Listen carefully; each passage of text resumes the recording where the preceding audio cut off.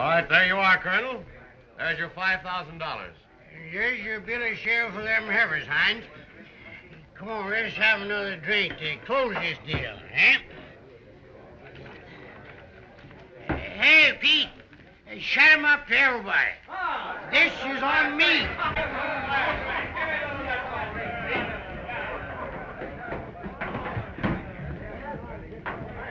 Take a beer.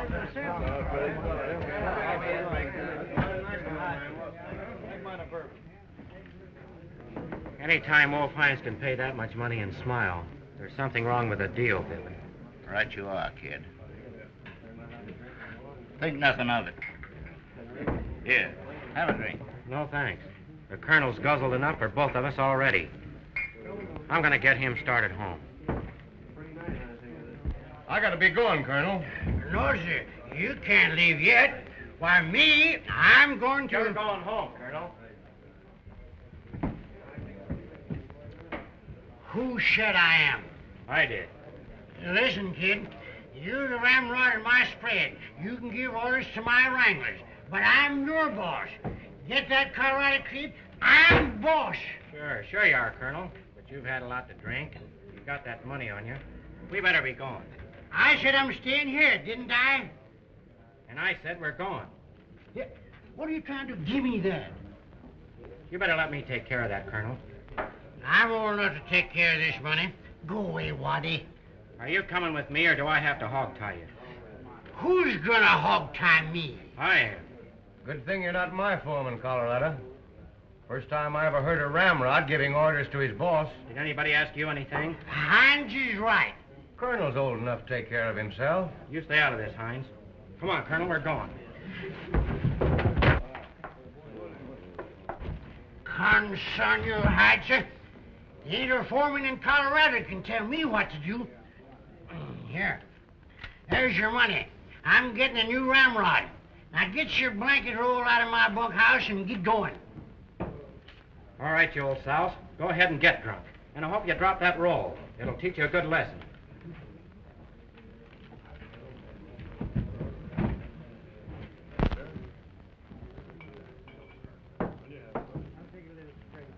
Well, I guess I better be going, Colonel. Good luck to you.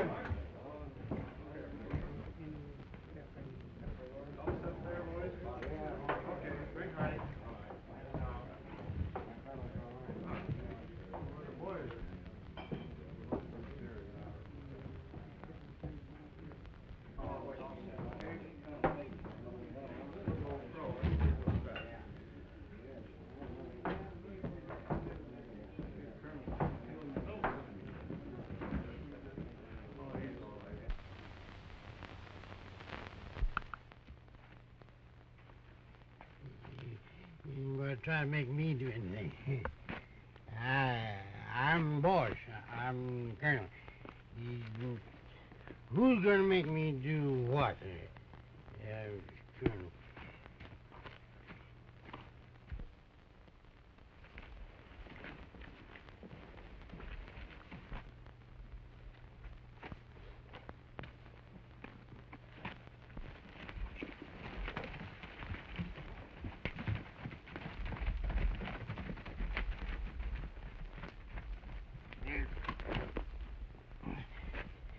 Tell me, cow wrangling, tell me what. Stand still, won't you? Think nothing of it, kid. By tomorrow, the colonel won't remember a thing about it. Sometimes the old codger goes plumb loco. I better trail along with him. This place is full of jaspers that'd dry ghost their own folks for a lot less than $5,000. Now, wait a minute. You'd better take this along with you. He'll be needing a snorter in the morning. This time he'll have to get along without it.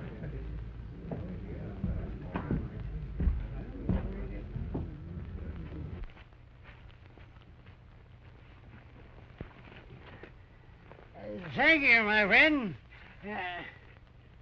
Concern your hide, did I ask you to help me? You stay with me, yeah? I don't need your help. And if you don't leave me be, I'm going to throw some hot lead at you. Savvy? All right, Colonel. I know when I'm whipped. All right, then. Let that be a lesson to you.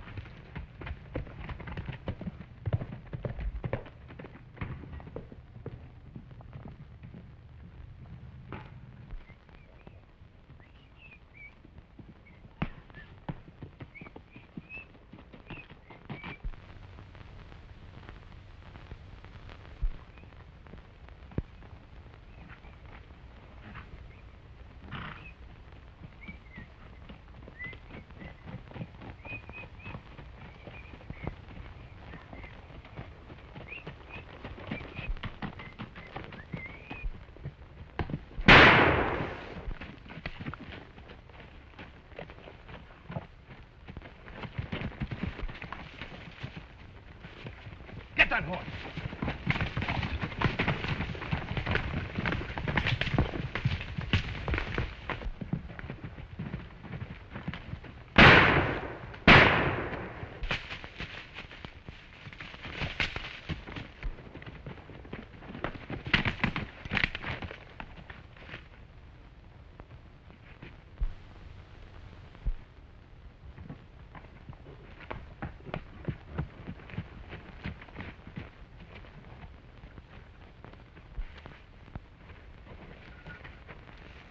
What happened? Somebody drag-outs the colonel.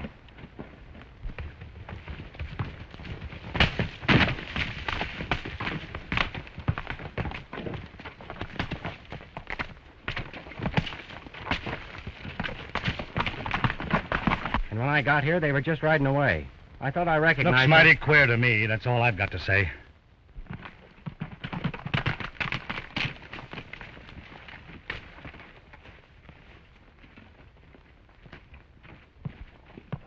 Well, what do you know about that? What do you know about it, Hines? Nothing, except it looks bad for you, cowboy. Especially after the row you had with the colonel. It appears to me you're mighty anxious to pin this on somebody, Hines. If you want to know what I think, you and your gunslingers did this. Hombres like you talk too much for their own good. Now, I'm not saying you did it, mind you, but I've got evidence for the law. And if you've got any proof that I had anything to do with it, turn it over to the sheriff. Otherwise, don't go around accusing honest folks. I said the colonel was drag-out. Hold on there, Wildcat, and we'll all go into town.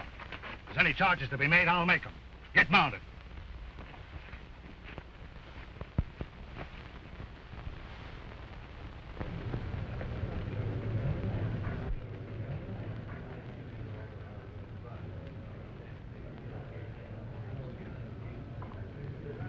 No matter what happens, I'm for you, kid.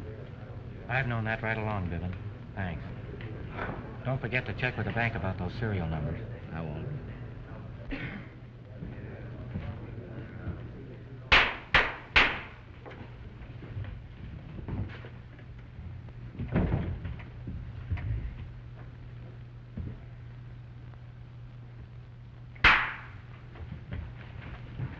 The District Court of the State of Colorado is now in session. The Honorable Peter J. Smith, judge presiding. The people against Robert Drake. The case now at the bar. The prisoner will step forward and hear the court pronounce sentence.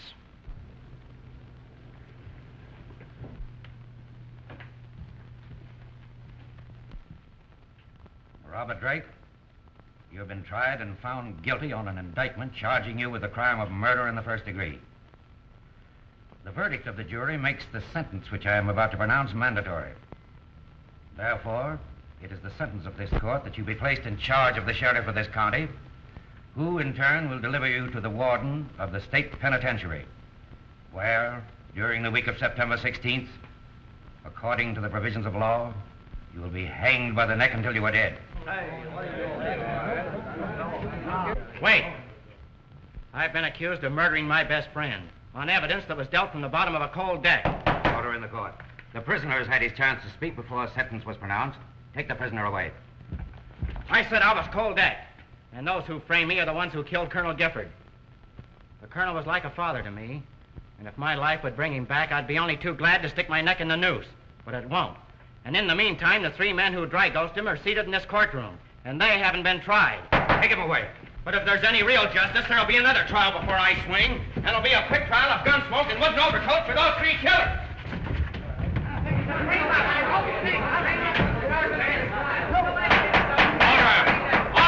Order in the court. Next case.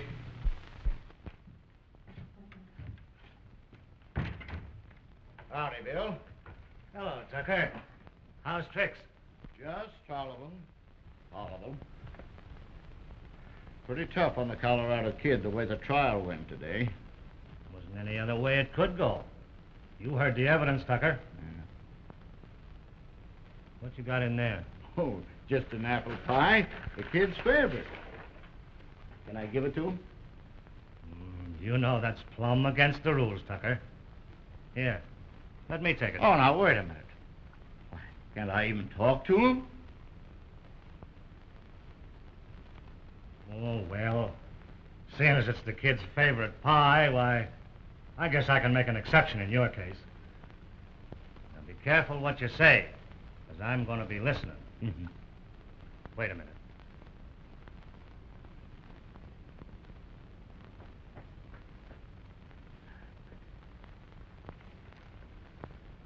You wasn't trying anything funny, was you, Tucker? Why, of course not. Think nothing of it. I know enough not to try anything like that on you, Bill. Well, all right. Go ahead.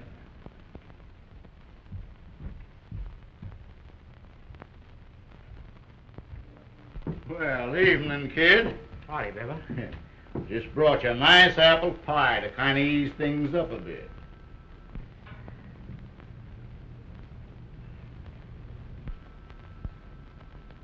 Thanks. Oh, think nothing of it, kid.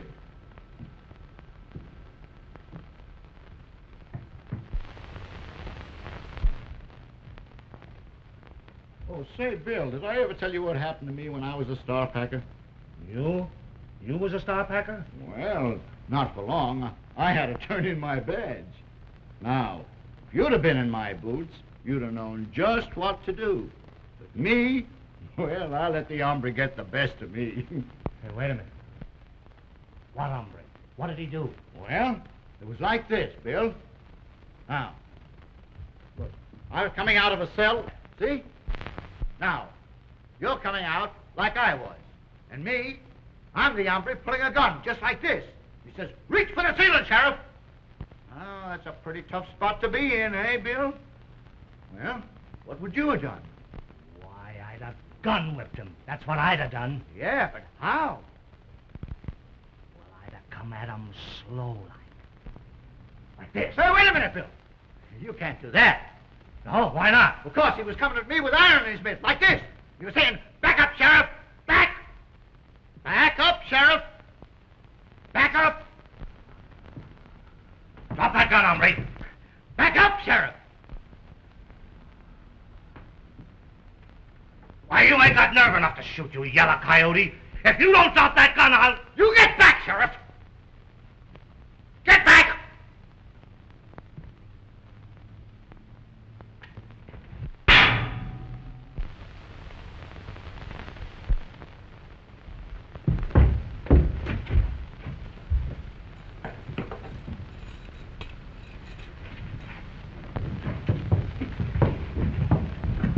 Howdy, Aprons. Howdy, sir. Hines in town? I ain't seen him, Mr. Tolles. Why? I asked him to meet up with me here to see if we couldn't iron out some of these difficulties. Then he'll likely meet you, 'cause he sure does like to iron out difficulties with a hot iron. That's what I want to avoid, if possible.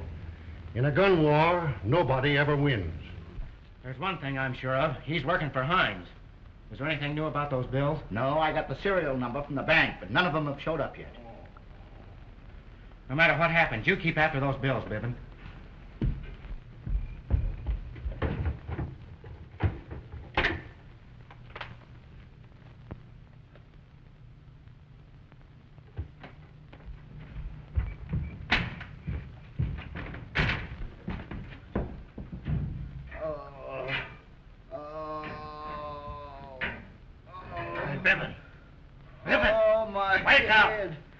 my head. What happened? Oh, stop your moaning. Get my keys. Get me out of here.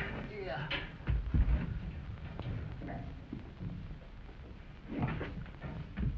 Look in the desk. You two wait here.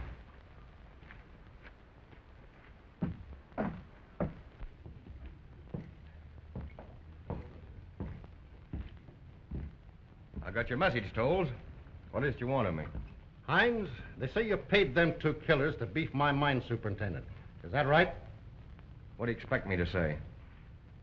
I know nothing about the killing you speak of. What else is on your mind? I want peace, Hines. We should settle our differences like men, not wolves. Well, we've got no fight. And I say we have got to fight. You fenced off open range and free water. My cattle needs water more than that mine of yours does. Tear down them fences, then I'll talk peace with you. Until then, it's a war between us, and the devil take the slowest on the draw.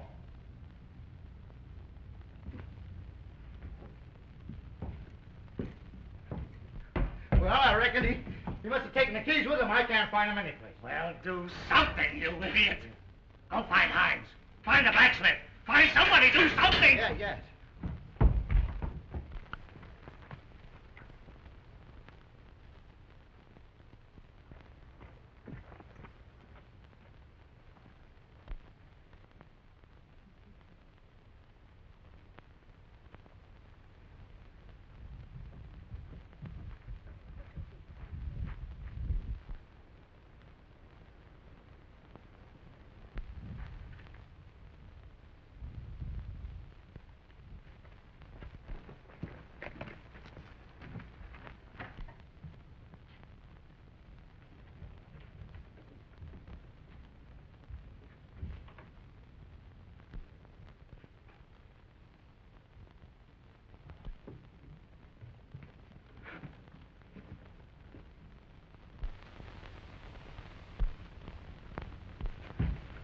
Drop those guns.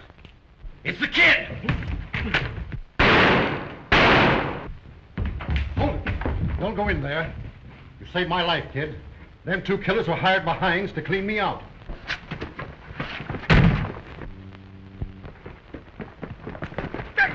Listen, the kid's on the loose. You telling us?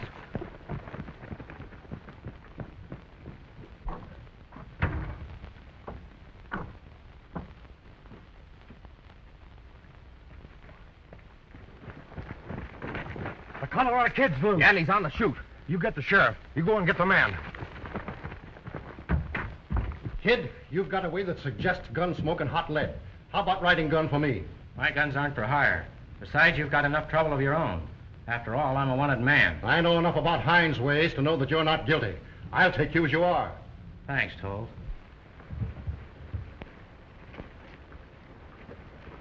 I've got to stir dust, but I'll side in with you in this for reasons of my own. You can trust me.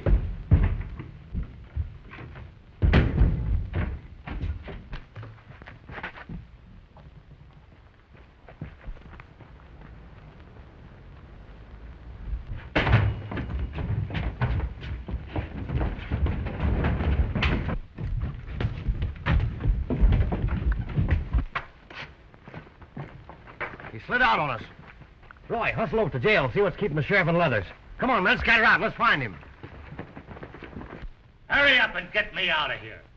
You must be awful dumb not to be able to find those keys. Yeah, well, not half as dumb as you are allowing that Jasper to lock you in there. Well, I reckon I'll have to get you out of there somehow. Men, you don't have to come, but I'm going to see if I can help the Colorado kid. You'd better stay in here, Tolles. Why, out in that street, there's a gun in every hand. And you'd last about as long as a snowball would in Hades.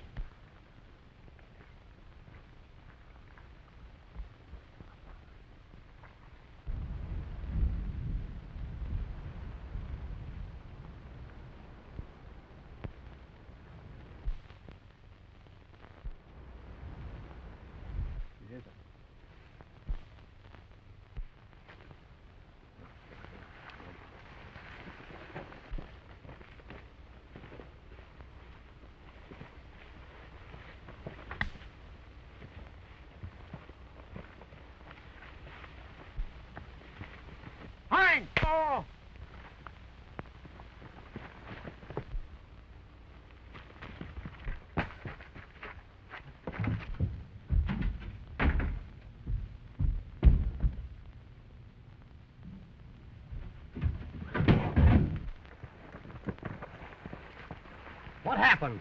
It's the kid. He's around here someplace. Spread out. We've got to find him.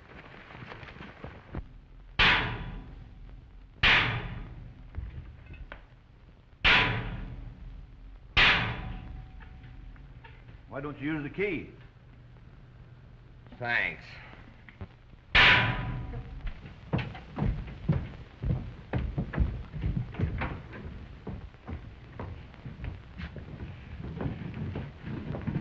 Well, Toles, I reckon you're gloating because the Colorado kid got away.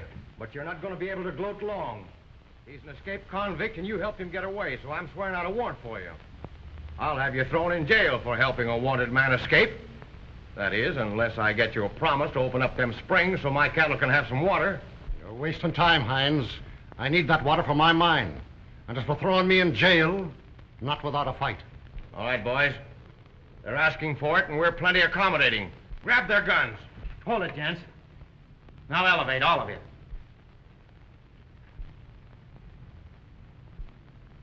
Get over at that wall.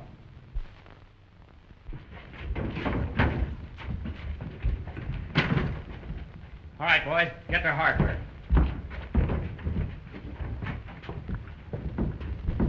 Irma! Dad, what's the meaning of this? Get out. This is no place for a woman. Get back where you belong. Wait for me at the buckboard. All right, Dad. You can't get away with this, kid. And you can't get away without paying for that murder you pinned on me. Hines, I'm giving you a chance you never gave Colonel Gifford. Don't be a fool now. I'll give you your choice of surrendering or being shot to doll rags. You can't get out of here. My men are all over this town. Maybe you have got this place rigged. But before I get through with you...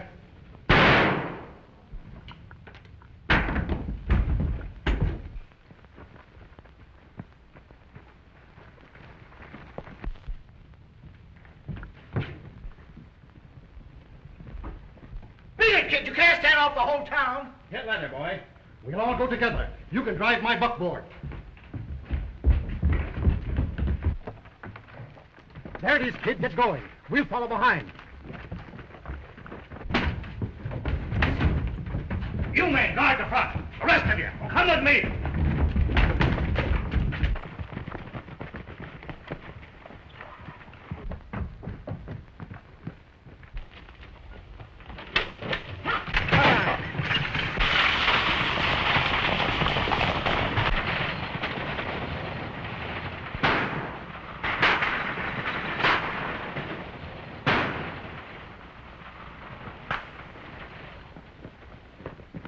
Went that way, Sheriff. All right, men, hit your broncs.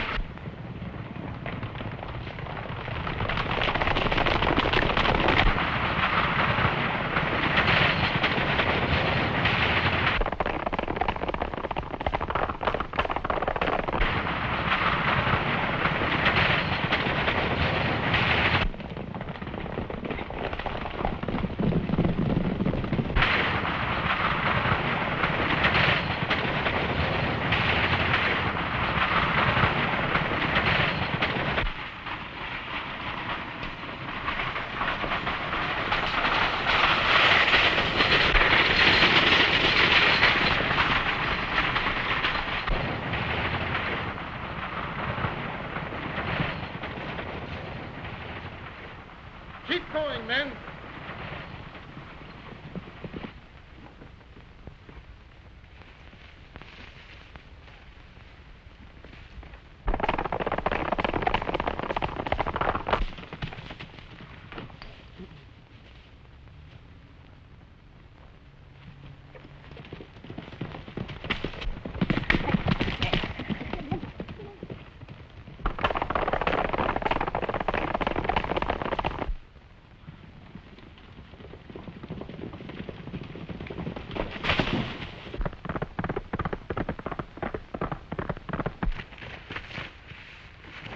I reckon they're headed for the mine. Let's go.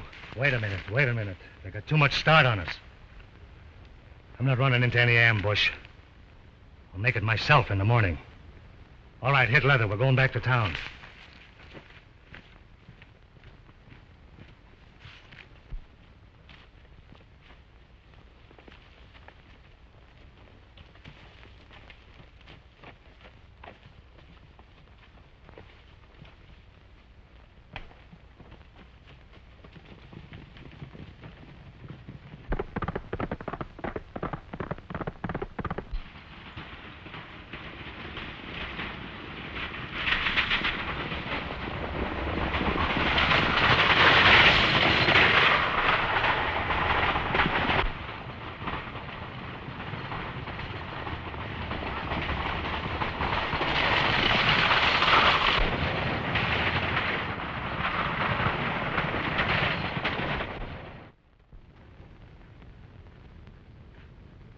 To break for you, that slug hit this lucky piece, Hines. If it had, he'd been drilled right through the heart. What heart? What'd you say? Oh, think nothing of it, men. Think nothing of it. Have a drink.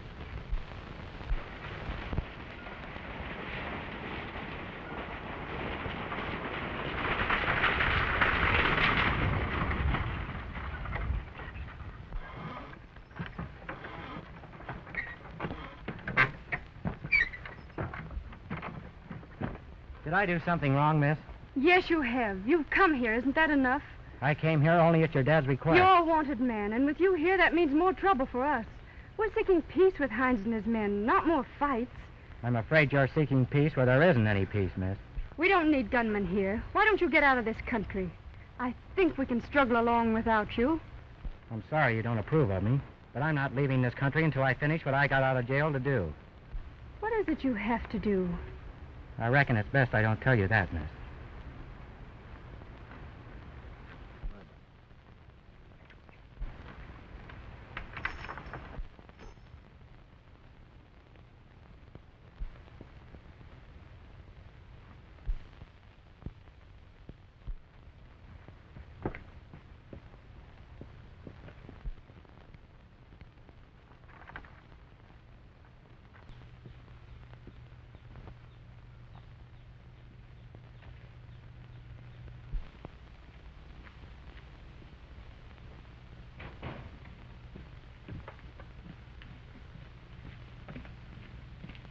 Dad, are you still determined to keep him here?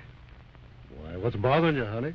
But he's a wanted man and escaped murder, and Why, he's no more a murderer than I am. still he's wanted by the law, and we've no business to shelter him. Now, you stop fretting about that, honey. I've got to talk to the men.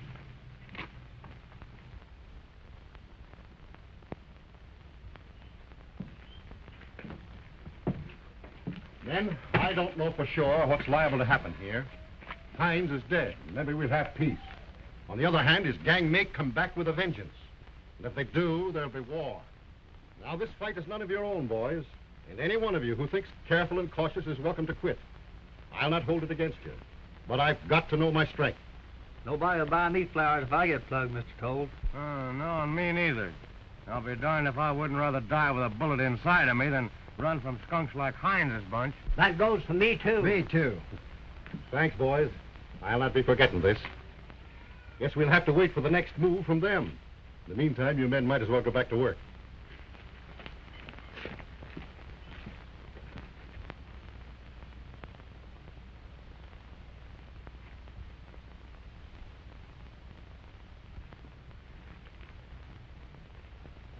Now, if you'll trust me with a cayuse and a saddle, I'll be moving.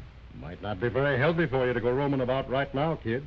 Better stay here until... Thanks for your hospitality, but I reckon you've got enough trouble of your own, and me being here. Now, look here. No, Tolls, I'm hitting leather. I can't help you any by staying here, but maybe I can bring you peace if I wipe out Leathers and Hendry. All right. You can take my horse. And if they press you too hard, you'll always be welcome here. Thanks. Well, fetch some grub, honey. I'll get you a saddlebag and some lead.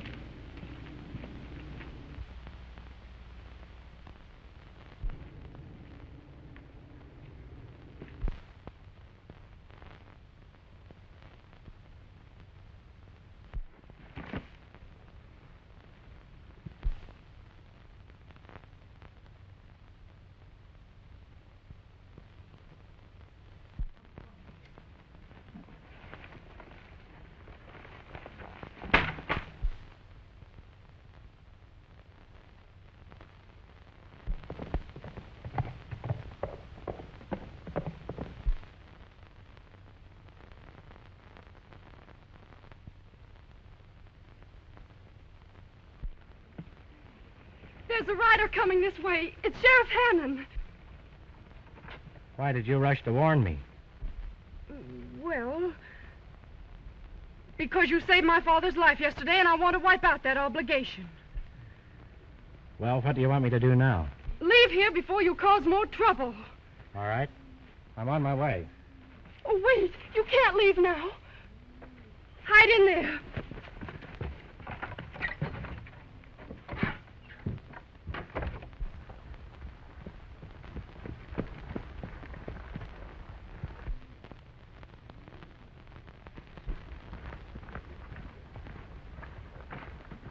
Howdy, Toll. Howdy, Sheriff.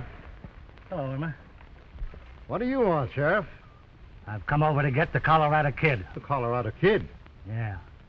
I don't suppose you'd tell me where he is. Well, now, if I knew for sure, maybe I would tell you. And again, maybe I wouldn't. Uh-huh. Well, seeing as how you ain't so sure, I guess I'll have to search the place. And if I don't find him, at least I'll find the keys to my jail. Sheriff, before you search this place, you'd better show us a search warrant. A warrant? Why, I don't need one. I'm the law. Oh, yes, you do. I happen to know something about the law, and you can't search this place without a warrant.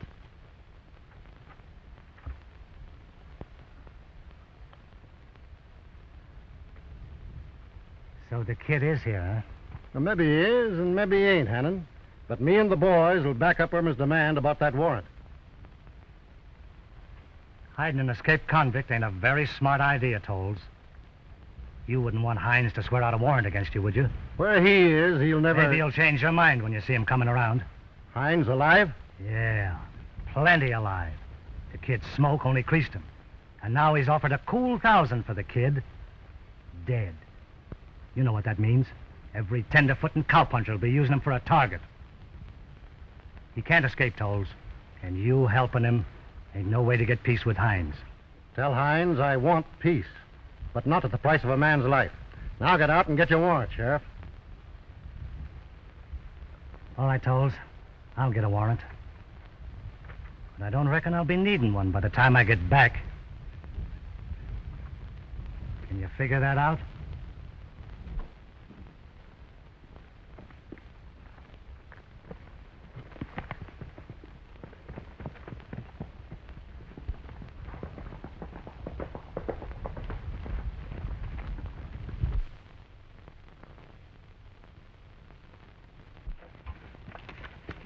Thanks, Miss Irma. I reckon that makes us even. Well, kid, what do you make of it? With Hines alive, he's liable to cut loose any time, unless someone stops him pronto. Mr. Tolles, that sheriff's in with Hines. I'm going to trail him, and I'll miss my guess if he doesn't lead me right to where I want to go. Why must you risk your life? Right now, my life isn't worth anything. But before I cash in my chips, I aim to settle with Hines and his 2 gunslingers. Guns, vengeance, killings. Can't you think of anything else? Why don't you go away? I am going away, miss.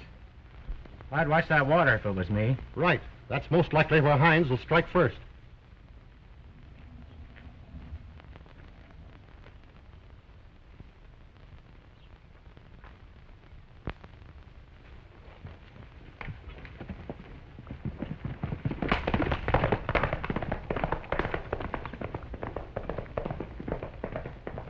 Saddle up, men. We'll patrol that reservoir. Oh, don't go, Dad. It'll only mean more killings. Why can't you... There'd be killings anyway, child. Oh,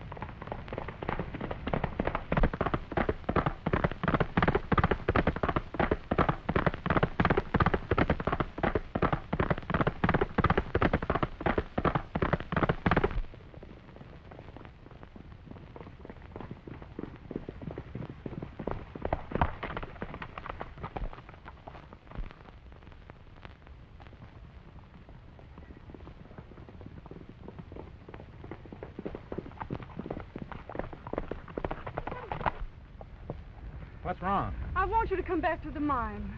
Why? Because I made up my mind I was going to stop those killings. Can't you see what the end will be? What about me and Dad, his men and others, too? Supposing I don't get Hines, do you think that'd save your father? No, ma'am. I'm gone. And there's nothing can make you change your mind? Nothing. But can't you It's understand? no use, miss. Wait a minute. Maybe you disregard your life, but I value my father's and others, too. Now, will you come back to the mine, or shall I pull this trigger? Use your own judgment.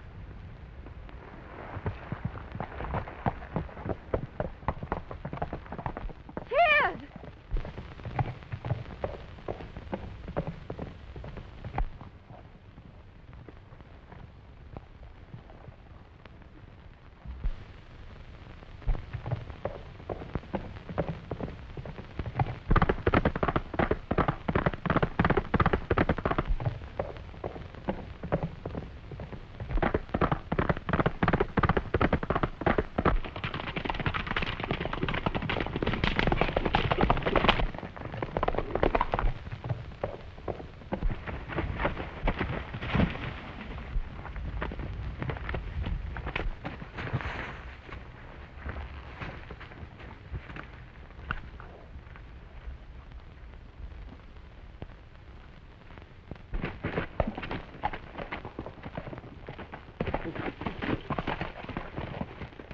Where are you going, Bibbin? Oh, just taking a little ride, Sheriff.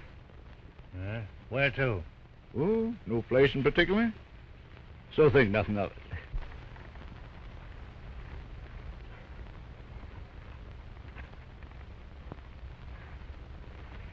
Well, Mr. Colorado Kid, will you listen to reason? I'm not ready to listen to anything. All right, then. You've had your chance. Now it's my turn.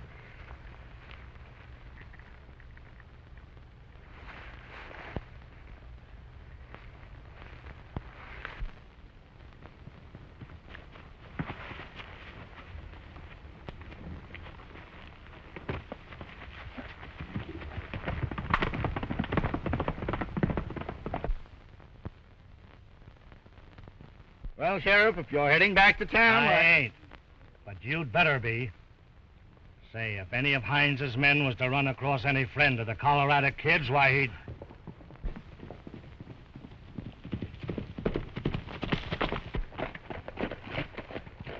Do you still want the Colorado Kid? You ain't trying There's to... no trick to it. The kid's my prisoner, and I can turn him over to you if you lead me to Hines. Where you got him put, Miss Irma? Not where you or anyone else can find him.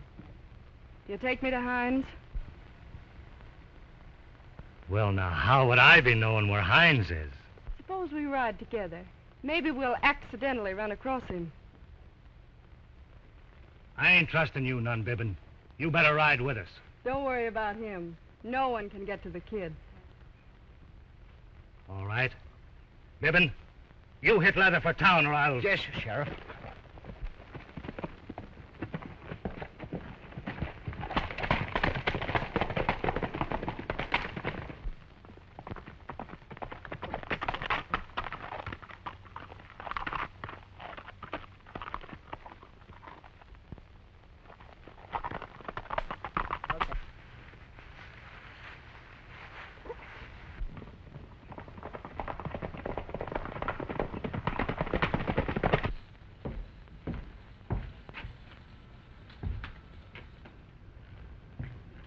Haven't you any better sense than to smoke while you're pouring that powder? Sorry, boss. We're going to give Hannon another half hour. If he doesn't show up by then, we're going over and blow up Toll's reservoir. Here he comes now. He's got a gal with him.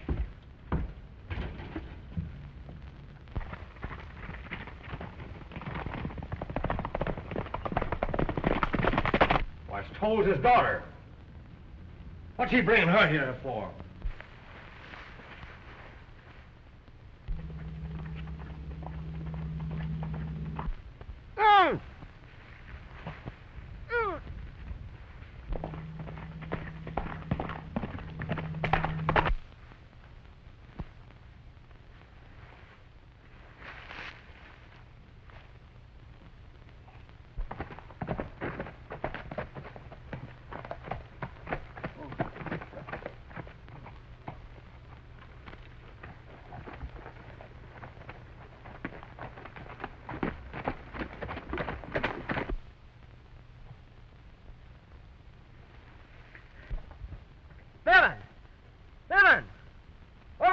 Bibbin.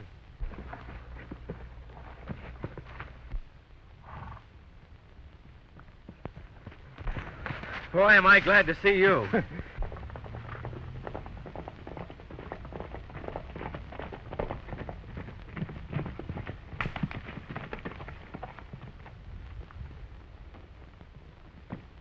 I hate to say this, but I'm certain she was selling you out. Well, they haven't bought me yet. What are you aiming to do? Trail her and the sheriff to Hines' place. Hey, wait a minute. Take a look at these. The same serial number. Well, I guess that clears you. Now all we got to do is pick up Hines. That's where you're wrong, Bibbin.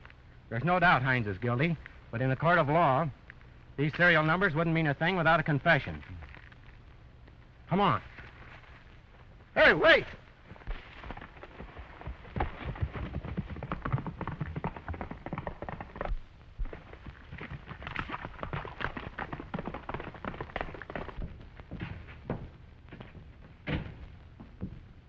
What's the idea, Hannon? Well, Miss Irma said she'd turn over the kid if I brought her to you. I had to see you, Mr. Hines. I came to propose peace. Do you want peace? You need water for your cattle. Well, I'll turn over that water on one condition. What is it? If you, your men, and Sheriff Hannon agree to give up your hunt for the kid. Hold on. That ain't our bargain. You said you'd turn the kid over to me if I... Oh, right, I did trick you, Sheriff. After all, it's a woman's privilege to change her mind, you know. You don't really think I would have turned him over to be hung, do you? Do you still want that water? If you tricked Hannon, how do I know you're not tricking me? Besides, with that killer running loose, I don't think the water will do me much good. But I meant what I said. No, miss. I'm afraid that's not much of a bargain for me. I'll do anything you ask if only we can settle our troubles peacefully.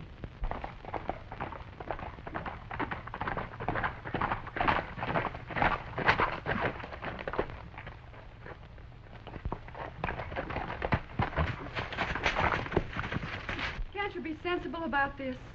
I'm sorry, Miss Irma. You'll have to throw the kid in with the deal or it's no bargain. I couldn't.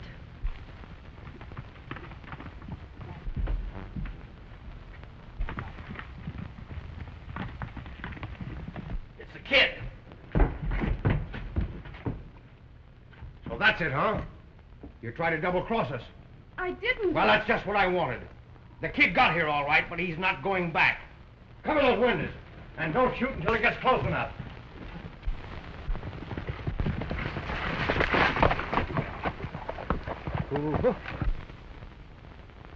Well, there's her horse and the sheriff's, too. They must be in that cabin. Yeah, but try and get across that clearing. It'd be plumb suicide. You said it. We'd get loaded with so much lead, some prospector could stake a claim on us.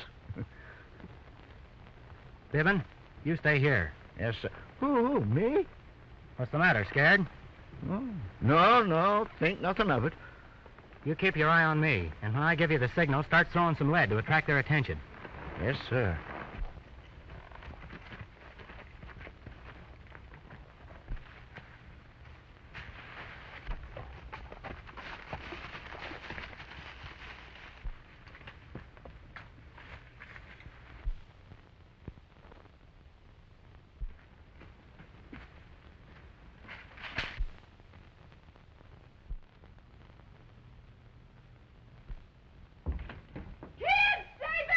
Oh, no, you don't.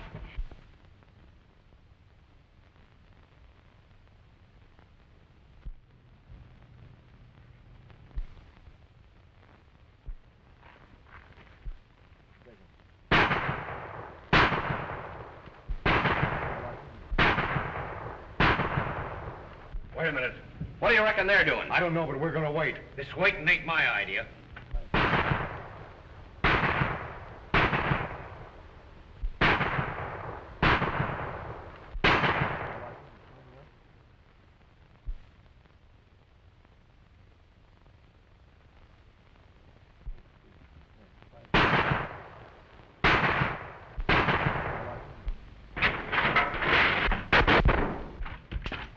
Don't move, gents.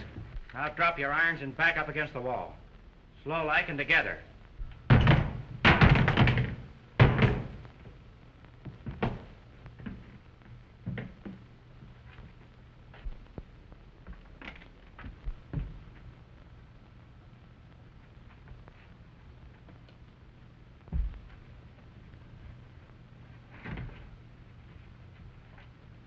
You're not giving us a chance to draw, huh? No, Hines. There won't be any gun smoke this time. 20 minutes ago, I'd have dropped you men in your tracks. But now I aim to save my lead. Meaning what? Meaning I'm going to make you fellas swing on the end of a rope instead of me for the murder of Colonel Gifford. You can't pin that on us, kid. Oh, yes, I can. You're pretty smart, Hines. But you made a couple of slips. You see these? You paid Bibbin with this money. It's mighty funny how these bills happen to have the same serial numbers as the ones Colonel Gifford paid me off with. I can explain that. Maybe you can explain what the sheriff's doing here. And how these bills got back in your hands after you once gave them to the colonel. What are his saddlebags doing here?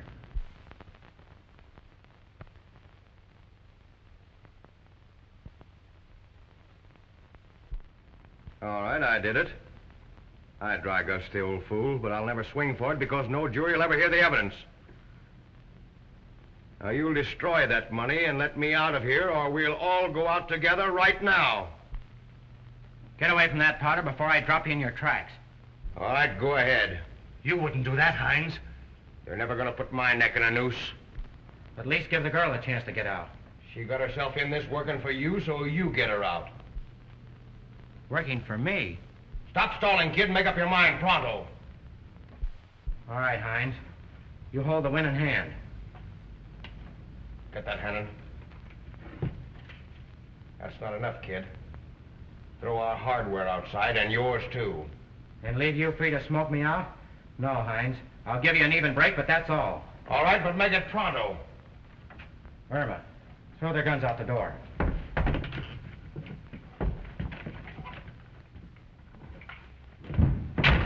All right, men, get outside.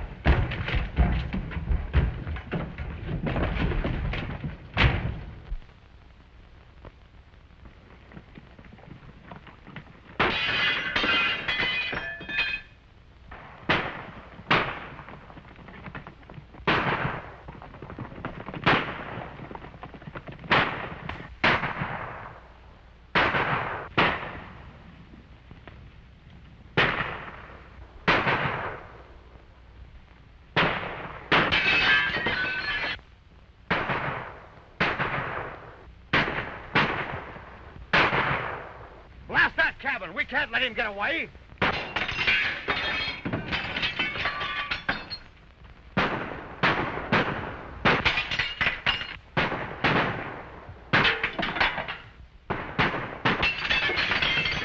We'll stand a better chance against their bullets than that dynamite.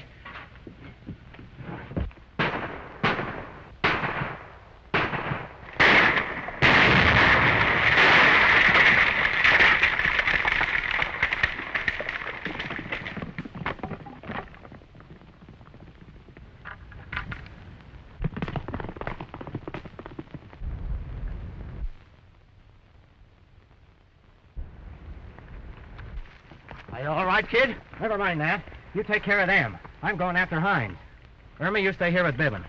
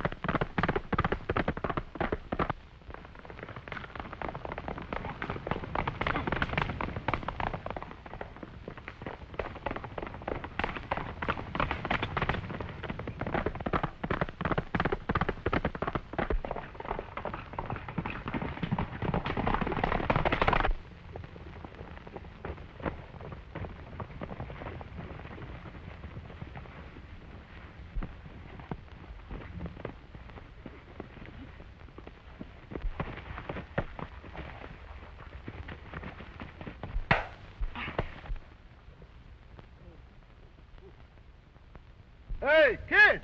You need any help? Yeah. Bring down the sheriff. I need another pair of handcuffs. And fetch those two broncs.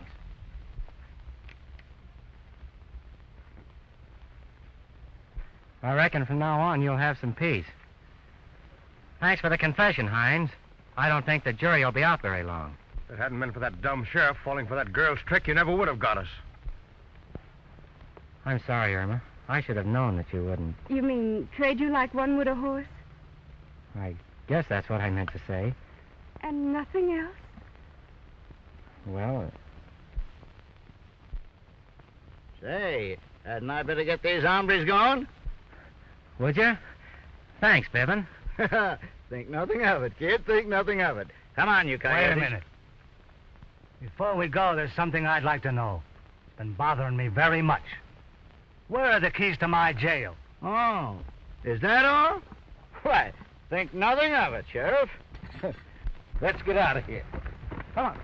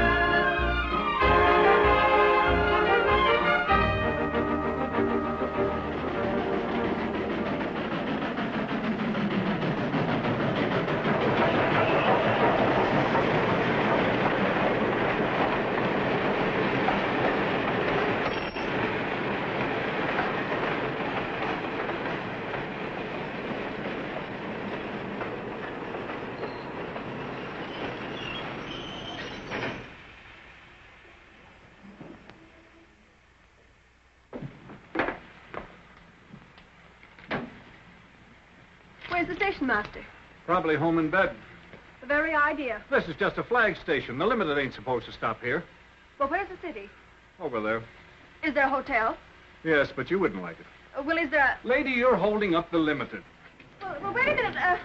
Where shall I go? What shall I do? I haven't got the least idea, lady. Oh, but wait a minute. I might want to go with you. Good night. Well, don't you stay away a minute. Do you know who I am?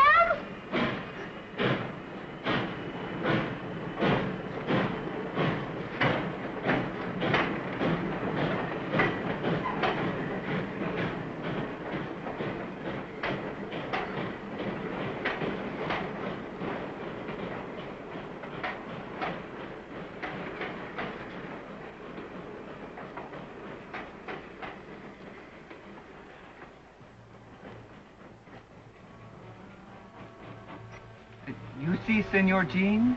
Oh.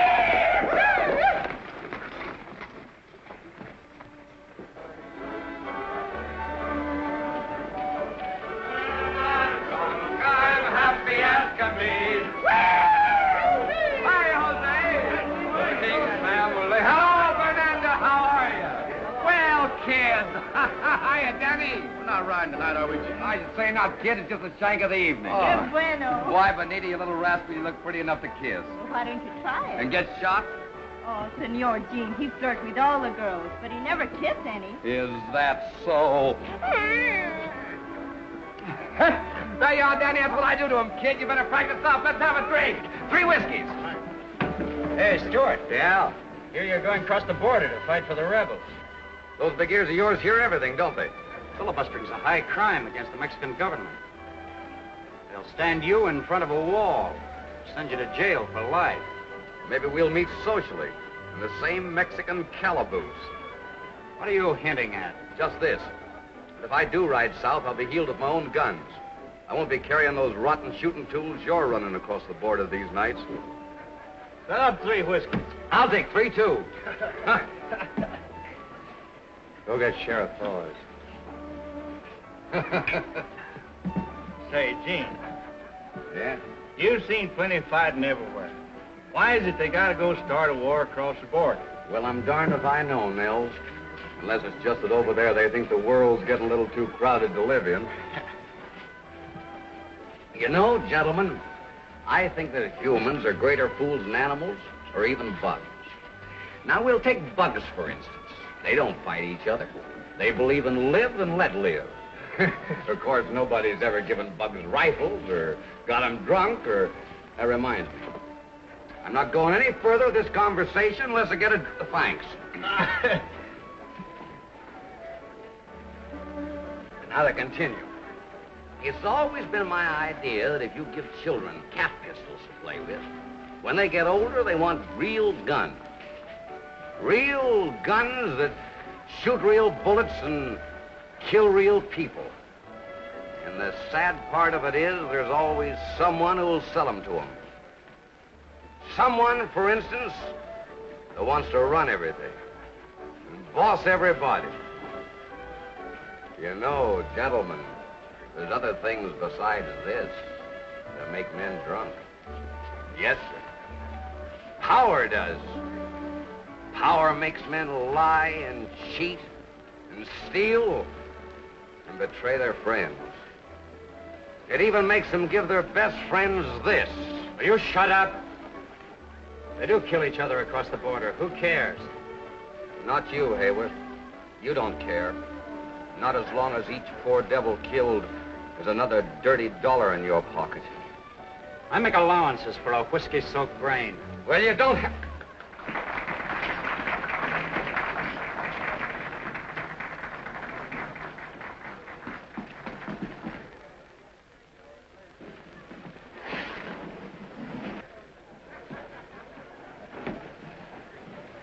Shall I lock him up, Mr. Hayward? Not now. Give him about an hour, and then I want you.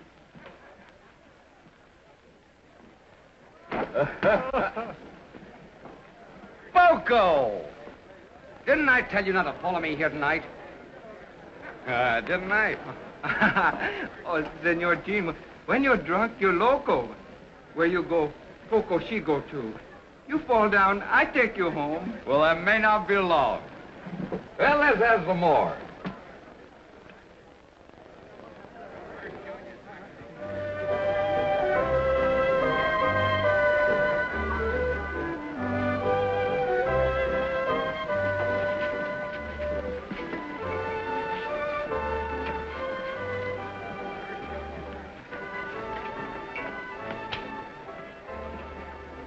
Stillwell rider dancing with your girl.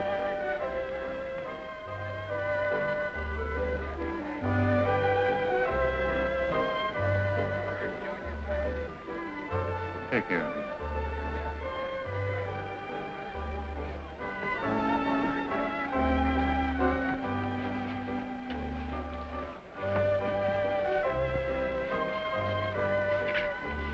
Hey, what is this?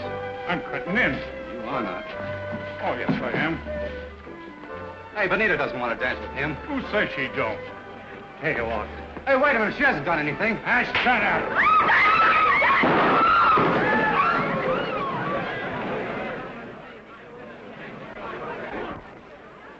Keep your shirt on, Danny. You ought to know no Stillwell rider's got a chance with the law in this town. Get out of here. Go on, Danny, get out. Why don't you two big bad boys pick on someone your own size?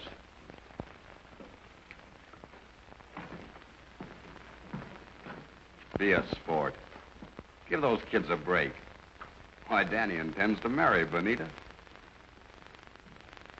Since marriage is so sacred to you, Stuart, I'm surprised you don't try it.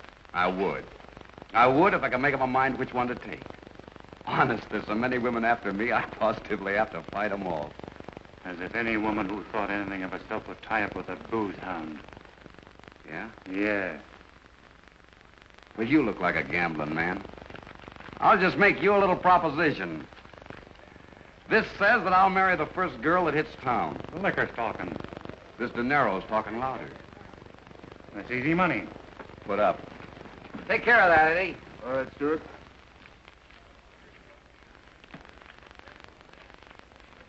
Thanks, Sheriff. That'll be mine before the week's out. Keep it now, Eddie. Yeah? You sure? Magnifica. Poco, wait a minute. You don't by any chance mean fat. Oh, no, bad. Encanto. Deliciosa. Atractiva. Poco, you rascal, if you're lying to me, I'll trim your ears like a bulldog. Come on. I'll be back for that dough, Sheriff, and with a bride. Here comes the bride, through fireside. We hope to see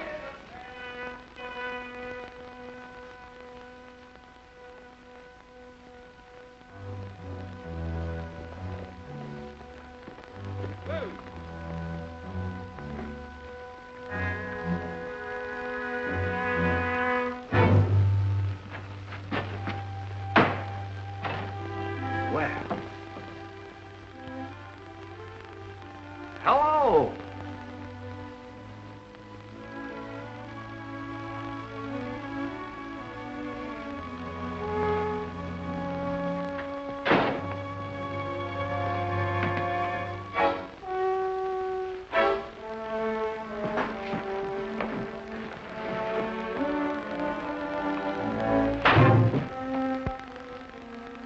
Now, look here. You don't look like the sort of person who would deliberately make matters worse for yourself.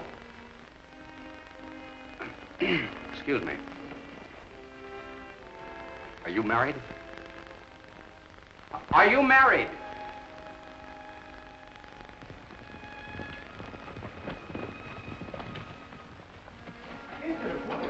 La cama mía noche para celebrar un matrimonio. ¿Qué apuro es este tan loco? Empiece. Yo no lo hago. Empieza, don Manuel. Come on, hurry up. En nombre de la autoridad que me confiere el cargo de juez de paz del territorio de Nuevo México, procedo a celebrar este matrimonio.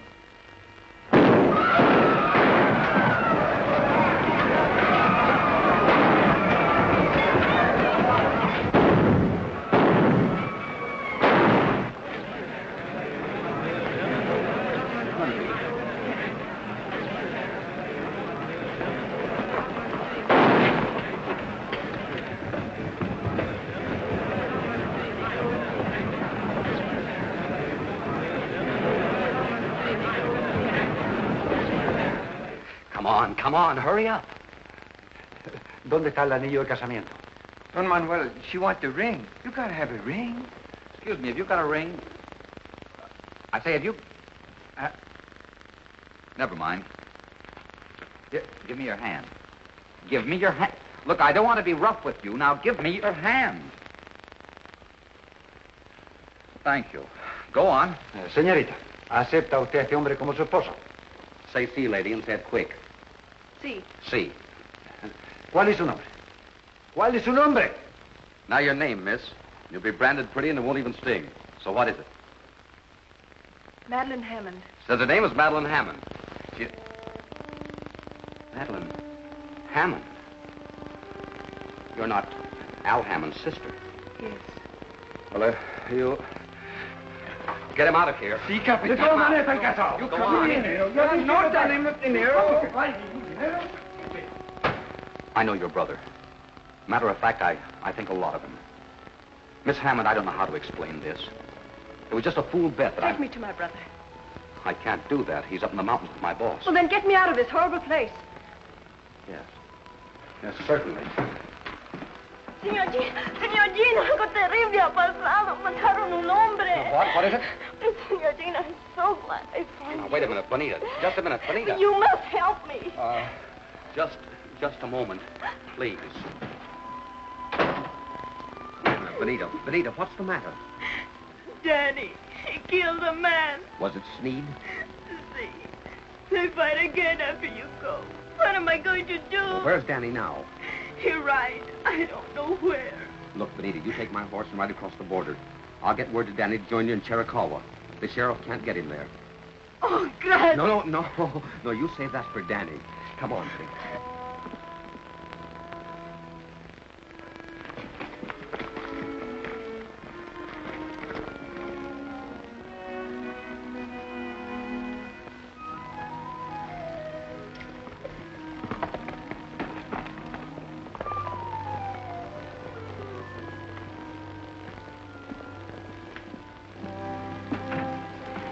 I'll get you right out of here. A man's been shot and they're searching for the killer. Hurry, please. I'm staying here. Where do you think you'd bring up with that drunken mob? Miss Hammond. Miss Hammond, please, don't you think you could, yeah.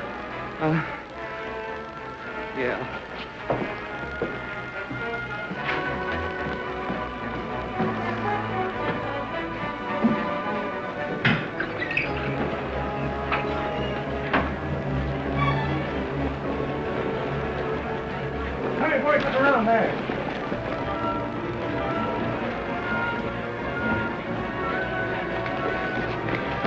How's up yet here?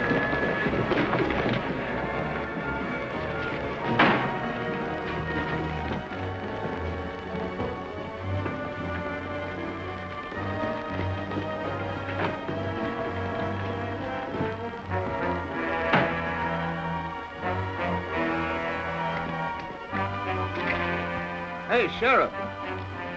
Look here.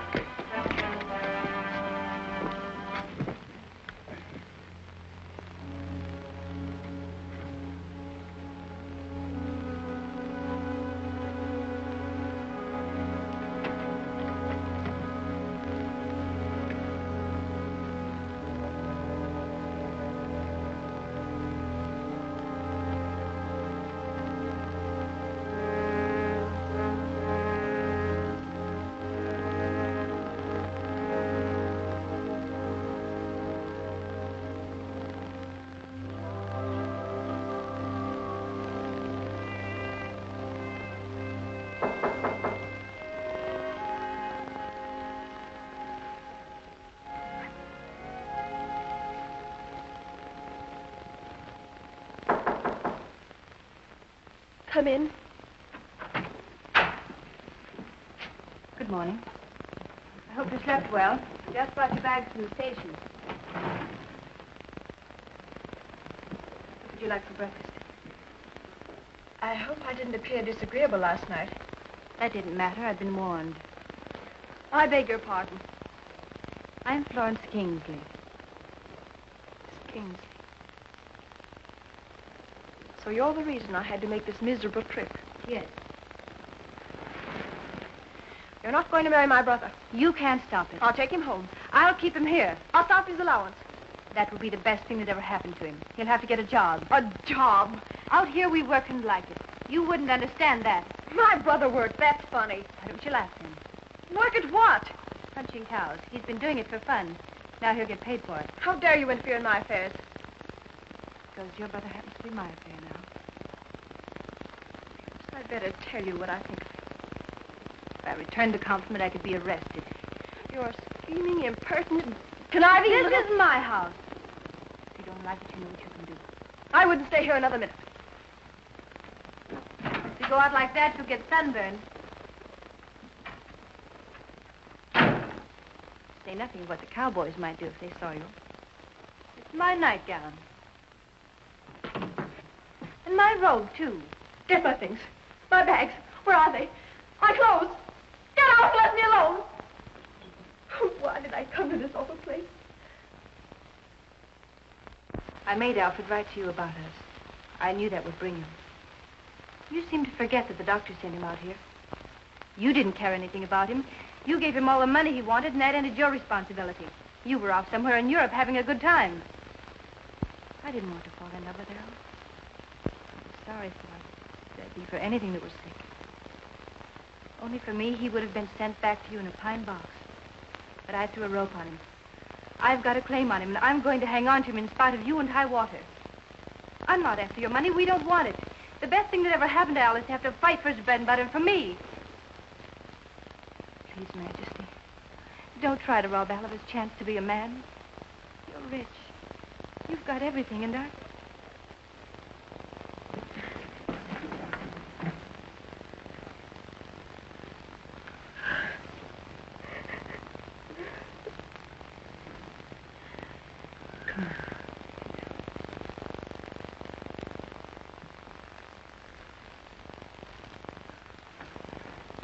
Here. I'm sorry I let go. You have a terrible temper. But maybe it's a good thing. I mean, for Alfred. Where is he? Jean rode to get him last night. Jean. Oh, that's the gentleman who brought me here. Yes. He borrowed my horse. Stillwell's ranch is high up in the mountains. It's a hard and dangerous ride, worse at night. You let him go in that condition? Tired or so, but I'd like to see anyone who can stop Dean Stewart when he makes up his mind about anything. He's a fighter. You better get dressed. I'll go start breakfast. They'll be here in a minute.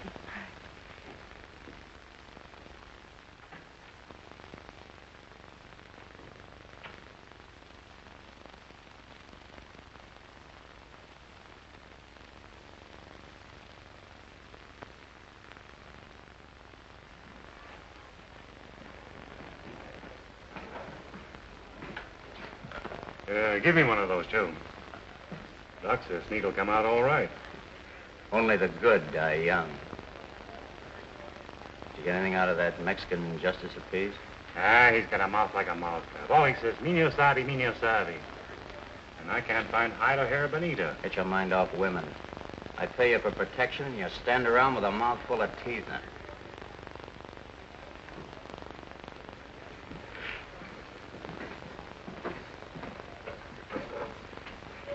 Those cracks Stewart made last night about gun running may have a smelly echo. But my good friend, if I land in a federal pen, you'll be inside looking out with me. And all because of one loudmouth drunken cowboy.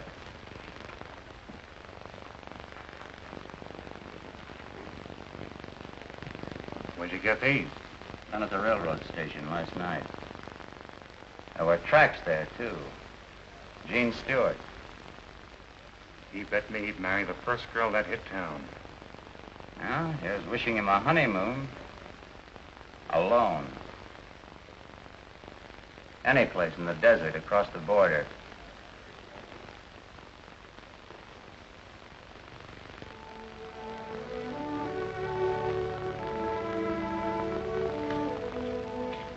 There they are.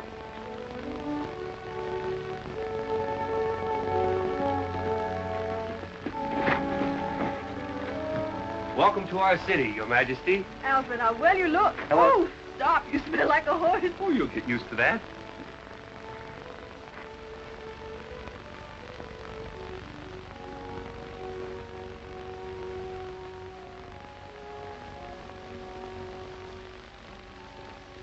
Alfred, I can't get over the change in you. Whom do I thank? Well, who do you think?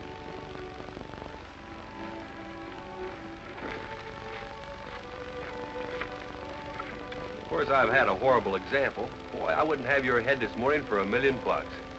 Oh, Majesty, this is Bill Stillwell. This is my sister, Bill. She holds the money bags. I aim to be right nice to her, then. We all try to. I've been trying to sell your brother the prettiest piece of land in the Southwest. I guess I'll have to go to work on you. He said you were tough, but you don't look hard to me. Well, we'll talk about that later. Mm-hmm. I don't aim to help Sin along any. But Gene, you look as if you need a drink. Come on into town with me. Oh, wait a minute. He'll be right along. Oh. I want to thank you for getting my brother. Yeah. You better put on your hat. Do you want to get sunstroke? Well, if I get it, I guess I got it coming. Men are such fools. I choose to overlook what happened last night because you were not wholly accountable. It's very kind of you to put it that way. Of course, I shall depend on you to keep it quiet. I certainly will. Don Manuel is my friend. That is, when I'm sober. It's not so much for your sake as that of your pretty little Mexican friend. I feel sorry for her. For Benita? Benita? It's a very pretty name. Well,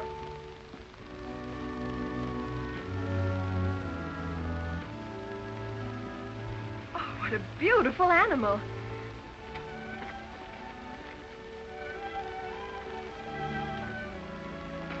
Hello, Poco. Senor Jean. What's his name? Pal. That's short for Palomino. He's bred straight through from the old Moorish barb, don't you, pal? If for no other reason than the love of this beautiful creature, I should think you'd want to be decent. That's all. You may go.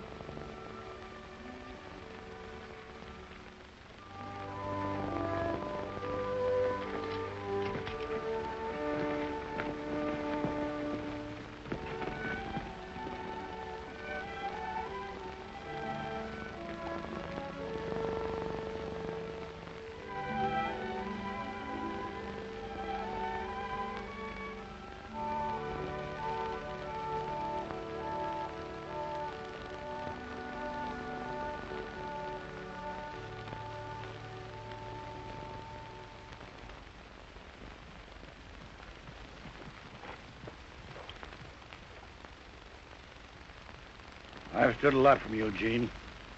More, I guess, than I would from a son. But after last night... What have you heard, Bill? About you and Miss Hammond. It's all over town. Where, for instance? At Adobe Saloon? Well, I won't worry you anymore, Bill. Thanks for everything you've done. You better get a new foreman. James! Wait!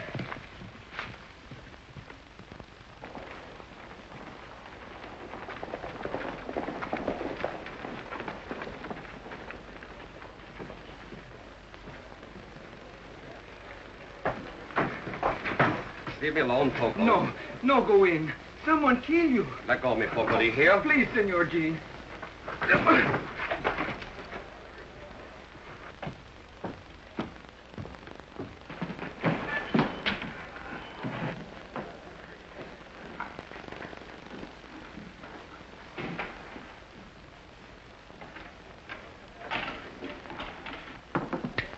Snake eyes. Yeah, snake eyes.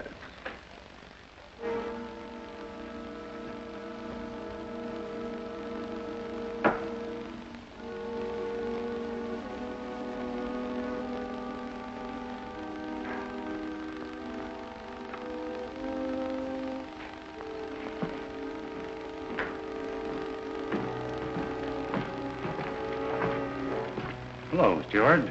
Come in to collect that bet? No. Where's Benita? Or you'll never lay hands on her again. Then you helped her across the border. Yeah. For a rum hound, you're getting to be quite a spark. You met a woman on that midnight train. I met a lady. You met Al Hammond's sister. I know because I saw her bags at the depot. You took her over to Flo Kingsley's. What'd you do? Carry her all the way in your arms? There were only one set of tracks. Or maybe you took to wearing these gewgaws and losing them on the trail.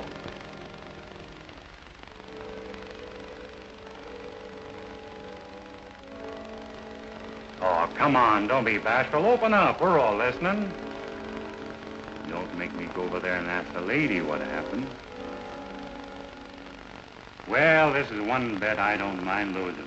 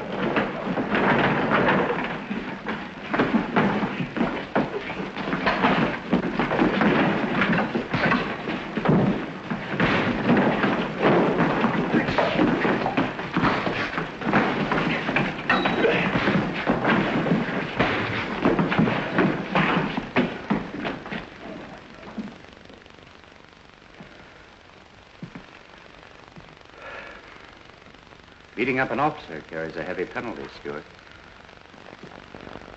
Gene, you better ride. That bad? You won't have a posse for a month. But he has friends. I'll go over the river. What about your mail? Just mark it address unknown. I won't be coming back. At least, not right away. Thanks, Mel.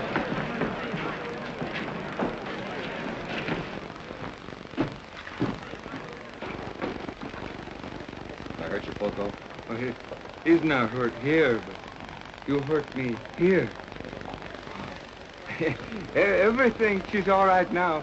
Nothing hurt Poco anymore when you smile at him like that. Come on, Poco.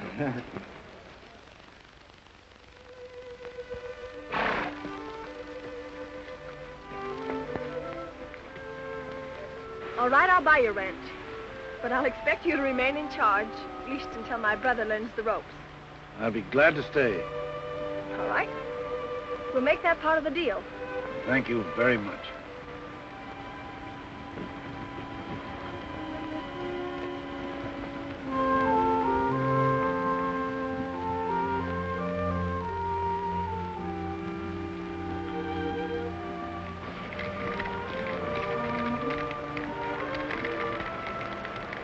I cannot take Pal where I'm going.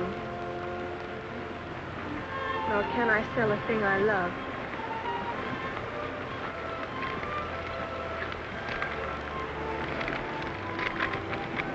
Nor can I sell a thing I love. Won't you accept him as some small apology for the trouble I've caused you? Gene Stewart.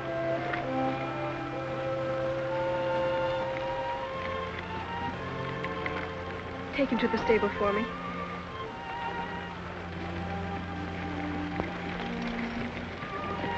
Where's Mr. Stewart now? Oh, Poco, he not know. Senor Gene, no tell me. But I ride and ride, and someday I find him. Adios, senora. That's strange. What? Poco called you Senora. Yes, he did. In Spanish, that means married woman. Does it? It's odd. Yes, isn't it?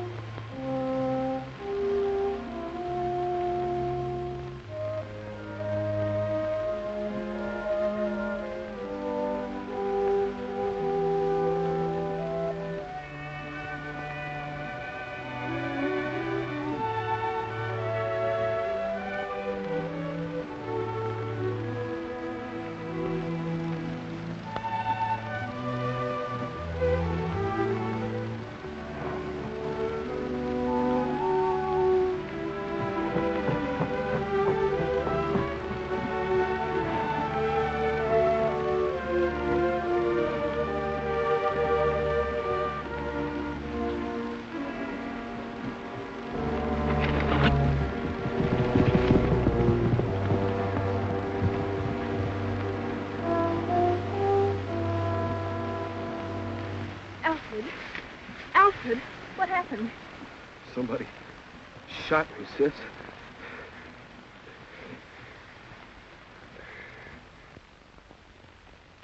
Did it happen this side of the border? Yes. Were they Americans? Must have strong reasons for not wanting their presence known. This is the 20th century. There are supposed to be no more frontiers where men can shoot their fellow creatures without being punished. Bill, I want something done about this. I wish Gene Stewart were here. So do I, if it would do any good.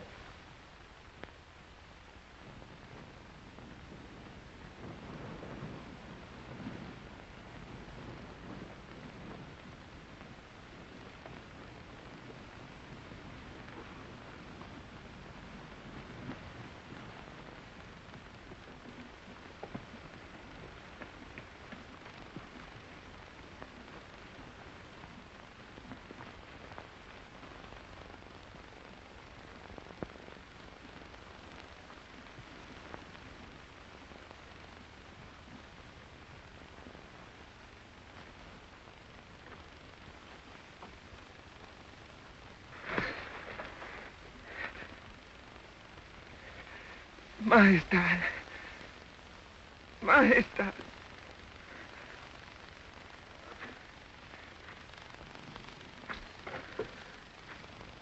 Señora. Señora.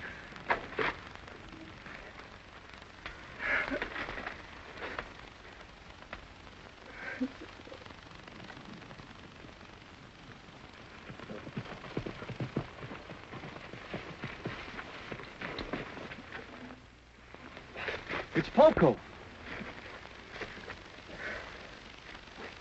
Better get your cutters.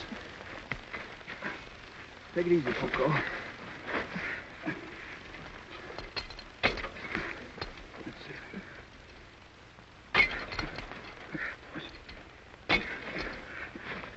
Majestad. Majestad. What, Poco? He wants to see your nebs. See, you take me, Majestad. Pronto. Get him up here, Nell. Come on. Oh, I wish we'd never seen this place. For all I care, they can give it back to the Indians. You're going with me to Boston. And when you're married, it will be in St. Stephen's with civilized decency.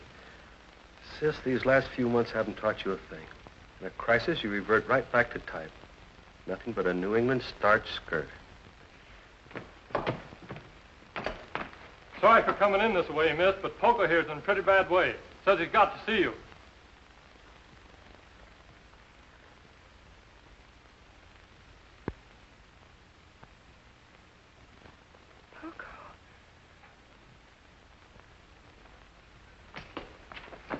It is El Capitan, Senora. Captain? Si, El Capitan Jean. Yes, Poco. El Capitan is in bad fight. Soldiers all killed. Was Captain Stewart killed? Oh, no. El Capitan no killed. El Capitan mucho enfermo. Deserto. Lleva la muerta en el alma. He means Jean's alone. Deserted. Sick at heart and mind. Donde? In Chiricahua. El Capitan dies soon if someone no take him away. Which means he's drank himself to death. Being shot at ain't so bad. But for a man like Jean to be rotted away... You go to Chiricahua. Oh, Majestad. Only you can say the words to bring El Capitan back to life. Did Captain Stewart send you? Oh, no. Oh, no, he'd kill me if he know. But I don't care if he live. You go, please. Poco, he die for you if you go.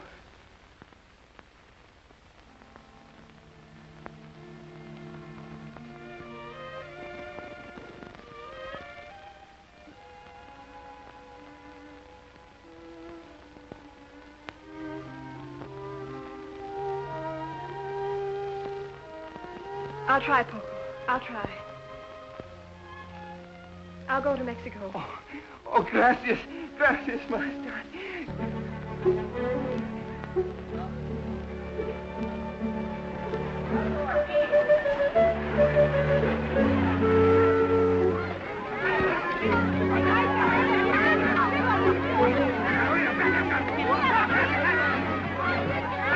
Cuidado, muchachos.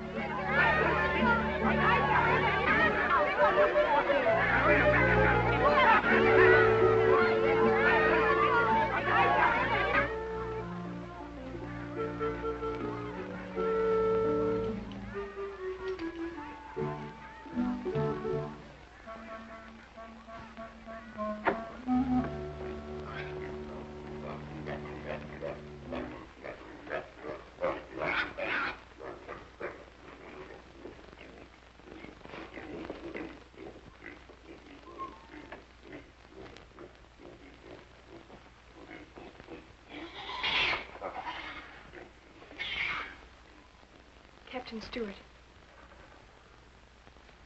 Jean. Jean, look at me.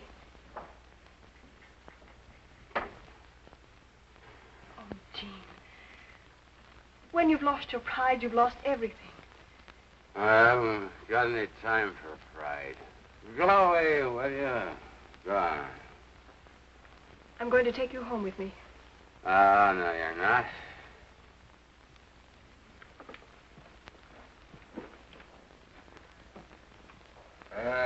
Stay right here. Come on, Gene. Oh, silly.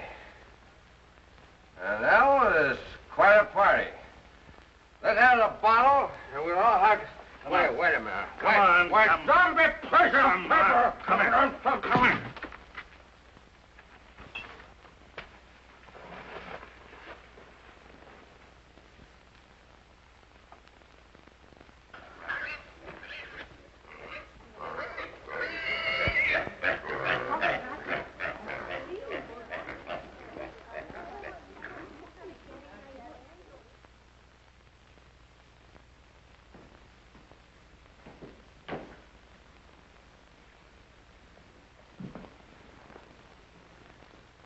Why did you bring me here?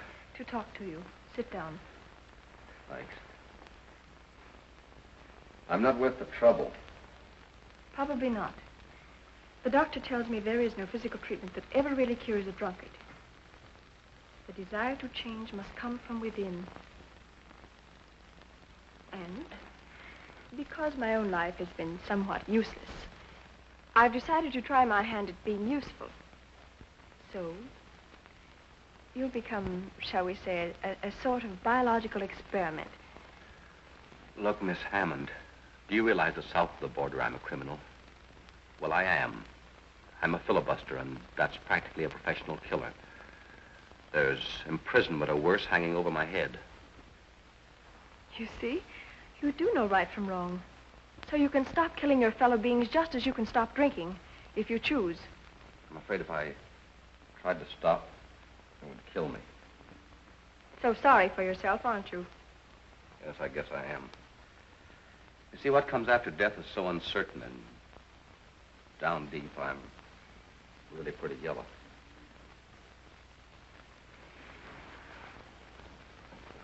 Could death be worse than what we're both going through?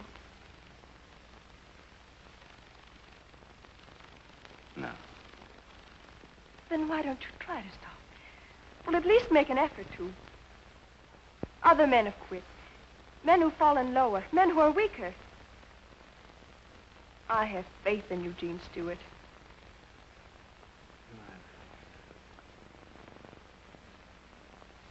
If I could believe that. Without faith, we are only dust. I'll quit. You won't fail me. I've done a lot of bad things in my life, Miss Hammond. But I've always tried to keep my word. I won't fail you.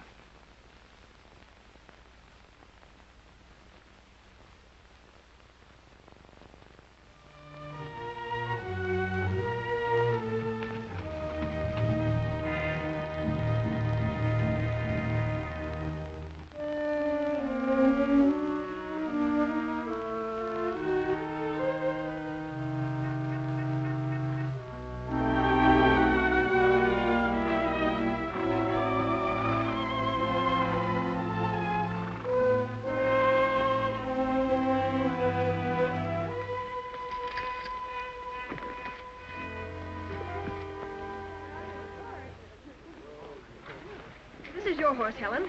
Oh? Oh, and this is Monty. How do you do? Howdy, miss. Majesty.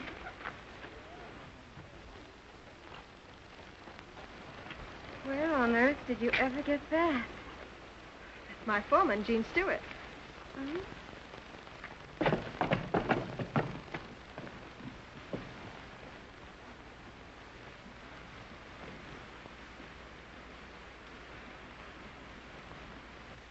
Now I know why you didn't come home to Boston. Oh, Helen, stop it. He looks my way, I'll faint.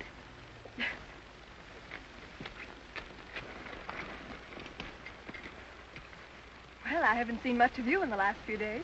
My job is to keep your cattle this side of the border. These times, that's quite a chore. Who's the little girl with The pretty eyes.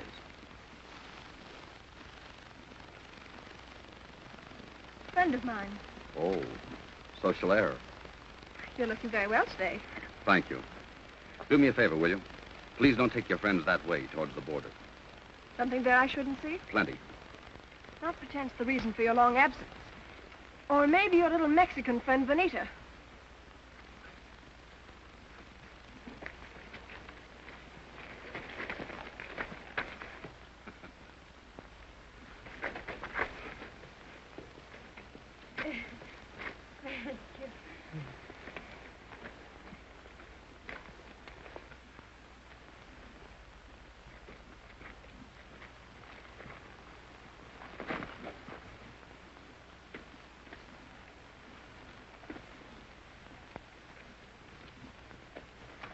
All ready?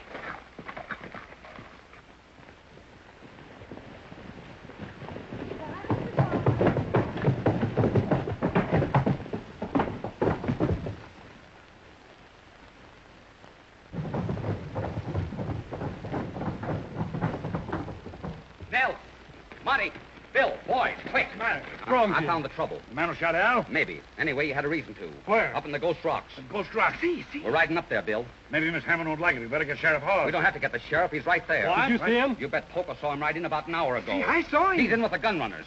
Gun runners? You bet. Nat Hayworth and his gang are using this ranch as the headquarters to shove the rotten guns over the border. You lead, Gene. We'll follow. Well, come on. Come on, fellow. Let's go.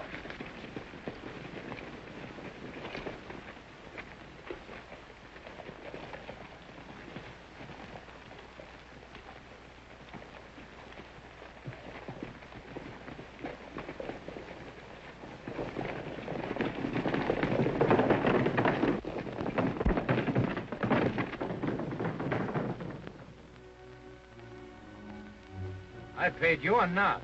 We've checked on you. I know how much of this junk you moved over the border in the last month. You're getting more out of this than I am. So what?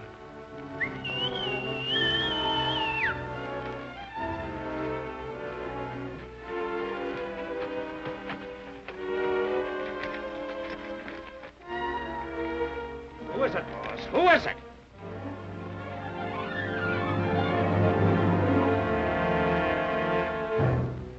So Stewart's back. I told you there'd be trouble when you potted young Al Hammond. I'll take care of Stewart. No, you don't. Stewart's got enough men with him to clean you out. Let me handle this.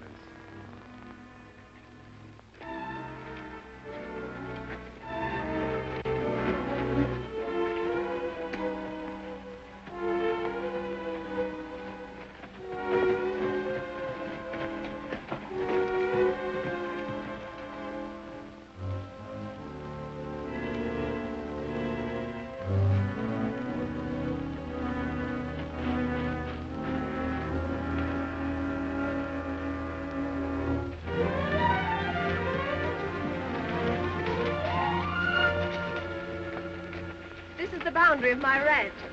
On the other side of those rocks is the land of the Aztecs. So romantic. But not half so interesting to me as that booted Adonis we left behind.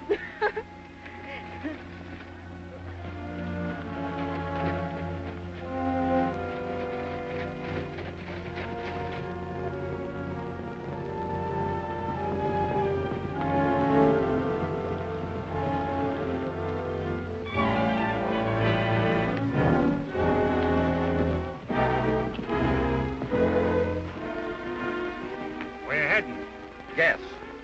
Can it be that you don't know about those nesters up there? As a matter of fact, I just warned them to get out. And it's taken you since daylight to do that? You get the owner, Miss Hammond, to swear out an eviction notice, and I'll serve it. No, we're not going in for any legal red tape.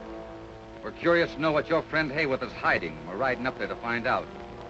And if he fires at us on this property, we're shooting back. I'm warning you. Don't take the law in your own hands. You're not soldiering for some foreign nation now, Stewart. Or are you? Come on, Speed.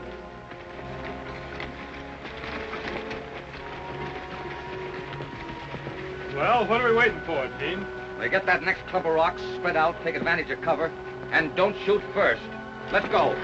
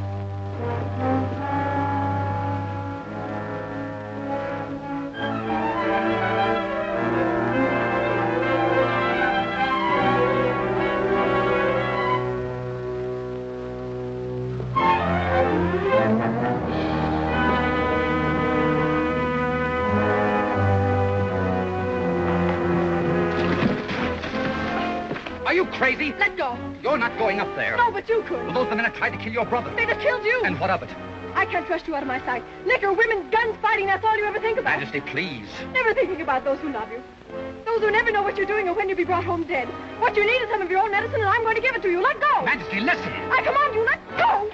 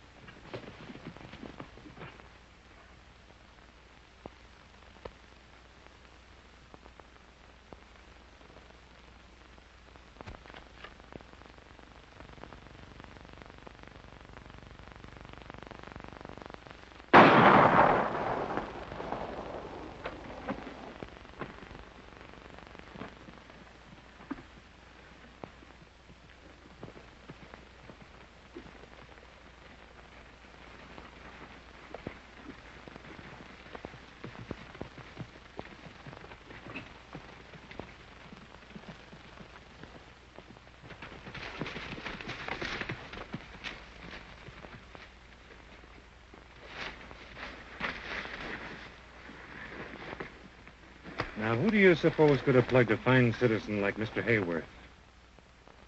Gene Stewart? That's right.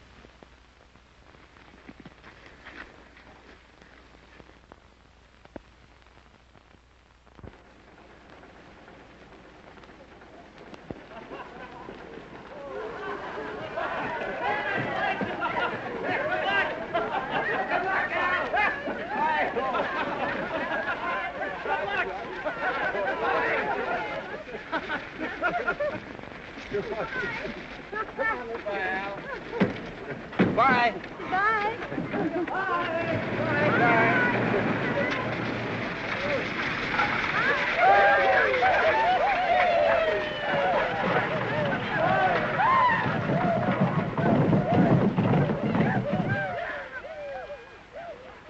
Gene!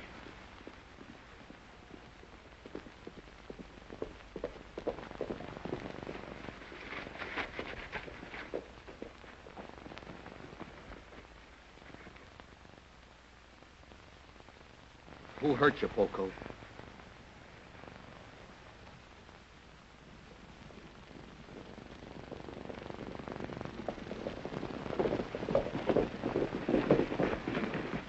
I got that warrant for you, Stewart, and it covers everything in the book, including the murder of Nat Hayworth. Senor Gene, make them let me go. Hold it, Gene. Take it easy, Benita. You'll have a chance to take care of him in jail, just like you did on his big rocking cherry cow. They killed my husband, Danny. He resisted arrest. And they said they killed you, too. Don't give them an excuse to get you. See this? It's a request from military authorities across the border to deliver you for court-martial. I hope they stand you against Adobe Wall. You're coming or we gotta take you.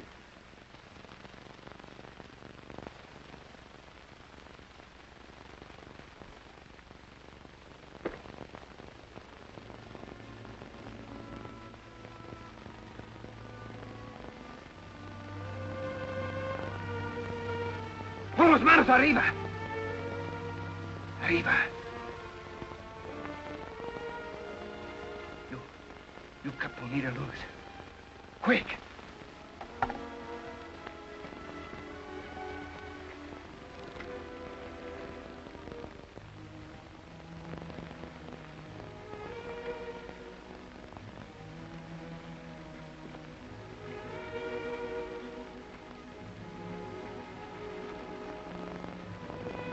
You, posse, you turn around and ride straight out.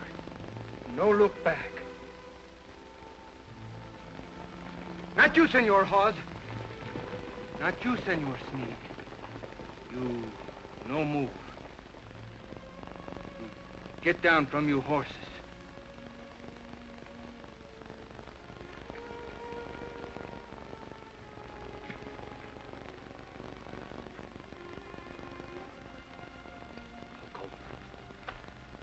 So, you would turn El Capitan Stewart over to be killed, huh?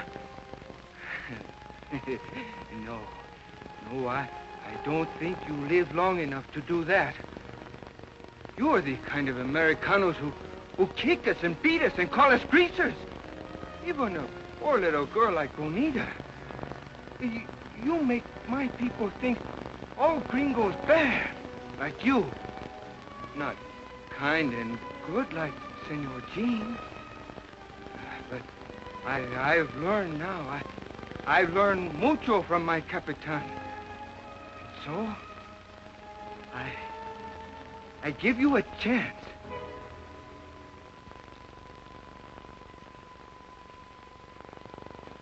Now, you go for your guns.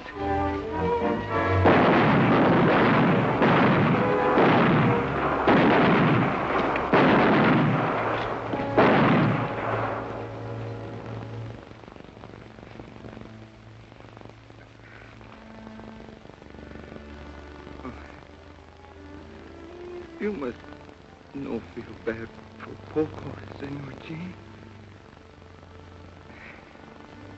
Everything, she's all right now.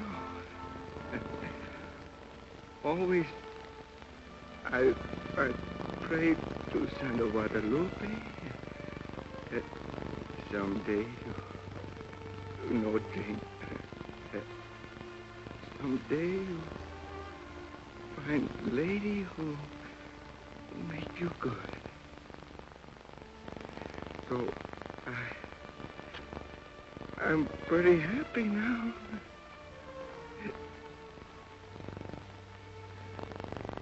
Yours, Senor Jean?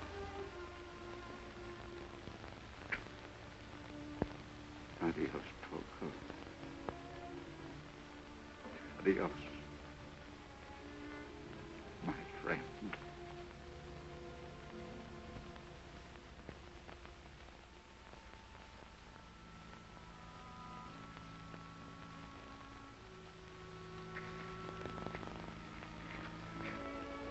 I'm going to leave you here, dear. You're going to be a brave girl. Keep your chin up. I don't know. I don't know if anyone can be brave when the time of parting comes. I love you, Jean. Afraid to let you go. The things I've done must be explained. And that's why I'm riding south. Even if it means a jail sentence. Don't throw away love and happiness for something you've done in the past. It's our future that counts, that's all. I can't let you go. Our future is here on the border. And it must start with a clean slate. Not with me as a fugitive. Surely you understand that. Yes. Yes, I do. Have faith, dear.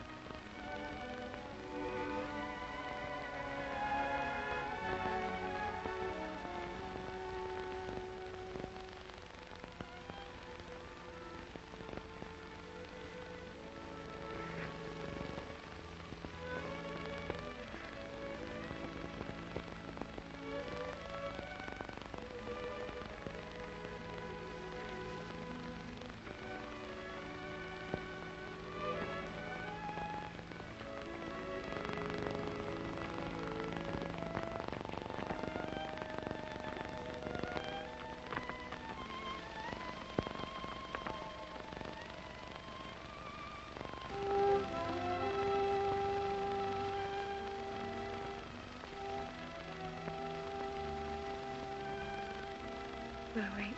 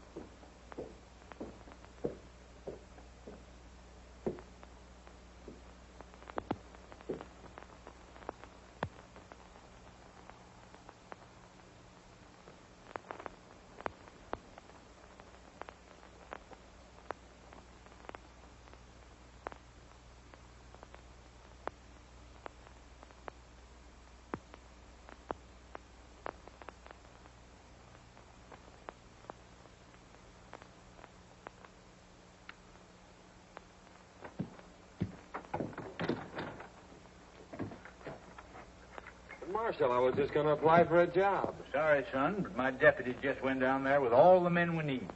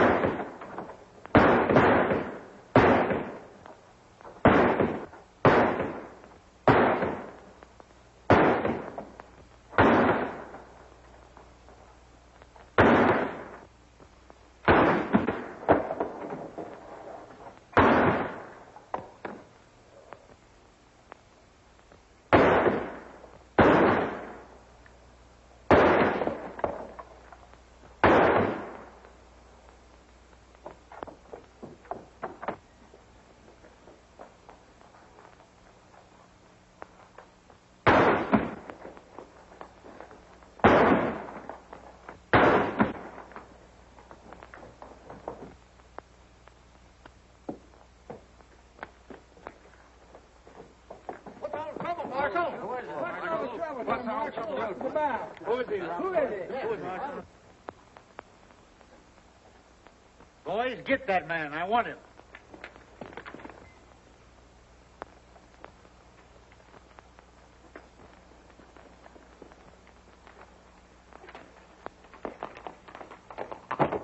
Wait a minute. I'll get him. Watch this fella.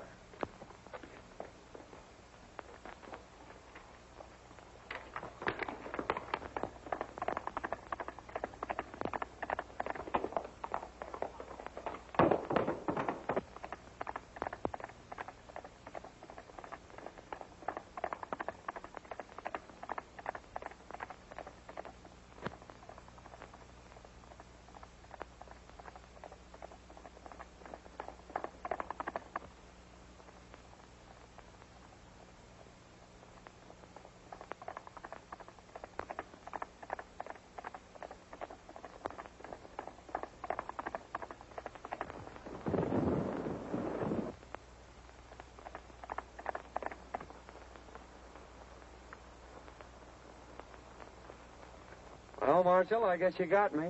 But I wasn't mixed up in that gang. I was trying to help you. Why, you darn fool, I knowed it. I just wanted to talk to you when you lit out. I got a job for you. You ain't fighting fires, nother. Say, I've been looking for a feller that can shoot and ride like you for months. Think I'm going to let you get away? Heh, no sirree, Bob. Take a look at this.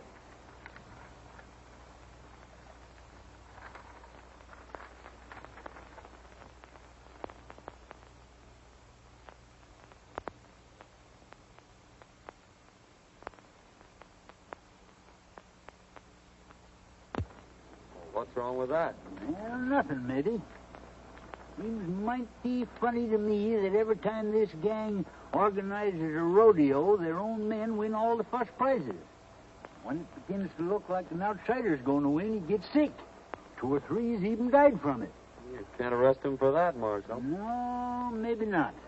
But it's mighty peculiar that when these outsiders fall off in them tough broncs suffering from snakebite, I tell you, it just ain't natural. What do you want me to do, get snake bit? No. Now, my idea is for you to trail over there and sign up for the rodeo. I'll come along after and do some private investigating while you work in with the gang. Of course, you don't have to know me when we get there. What do you say to that, son? Sounds great to me. When do we start? Right away. Fair enough. This game is getting pretty hot for us. It's near time that the law figured out there's something crooked with this whole rodeo business and starts investigating. Now, I've decided we'll make our next cleanup right here in Dalton and head for the border before something happens. We'll stick up the next stage from the mines, grab the rodeo receipts, and clear out. You're right, Spike. He acted mighty suspicious when that fella died over in Boulder. When do we start? Tomorrow. They'll order us aboard the stage down at Sagebrush and give you boys a high sign that the money's aboard. With a woman passenger, the stage crew ain't liable to fight much anyhow.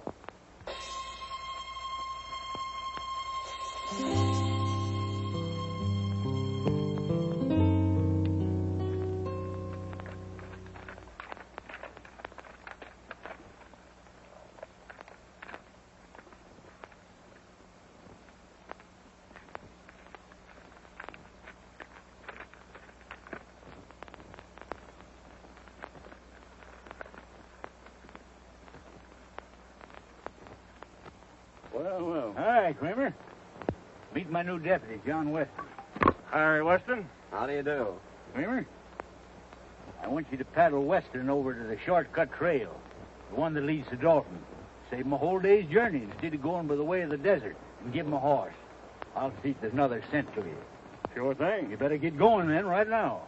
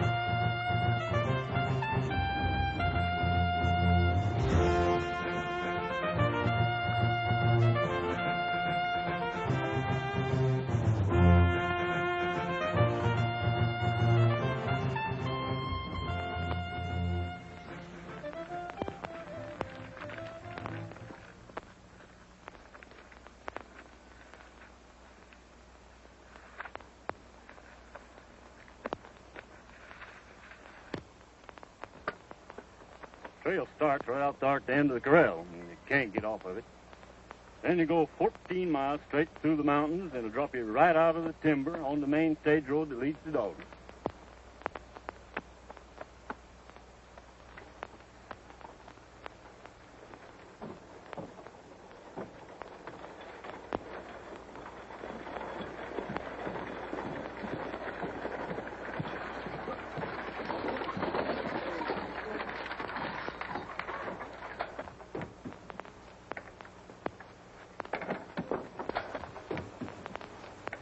Howdy, Miss Carter. Going home for the big roundup? Why, yes, I promised Dad I'd be there. I'll bet he'd be mighty glad to see you. And I'll be glad to see him, too.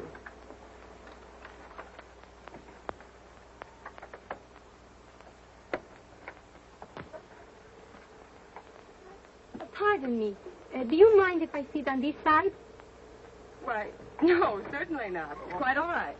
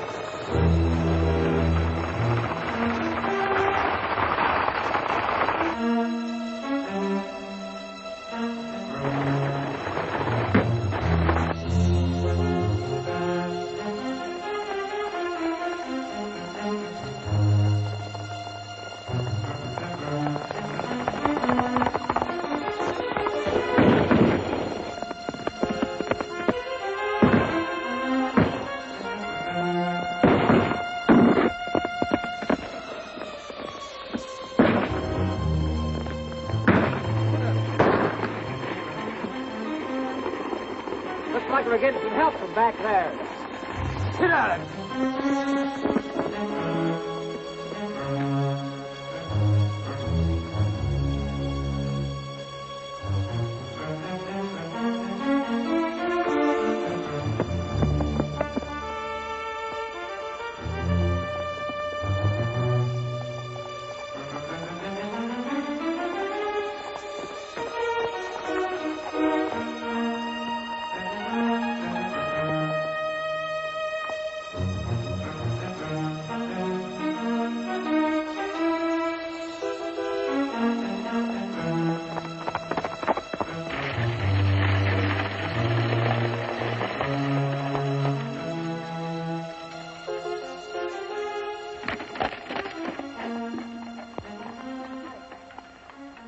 You sure got us out of a jam that time, stranger. Nice riding. You don't happen to be going to the Dalton Rodeo, do you? Yes, I am. Well, tie your horse on behind and ride in with us. Thanks, I'll do that.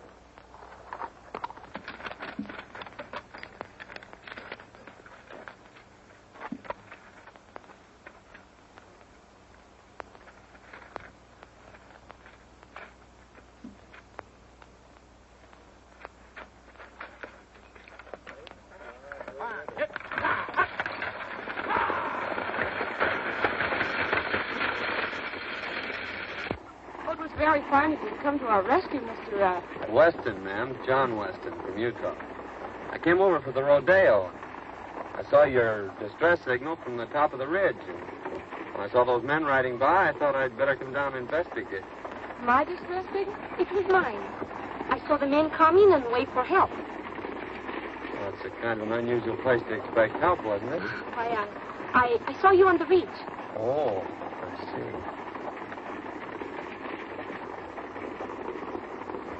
Are you going to Dalton, ma'am? Yes. I'm Marjorie Carter. My father is Judge Carter, president of the Cattlemen's Bank in Dalton. I want you to meet him when we get there. You want to thank him, too. You see, the bank had a large shipment of money on this stage.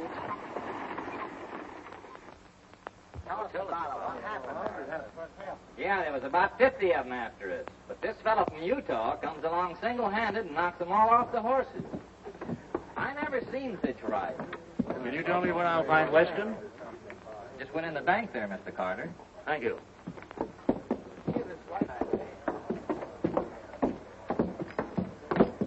Oh, hello, Miss Carter.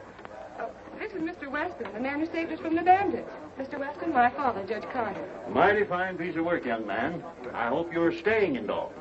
Yes, I'm going into the rodeo. That's fine. Drop into my office after you get settled. I'd like to have a talk with you. Thank you. I'd be glad to.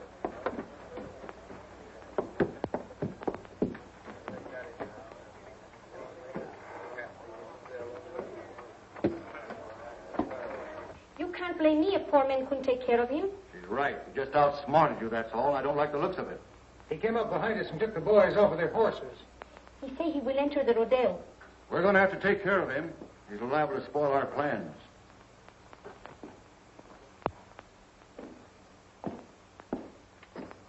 Hi, young man. Hello, Judge. Come in. Thank you. Miss Carter? How do you do? Sit down.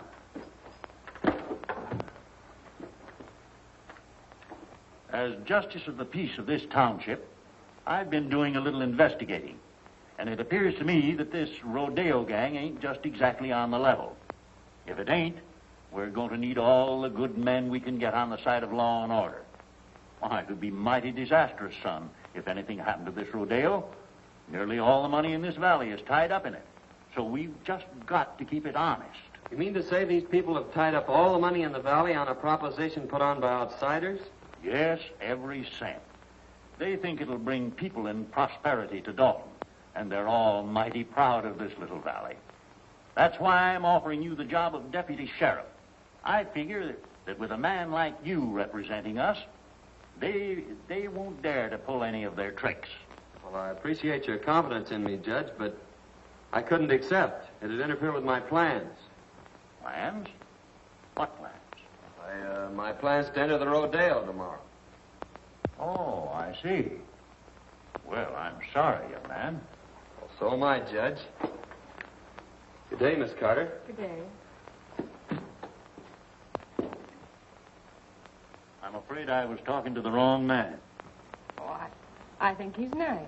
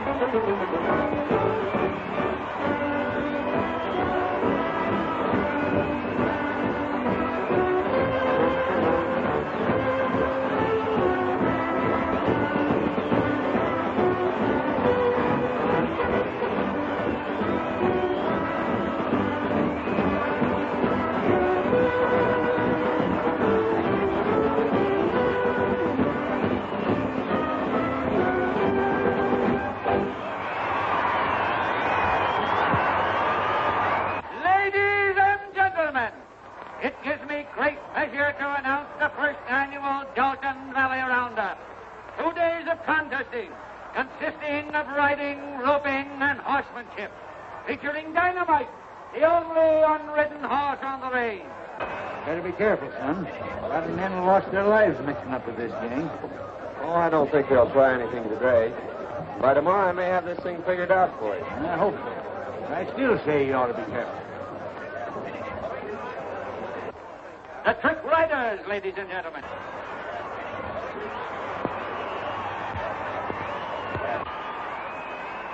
Next on the program, ladies and gentlemen, will be the Trick Robbing Contest, featuring Jack Hollister.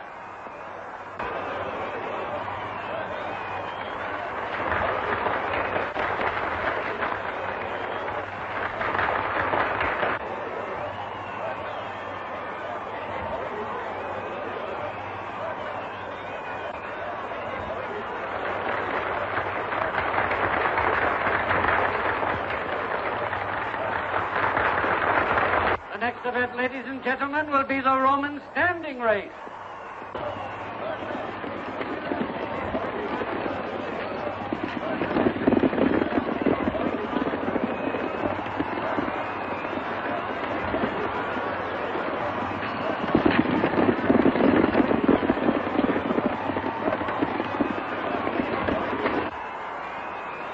Next, ladies and gentlemen, we introduce that world-renowned holder of the all-round championship, Cheyenne Kent, in the calf roping contest. Let her go!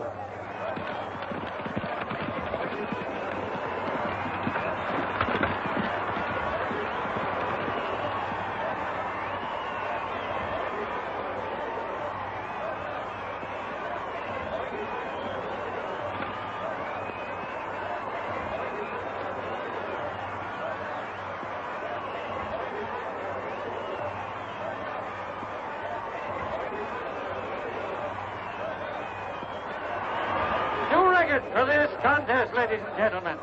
Kent's time was 15 seconds flat.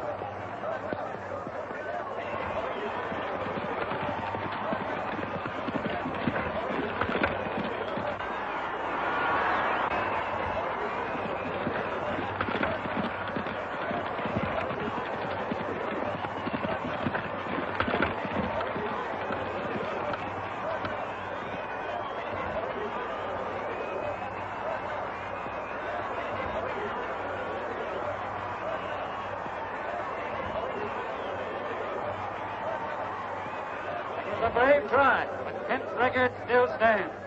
However, we have a dark horse with us today. A man from Utah will try his luck. Turn him loose!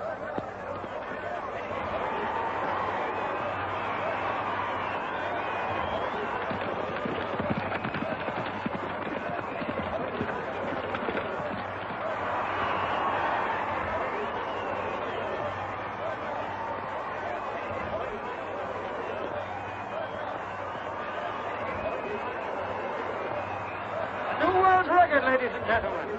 The man from Utah roped and tied his calf in 14 seconds flat.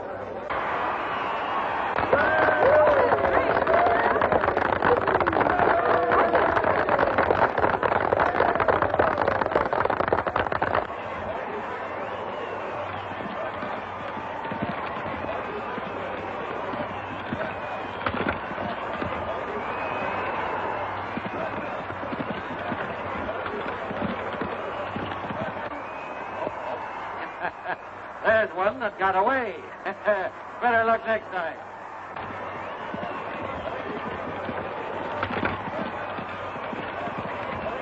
That's 3 bets he's taken today, that guy from Utah. He looks like a ringer to me. Yeah, we got to do something about it. Now, I don't want to pull anything too rough unless we have to. Kent, you take the boys up to the cabin, and Dolores will get them up there. Just work over him gently. Enough so he'll be out of the running tomorrow. Leave that to us.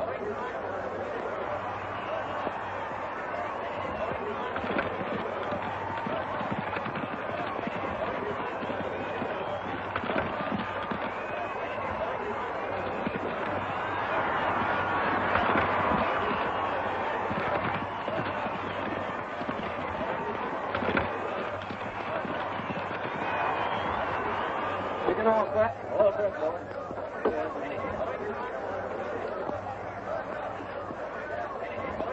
Are you ready? Turning loose.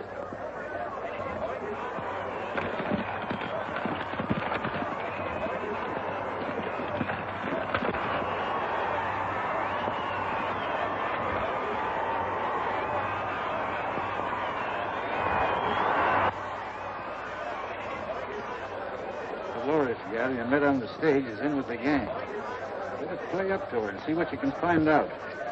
I'll meet you in the saloon tonight.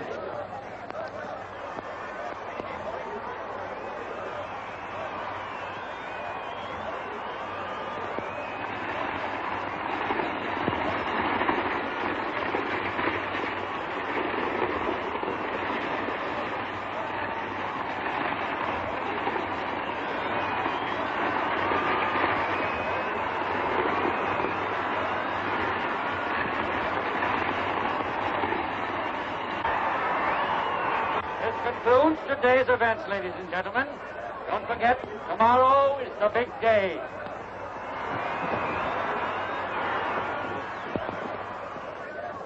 Oh, you were wonderful.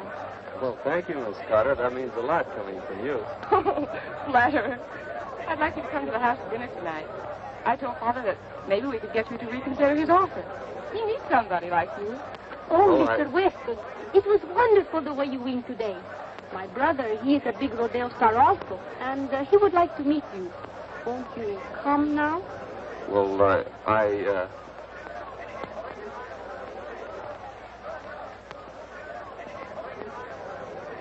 Well, yes. Goodbye, Miss Carter. I'll see you tomorrow.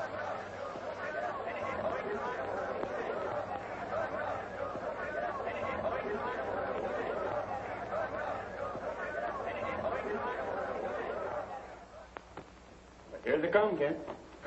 You boys get out the back way.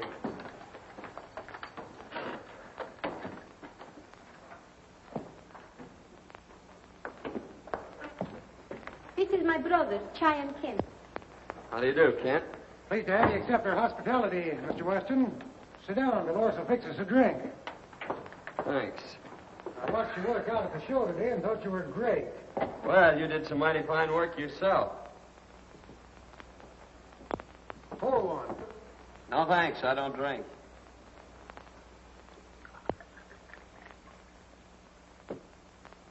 Well, here's looking at you.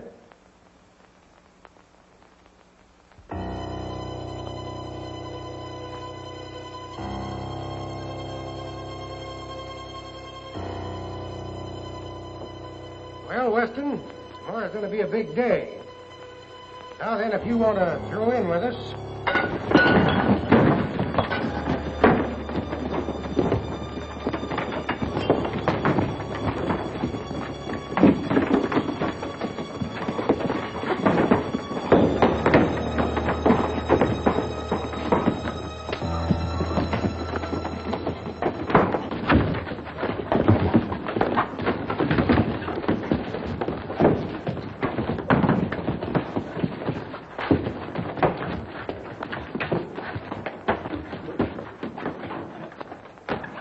Got away.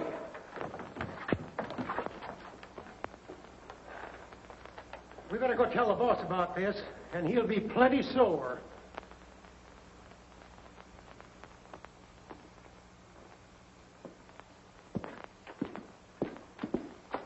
Say, Sheriff, a gang just jumped me up at the Spanish woman's house. And I got a hunch that if you go up there, you can pick up some of the gang that were mixed up in that stagecoach holdup yesterday. Yeah? Well, you don't look to me like you'd been in any fight. You don't get me out of here in no wild goose chase either. I'm staying right here to guard this money. Well, suit yourself. Oh, Utah, I got some prize money for you.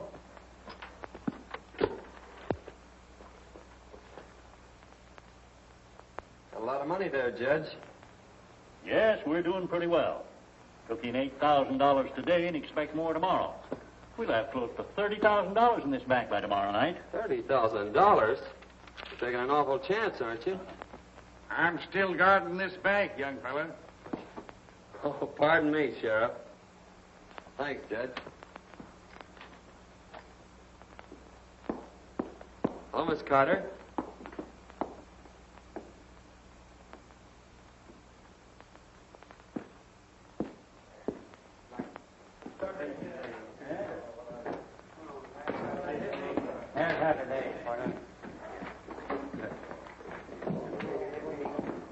Hey, buddy. Ain't you the young whippersnapper that won most of them events out there today? Oh, I won a prize or two. Sit down. Hey, you look like the young fellow that won the belt, Cheyenne, last summer. No, that was my granddad. I've been nosing around. Appears to me like we'll have to get to this feller Barton. After what you've done today, he'll probably be glad to know you. Go up to the bar and make a bet on yourself. You'll look you up. All right. If you can't fix him, I'll have to buy him off. Since your brawn won't work, I'll use my brain. That bird has put it over on you twice. Fine bunch you are. Yes, you talk words out there. He just came in. Fine. I'll take care of him right now. What'll it be? Just want to place a bet. $1,000 on Weston to win.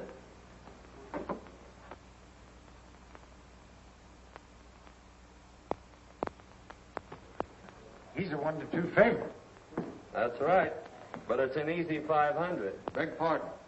You're Weston, aren't you? My name's Barton. I'm head of the Rodeo Committee. I'd like to talk to you privately. Certainly, Barton.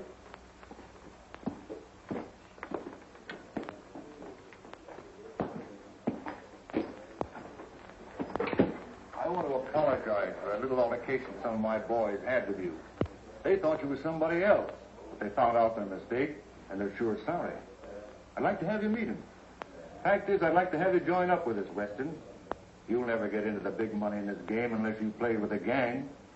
I guess you know what I mean. Well, it sounds good to me.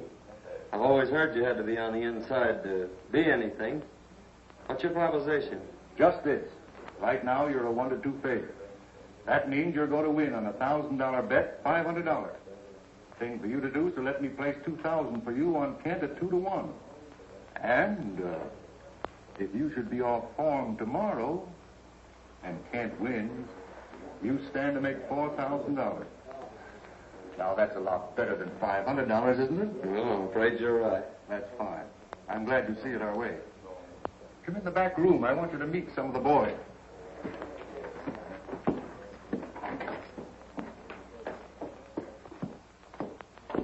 Boys, Weston here's going to join up with us. I want you all to treat him right. Weston, meet Cheyenne Kent. Yeah, I think we met before. Oh, Senor Weston. We will see a lot of each other now that we're friends. See? I'm kind of green at this racket. I suppose there's a lot of things about the rodeo business you could tell me. Oh, boys, see you later. So long, Barton. So long.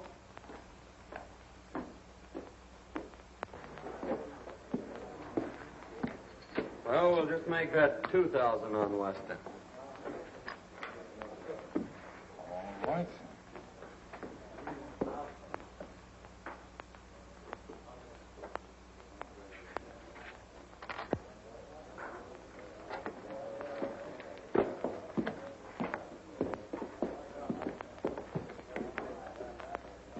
See, boys, it just takes a little brains to handle a guy like that. Yeah, well, how do you know he won't cross us up? Well, if he does, we can still give him the needle. We're clearing out after this haul anyhow. How'd you make out, son? You had the right hunch, Marshal. It's Promoter Barton is the brains of the gang, all right. I placed that bet like you told me, and he made me a proposition to join the outfit. Did you accept? Sure, I accepted.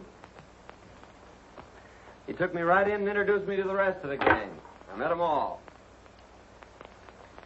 Barton told me that he'd placed $2,000 bet on Cheyenne Kent for me, and that if I should lose the events that I was entered in, why, I'd stand to win $4,000. So I don't think we have much to worry about from them until I start winning. And then maybe it'll be too late for them to get organized. Well, I don't know, son. Strikes me you better be mighty careful. Remember what happened to them other fellers. This gang's a tough bunch when somebody crosses them. I don't want to see you took down with snakebite. Did you get anything out of that Spanish woman? No, she wouldn't talk much. She took me up to that shack on the hill and introduced me to Cheyenne Kent. She said he was her brother. But before I could get either one of them to spill anything, the whole gang jumped me, and I had to carve myself a fast walking stick. I didn't get you into this job to get yourself killed. You got any ideas how they work this snakebite proposition? Not yet, but Figuring from past performances, they can't do much till that bronc riding. That's one of the last events tomorrow. So I haven't to lend to figure it out. And besides, it's going to take them some time to get wise that I'm not going to lose this rodeo. Son, I'll never forgive myself if anything happens to you. Nothing's going to happen. Come on, let's turn in. Yes, that's a good idea. Tomorrow's a big day.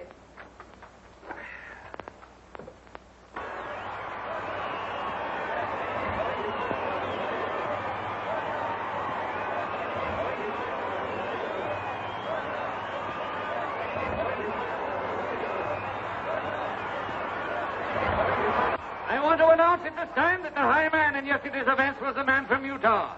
Cheyenne Kent is a runner-up, and it looks like a close race.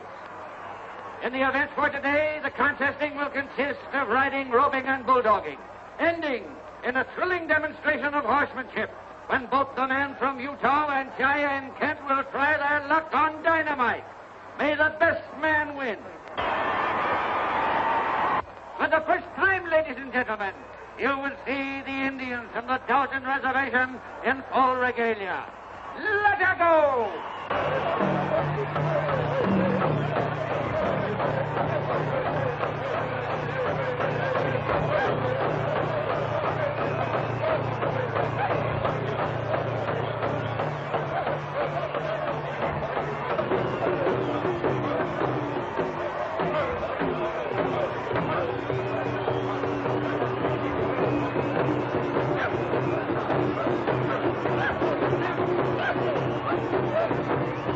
They're sure going to give it to you today. You think you got it doped out? Well, I don't know for certain, but I got a good hunch. And you hadn't ought to take any chances. Well, it's the only way to get their dope on them. Say, have you got that snake bite medicine? Sure. Never got it. That's what I thought. Here, take this outfit with the needle. What are you thinking about, son? Old timer, I think I got this thing figured out. Come on, I'm in the next event. Next is the bulldogging, ladies and gentlemen. Watch closely. This is going to be good.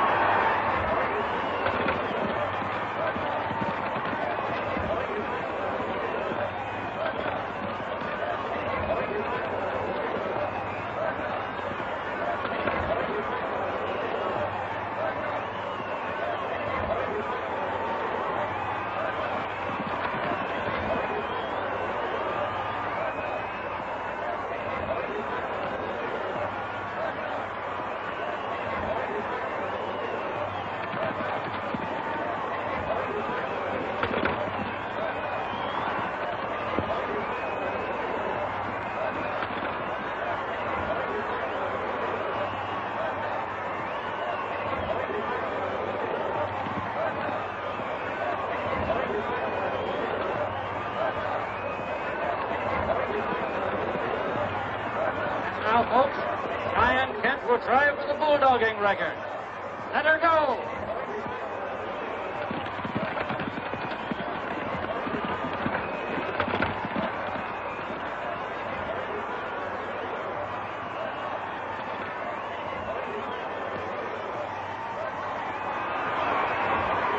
Its time was 13 seconds, the best so far.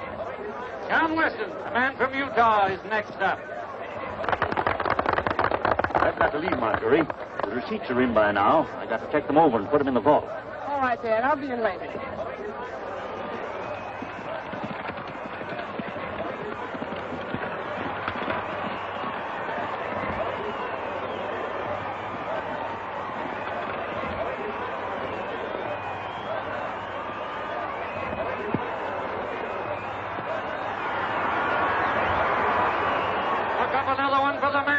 Utah, folks. He bettered Kent's time by 2 seconds, or 11 seconds flat.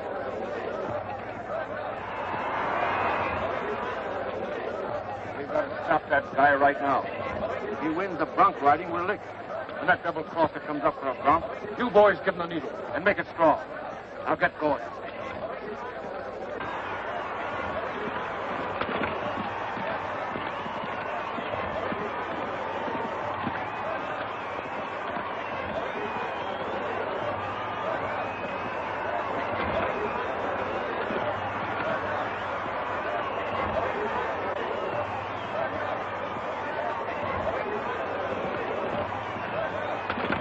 Ladies and gentlemen, Diane Kent will attempt to ride Dynamite.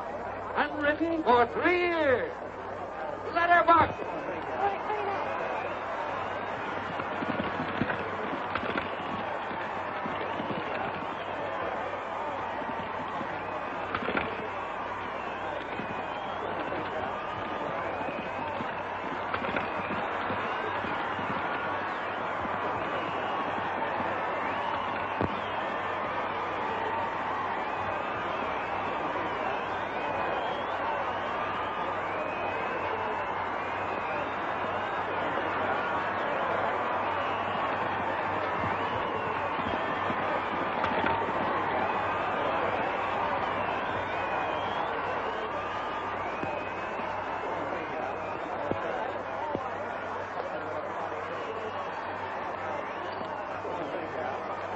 Everything all fixed for me, boys? It's all yours. Maybe I better just give him the once-over myself to make sure. Well, you find everything all right. Ladies and gentlemen, a man from Utah will try his luck on Dynamite. Ride 'em, cowboy. Hurry up there, Weston. You're next. Just a minute.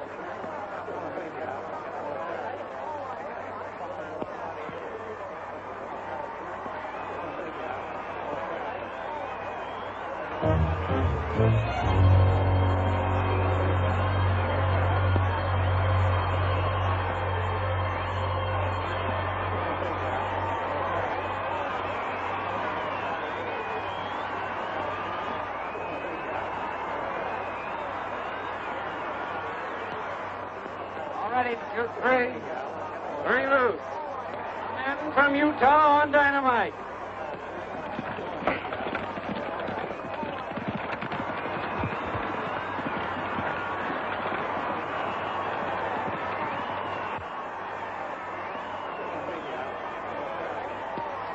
That guy's wise. He found the needle we're trying to twine, and now he's riding the bronc. We've got to get moving. We clean out the bank and get over the line. What about me? That's for you to figure out.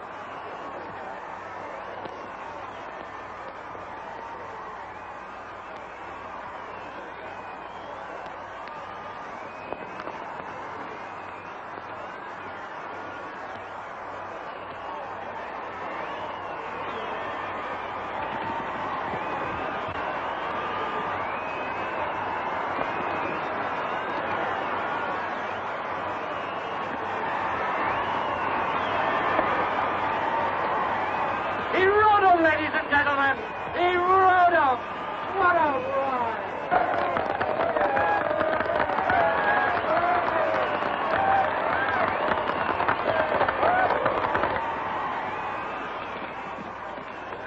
Senor Weston, Well, what's the matter? Dyke and the boys are holding up the bank, and they left us behind.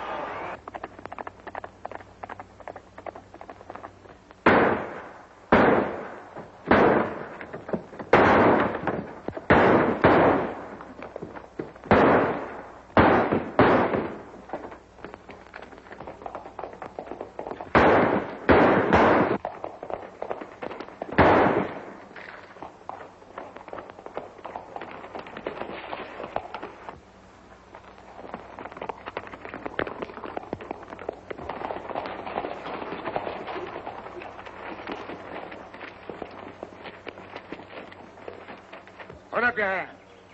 Why, Sheriff, Robbery and murder, eh? Well, you didn't get away with it.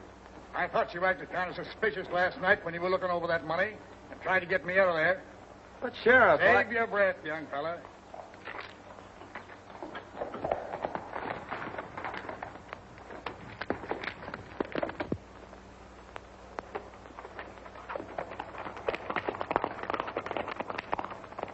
Hold on there. You Just a minute, Sheriff. I'm the United States Marshal. That young fella's working for me. We're after a gang of rodeo crooks, and you almost let the biggest one get away.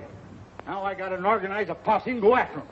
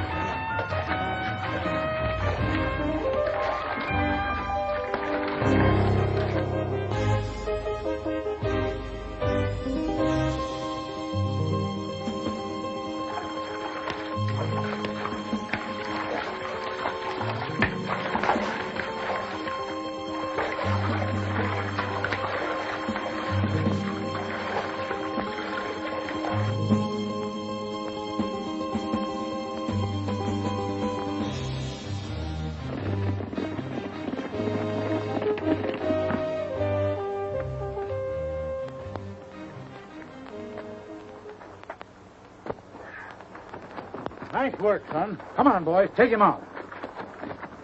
Boy, you got him red-handed. Yes, and that's not all. Here's enough evidence to send that gang up for murder. Whenever anyone interfered with their rodeo plans, they stuck one of these needles dipped in snake venom in the saddle. And if the man died, why, they couldn't prove anything on them. I know there was a mystery about this, Summers. By cracky, it took you to figure it out. Well, you see, Miss Marjorie, it's like this. He had to play up to that gal so he could get in with the gang. Well, in that case, I'll have to forgive him. Say, young fella, how about that deputy sheriff job? Sorry, Judge, but I can't accept. They'd interfere with my plans. Plans? What are you planning now? Well, Dad, you see, he's promised to stay away from these beautiful senoritas, and we've got to plan our honeymoon. Well, so long, Judge.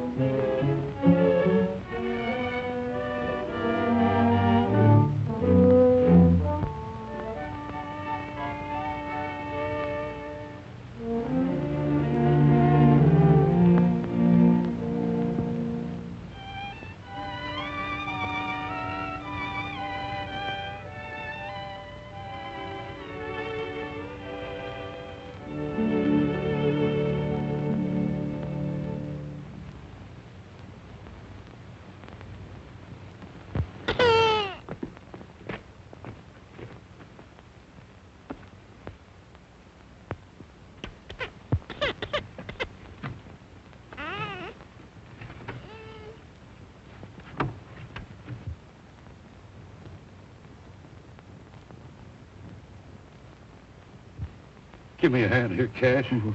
You know I will.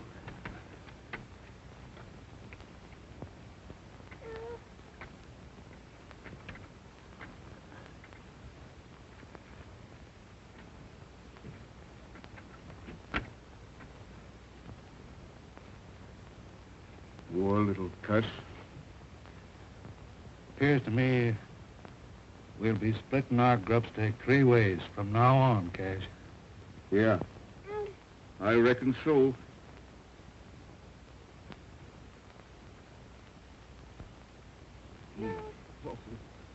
What have we got that'll fit his gizzard? He can't chew a turkey. Or you don't know nothing.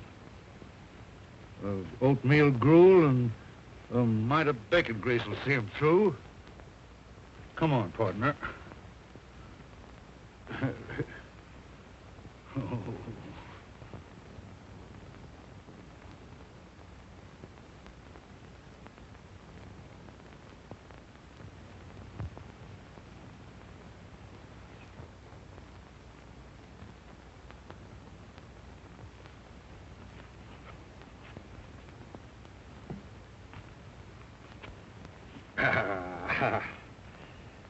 Yes, sir.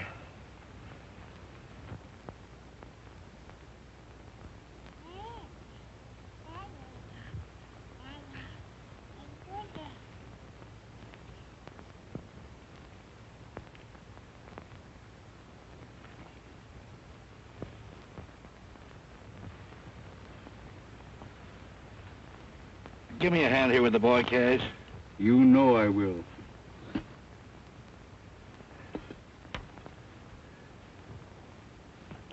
Hey, you little rascal, you. Hey, come here. Come here.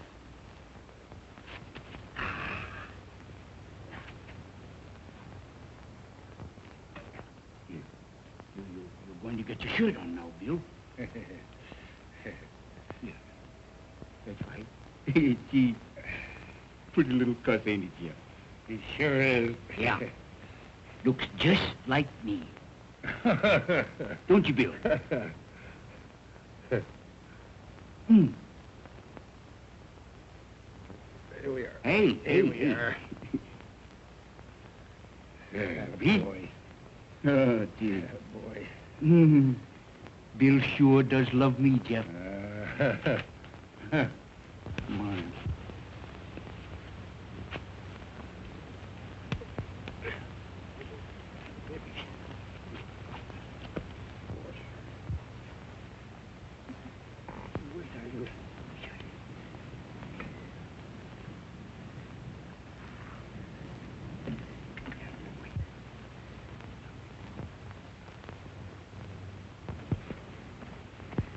Here, take a swig of this, Bill, to put hair on your chest. Don't be giving that maverick poison. And don't be calling him Bill. Once and for all, Cash Holbrook, we're a-calling him Daniel Boone Cameron.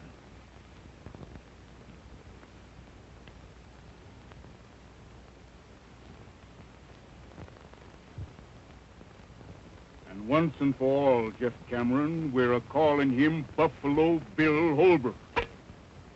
I've put up with your bullheadedness about long enough. Bullheadedness? Me?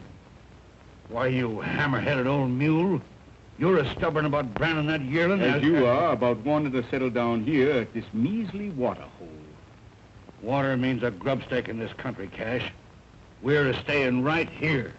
No, we ain't. You are. Grub stake's just about as far as you can see. I'm heading west till I hit grazing land. I've put up with your stubbornness ever since we started out, Jeff. Now I'm done with you.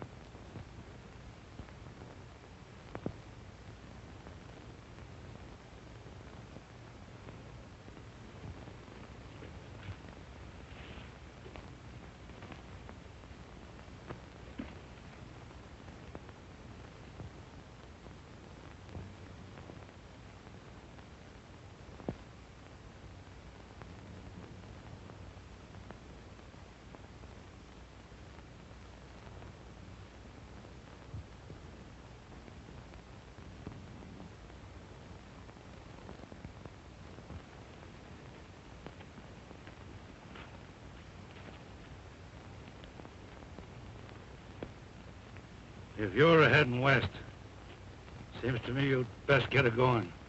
Now then, I'll take Dan. Bill's a going with me. Oh, no, he ain't. He's too smart for you, Holbrook. He's a Cameron, and he knows where he belongs. He's a bit young to know what a pig-headed old hyena you are, Cameron. But I'll learn him. You wouldn't plug Dan, would you, Cameron?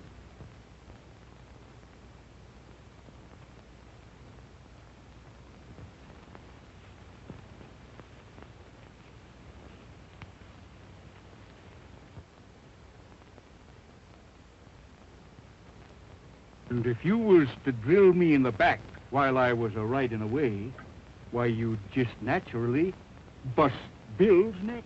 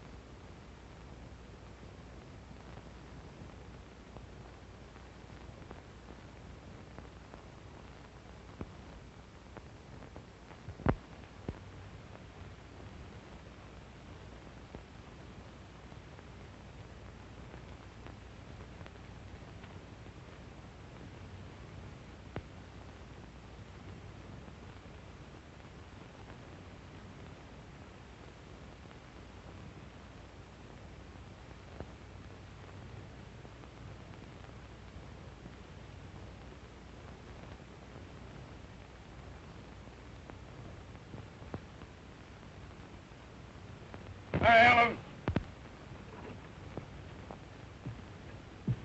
Yes, Dad? They're coming.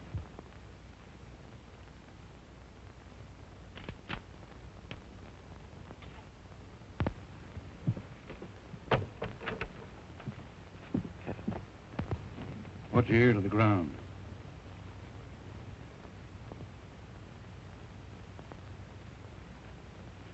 Cattle. Yep. You see, I was right, Mary Ellen. When I seen that big ornery Bill Holbrook riding the ridge this morning, I figured that him and his old man was up to something. Dad, them two are just alike. Meaner than two rattlers.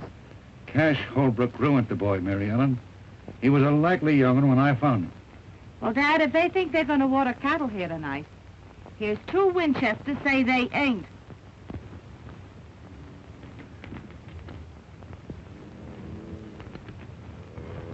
I reckon we ought to turn the herd toward the gap here, Mr. Holbrook. We'll get to the water hole quicker that way. All right, turn him. You know more about it than I do, Kirby. I ain't set foot on Jeff Cameron's land in a good many years.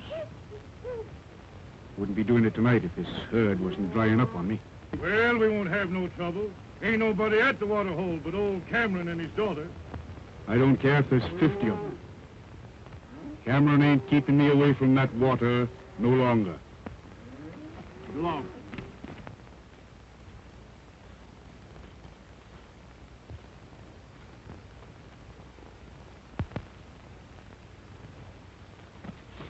Listen.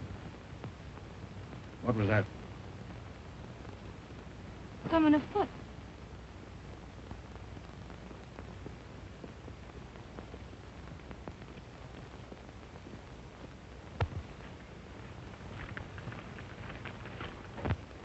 Hey, where you are.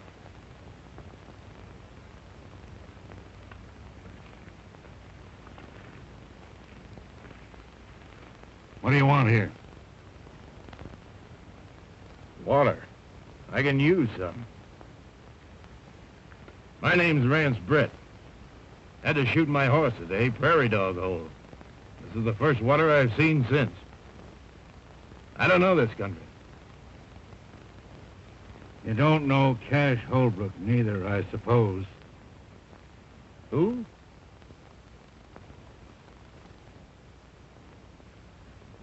Go ahead, fill up.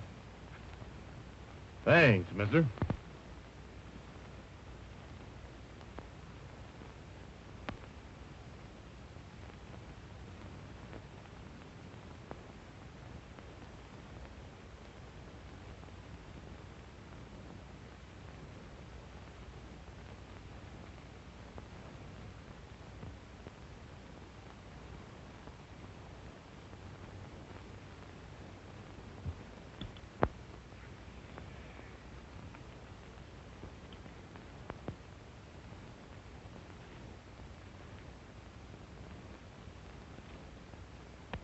Well?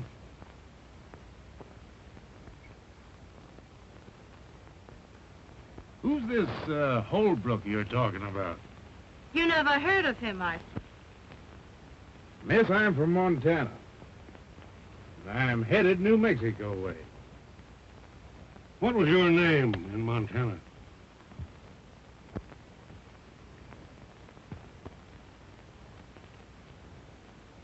Brett. Same as here. I'm headed New Mexico way. At least I was. While I had a horse.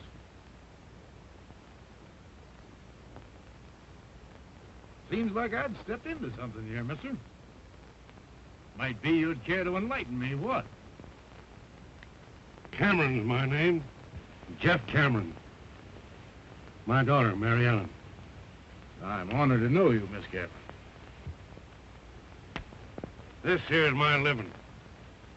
The only water hole between the range and the railroad. Cowmen all water here on the way to the loading pens. All but one. This Holbrook fellow? Yeah. I make him go the long way for water. 27 miles across the desert, losing beef every mile. Why? Got a match?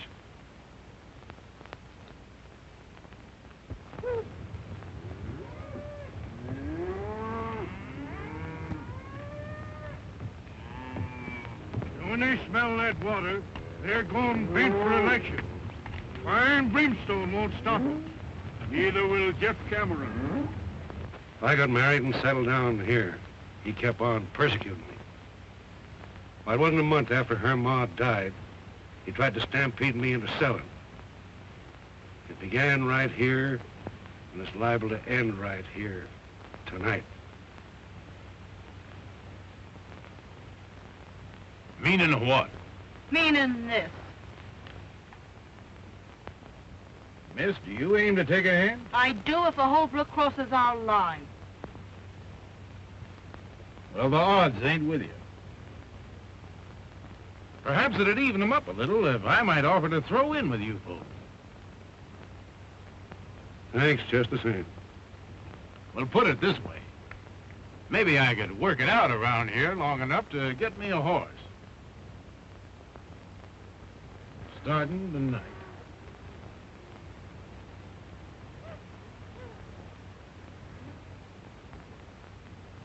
They're coming. Throw a saddle on one of them broncs and we'll ride out to meet them. Good enough. They won't get in here tonight.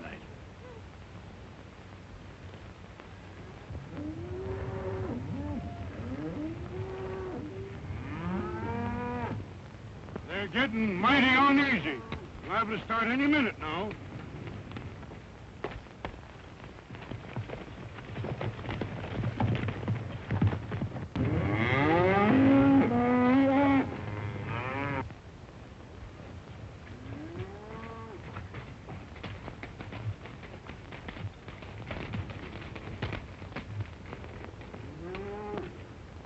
We'll tangle with them right here. Mary Ellen, you get behind them rocks. Brett, you hold down the other side of that wash. I'll stay here.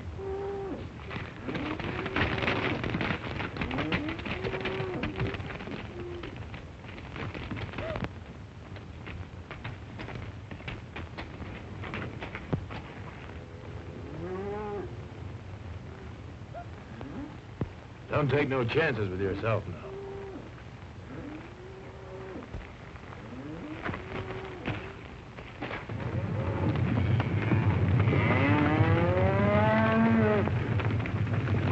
There they go!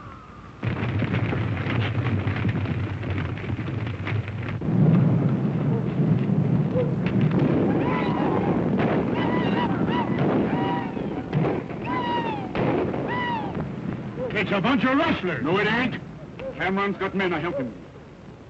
They're stampeding the herd away from the water hole.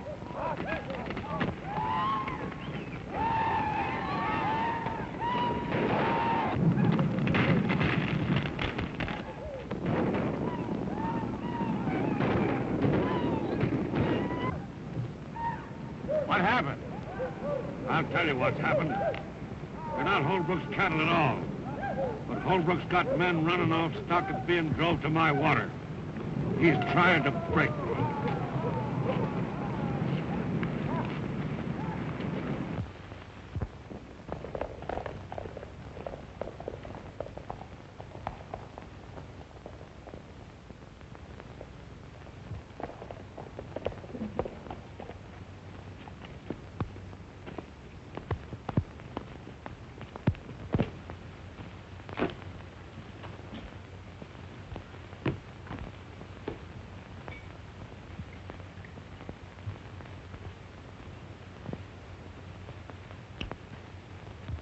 Well, it might have been worse.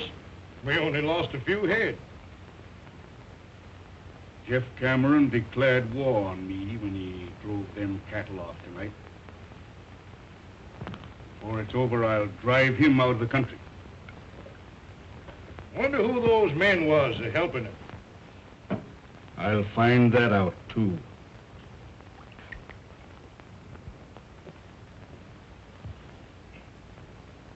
When I do... Take it easy.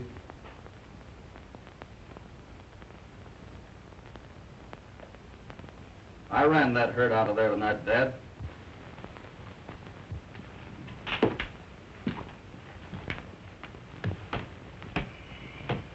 You ran that herd off.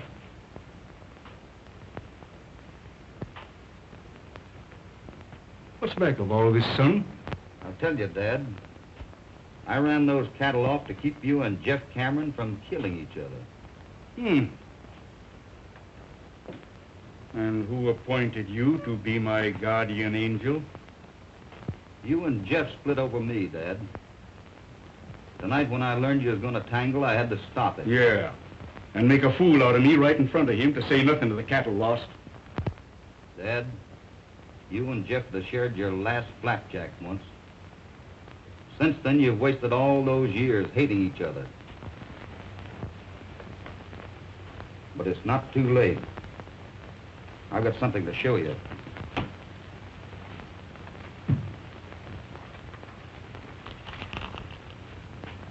You see that? Well, what is it? What about it?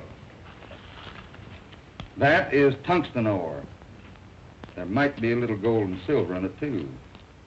But the tungsten's what counts. And I've located a rich deposit of it. But there's a catch to it. Just what are you driving at? Well, the man that owns the land that this is on doesn't even know it's there. If he did, he couldn't mine it. He's broke.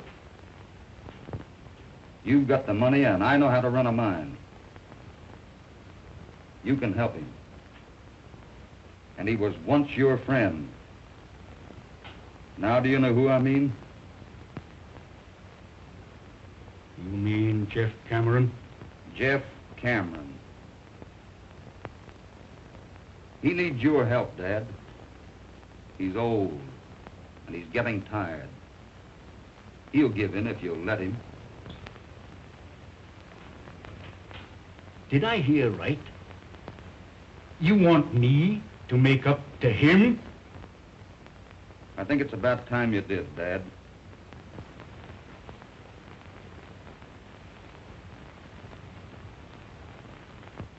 I raised you single-handed and alone.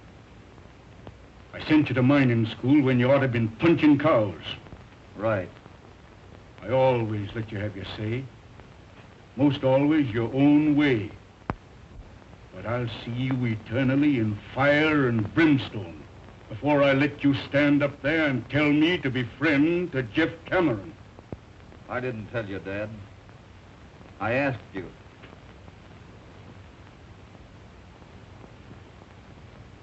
Man sure gets punishment for his mistakes. When I picked you up on the desert, I made mine. I don't know what kind of blood you've got in you, but I know it ain't my kind. I'll say good night to you on that. And when I get up in the morning, I don't think you better be here.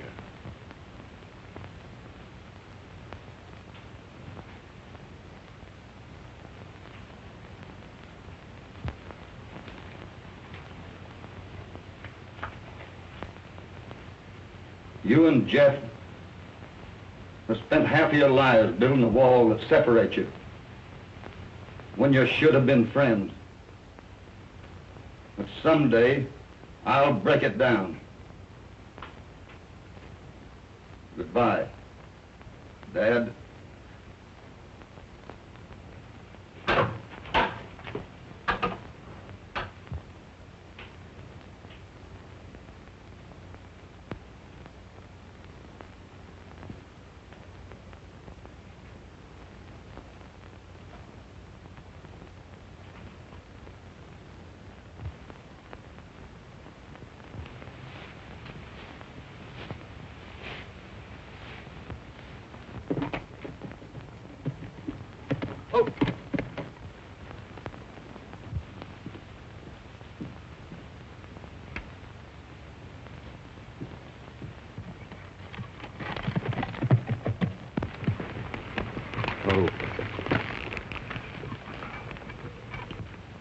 Afternoon, Miss Mary. You stay where you are, Bill Holbrook.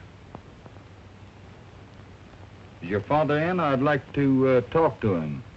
You must be craving trouble to come here after what you done last night. Last night? Don't try to brazen it out. I saw you and your hands run them cattle off. You must feel mighty proud of yourself, taking away our living.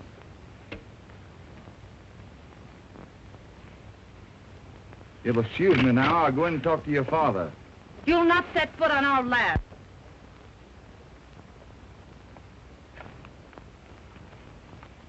I'll take care of him, Mary Ellen. You ride over and get a hold of Rance Brett. He's stringing new wire up at the gap.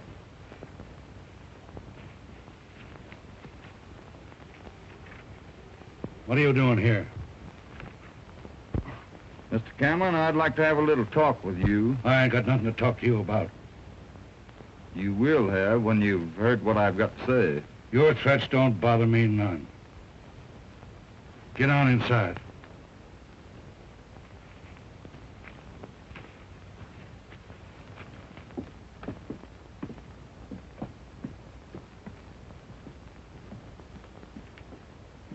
Now then, do your talking and talk mighty careful.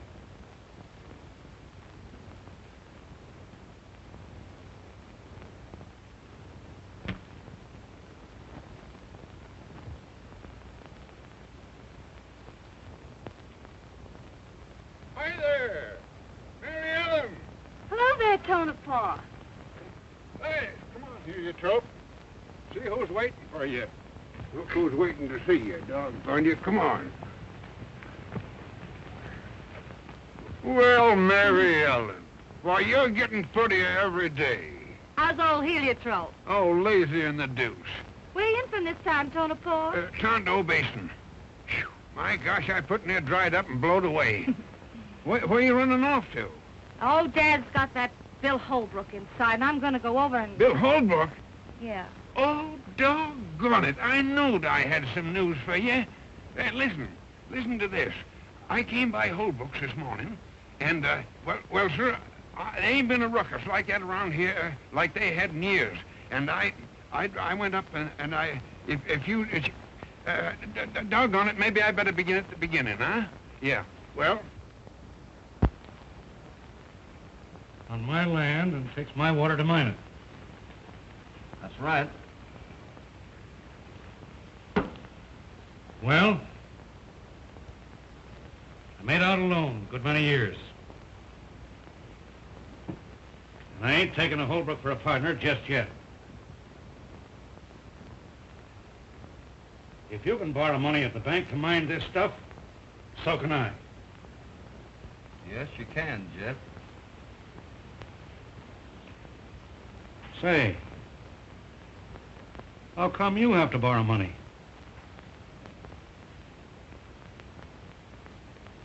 Have you fought with Cash Holbrook? With Cash? After what he's done for me?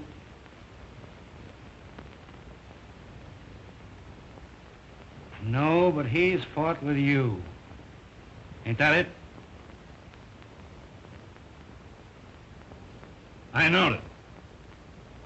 Cash wouldn't have no truck with me. No more than I would with him. But he's on the outs with you over that. Jeff, Cash thinks he's right in hating you. Just the same as you think you're right in hating him. But you're both dead wrong. I've told him that. Now I'm telling you. And someday I'll make you both believe it. Never. Don't you try it. I'll never stop. Might as well. That stuff can lay on the ground till Judgment Day, before I have dealings with the Holbrook. Well, that's what I am. Hold on. By the eternal, you ain't. You're a Cameron by rights. I found you. You pointed me out to be your pa right here at this water hole years ago. Did I, Jeff? You sure did. And I knowed I'd get you back someday. You belong right here. I'll throw in with you, Bill. I mean Dan. Water and all. Give me that stuff. So you see, Mary Ellen, in doing what he allowed was right about them cattle, he riled Cash Holbrook into throwing him out of the house.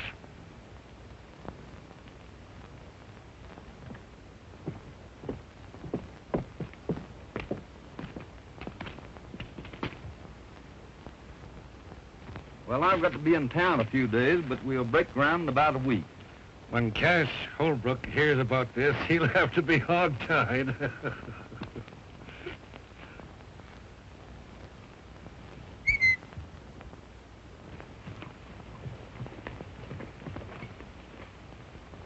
Come here.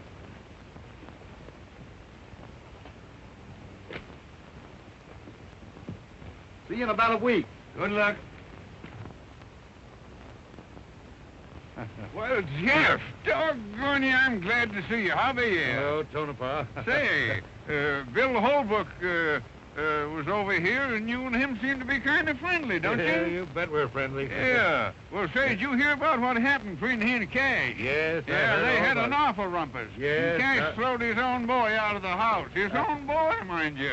What Yeah, do you mean? his own- What? What do you mean his own boy? What? He's my boy.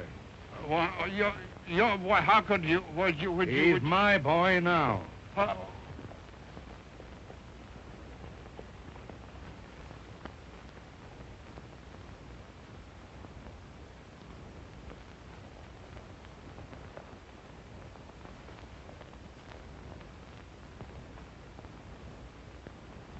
I've got something to say to you.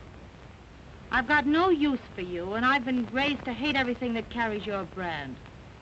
But I've got to tell you that, well, I'm sorry for what I said. I didn't know then why you run them cattle off last night. That's mighty nice of you to say that, Miss Mary. You know, you had me a mite uneasy with that Winchester. What have you been talking Dad into? Lots of things.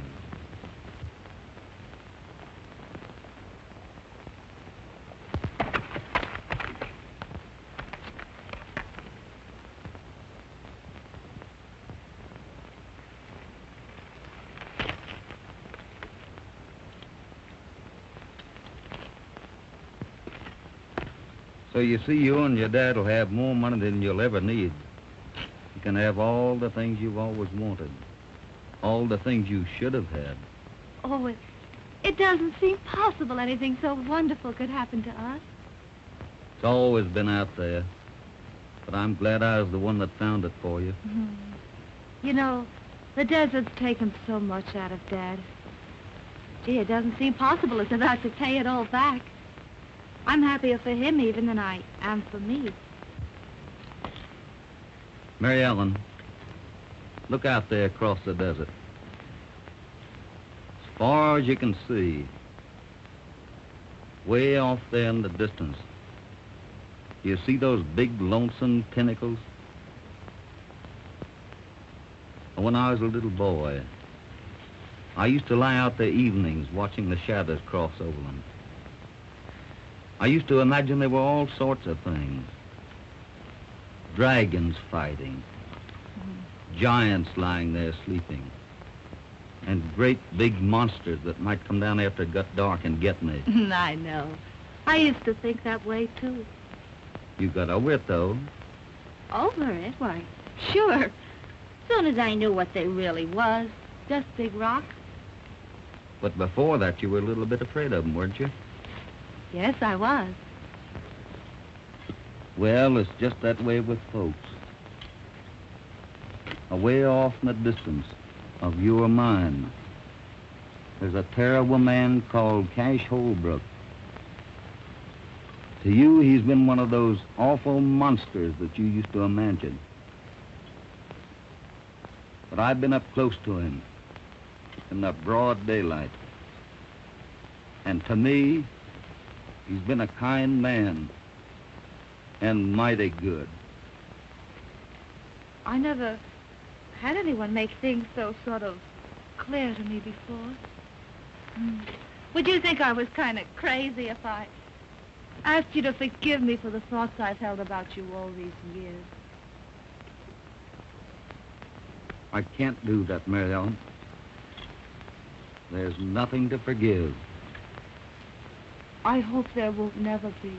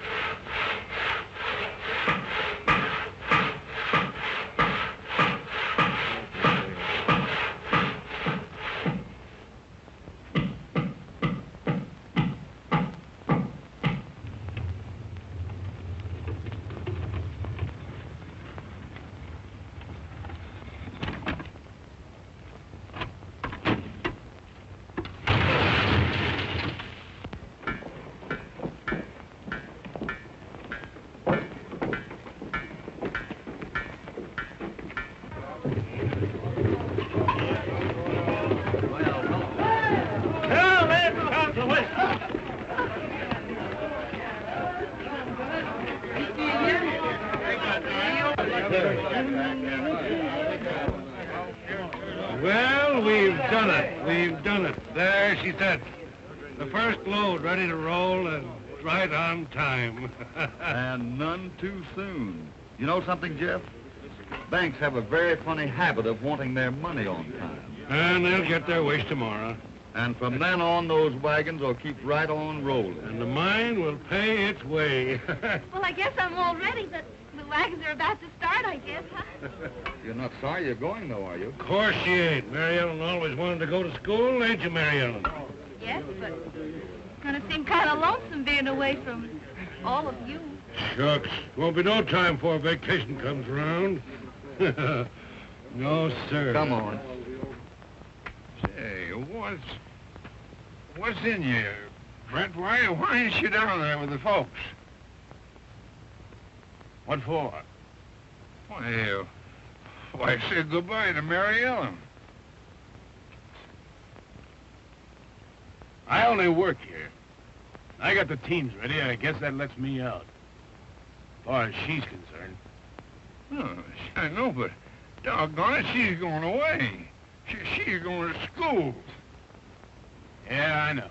Yeah, great idea. Took Bill Holbrook to think that up. Eh? What? That girl in town alone. Oh, she's going to live with old Lady Gilroy. She won't be lonesome. Bill Holbrook will have to be getting in town every week or two. Yeah? That'll be great.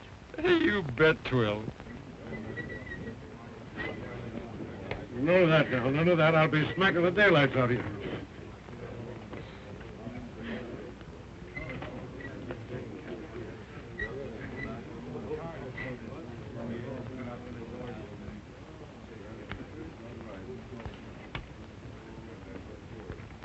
Help her there, Carson. I'm gonna launch this here P-Raid right. I'm gonna bust a bottle of the real old corn right on her nose. Come on.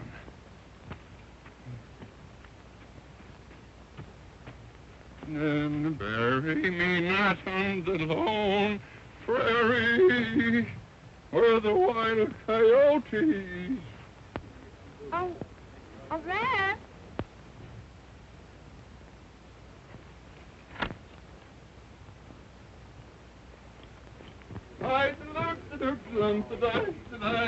Hey, hold on there, everybody.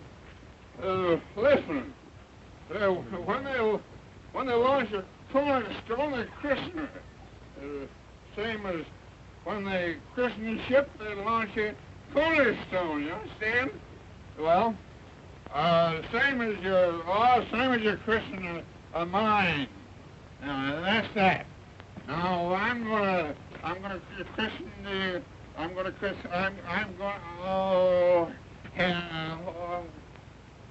Oh, doggone you, I christen it.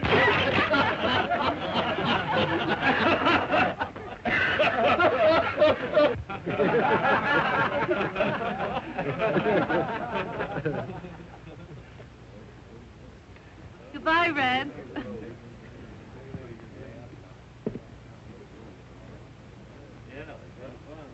Why, what's the matter? Nothing. All ready, boss. All right, let her go. Goodbye, Mary Ellen. Goodbye, Bill. You'll come to see me soon, won't you, Bill? What do you think? Goodbye. Goodbye. Oh, good.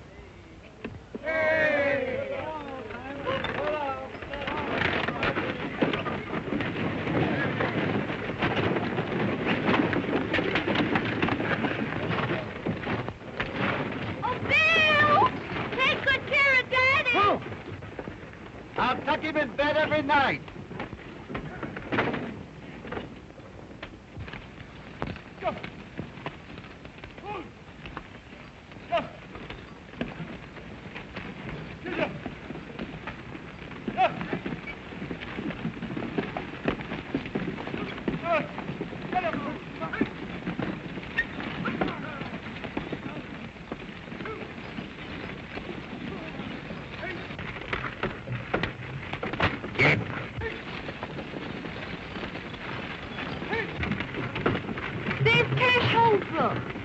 Is this his land we're going through? Yeah, both sides of us, from here to the canyon. Begin to get. Hey!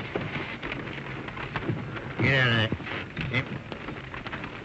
Get out of it.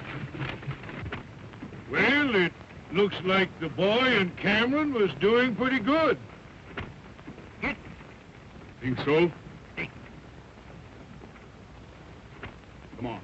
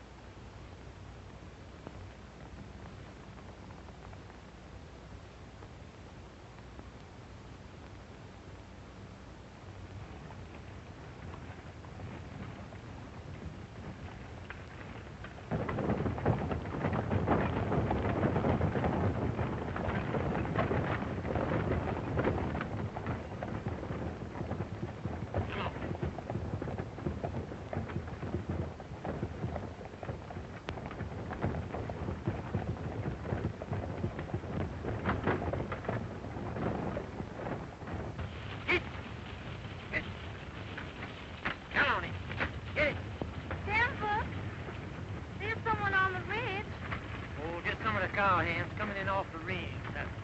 Why don't they use the road, I wonder? Oh, they ain't civilized enough.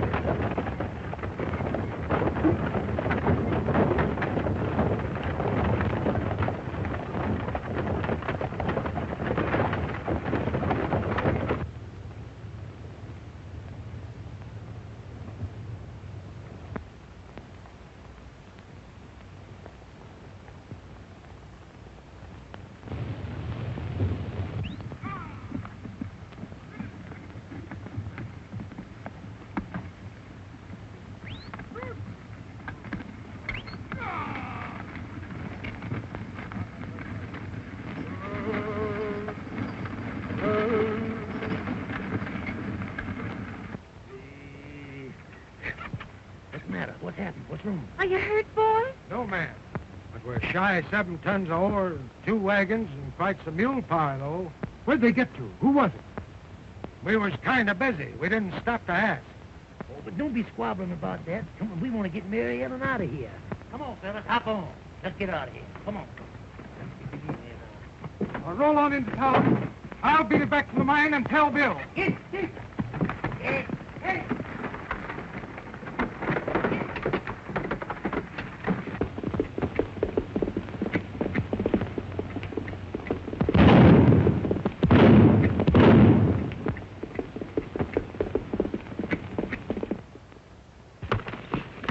What? Why, it's Tex. What's going on here? Let's go and see. What happened? Easy, boss. Wait a minute. What's the matter, Doyle? Somebody's plugged him. What happened, Tex? Are you hurt bad? They got us at the rim.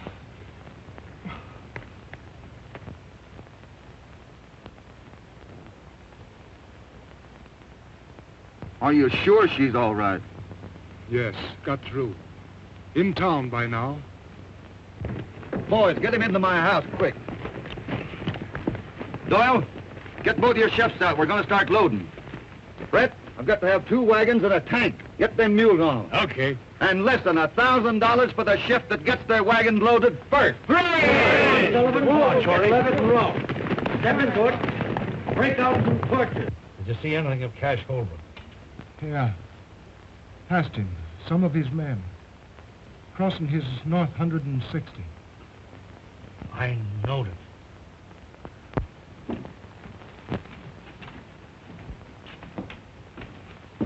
Cash Holbrook done that. Cash didn't have any more to do with that than I did. Nobody but him would ever have... That's enough, Jeff. You're wrong. We've got to get 7 tons of ore into that railroad by morning, or the bank will be in the mining business instead of us. And I'm going to drive.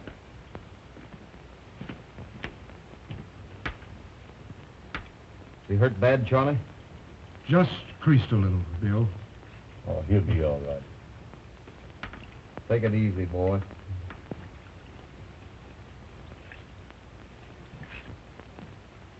I'm going with you.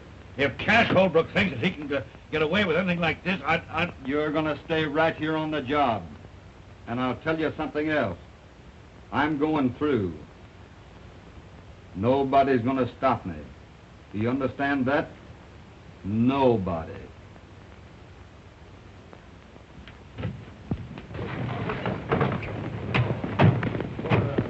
Hurry up, boys.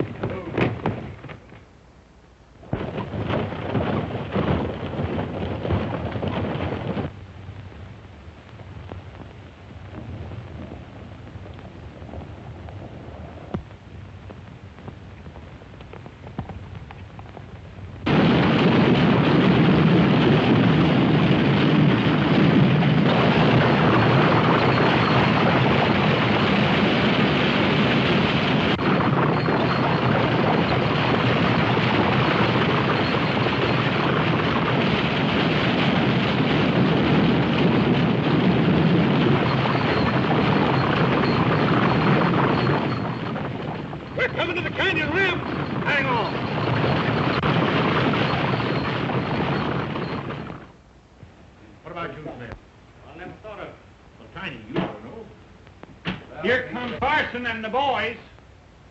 Set out a bottle, Clem. They'll be wanting it. Right. Yes. Seen the sheriff yet? No, he's over to Red Rock. Be back tomorrow. Gentlemen, Hey, Judge. the Silver Dollar welcomes you. Have one on the house, boys. Well, how's the little lady feeling? Oh, here's Denver now. How's Mary Ellen, Denver? Well, Miss Gilroy finally got her lay down for a spell. Excited? She's red. She wanted to start back to the mine on horseback. Worried about Bill, huh? Word, she's loco about him. Bill Holbrook? Yeah. Wow. Wait till his old man hears about that. Hi, Santa Fe. All right. Here's your bill of lading, Carson. All right, Santa Fe. Have a drink. Sure, I never refuse. What are you, Santa Fe? A lot of good that's going to do us. 7 tons of ore on the car and 7 more in the bottom of the canyon. Yeah, that old rib-picking buzzard here. What is his name? At the bank? Stilson. That's him. He won't wait 5 minutes for his due. He'd love to get his hooks into that mine. Well, that's pretty near now yet. Time enough for another load, if Tex got through. Say, who do you allow done it? Up in the wagons? Yeah. Well, I'd say 'twas Cash Holbrook. Don't you think that's a pretty broad statement, young fella? Well, giving you a straight answer, Judge, I don't. You talk a whole lot with your mouth, don't you, Steve? He's right. Holbrook wouldn't stop at nothing when it comes to Jack Cameron.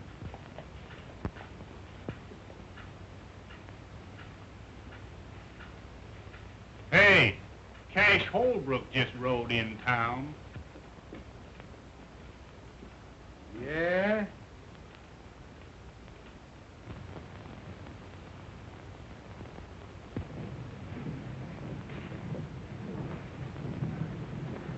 What's that?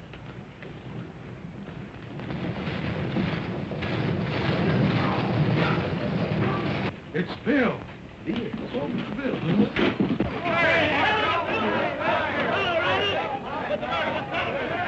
Give us a hand up here, Carson. They plugged Sullivan. Try it or not. I'll get on the other. Hand him down here, Bill. Take it easy, boy. Did you get any of them? Don't know. I didn't wait to see. Good. Hey, is Mary Ellen all right? You bet. She's resting over at Gilroy's. Good. I'll get Doc Parker, Bill. Okay, Buck. Did you see who they was? No, they tried to stampede us into the canyon. That's what they done to me.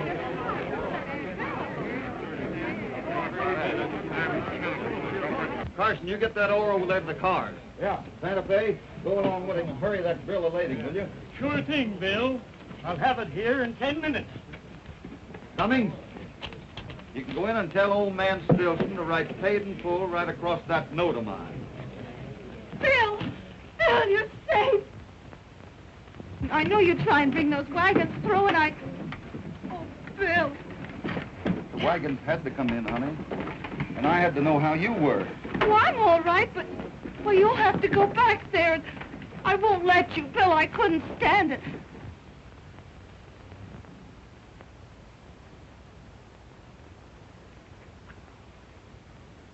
Honey?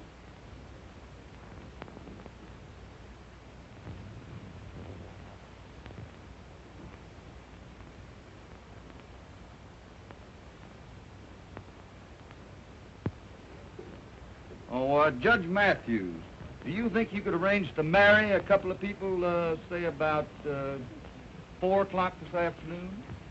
If my suspicions is correct as to the parties involved, I should be most honored. Hey, Frosty, will you ride out to the mine and get a hold of Jeff? Sure thing, Bill. Buck, how's the chances for the loan of a comb and brush? Huh? A comb and brush. I got a good curry comb over at the barn.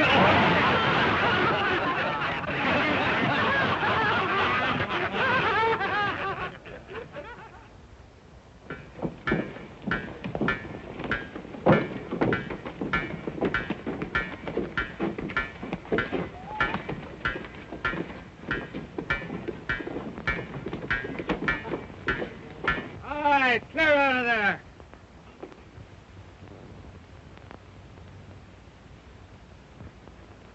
You all right here, Dynamite? Yeah, plenty far. You know, Cameron, if I'm right, of course, I could be wrong, but if I'm right... Wait till I get these jacks up to the corral, Dynamite. Last one's bothered them. Go ahead, Rand.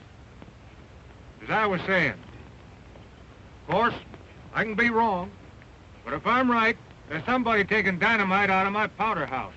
Taking? You mean stealing? Yes, sir.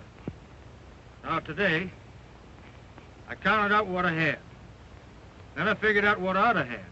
And there's somebody around here... Hey, by heck, you know, that fits in with something that happened last night. Somebody around here stealing it. Say, look here, Jeff. You know, I didn't sleep very well last night, and I heard something because I couldn't do it with the bad tooth I got here, see? I did... And if I find out who it is,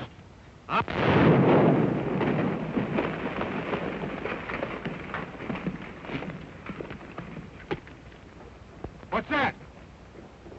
Somebody else shooting? There hadn't better be.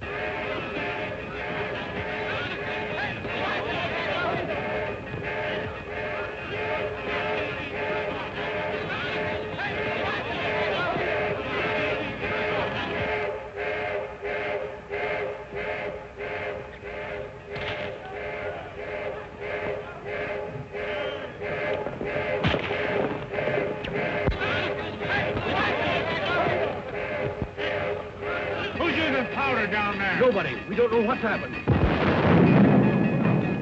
Clear, everybody. She's coming down. Anybody hurt? No, everybody got clear.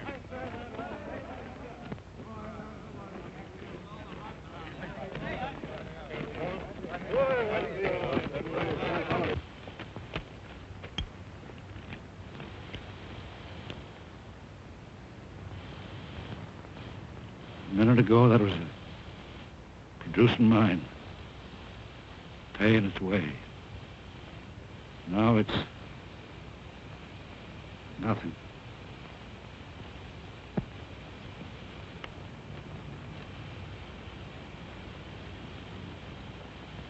Brett, got a ride into town. I don't feel quite up to it. Tell Bill, Cameron Mining Company ain't in business anymore. Well, Bill, this night now, just put the old brand on you. Oh, he ain't the first bronc we broke the harness. Maybe not the first, but sure enough the luckiest. My boy, in my many years as presiding justice in this here township, I have never looked forward to splicing the holy bonds of matrimony unto no young couple with more salubrious feelings of admiration and esteem. Hey. To our illustrative fellow citizen, William Holbrook, and his charming bride-to-be. Thank you, Judge. Folks, let's partake. Hold on, fellas. Right after the wedding, me and Buck here is giving a barbecue up to the ranch. And everybody in town's invited. Hey. Does that take in cash, Holbrook?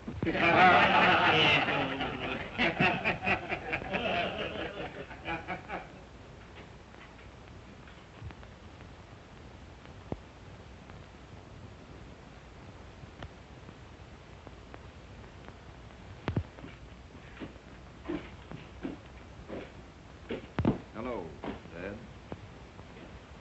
I'll take rye, bartender.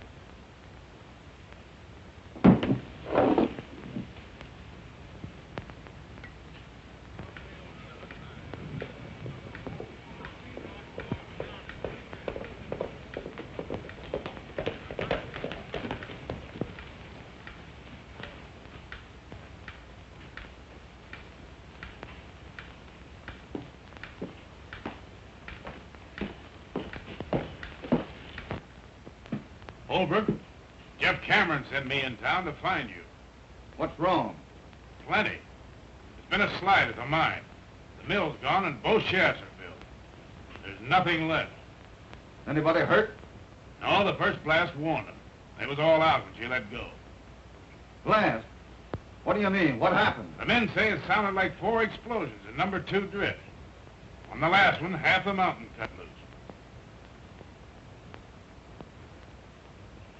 Well, I guess we're all through. What do they think happened? They think what half this town's think. What's that? Cash Holbrook.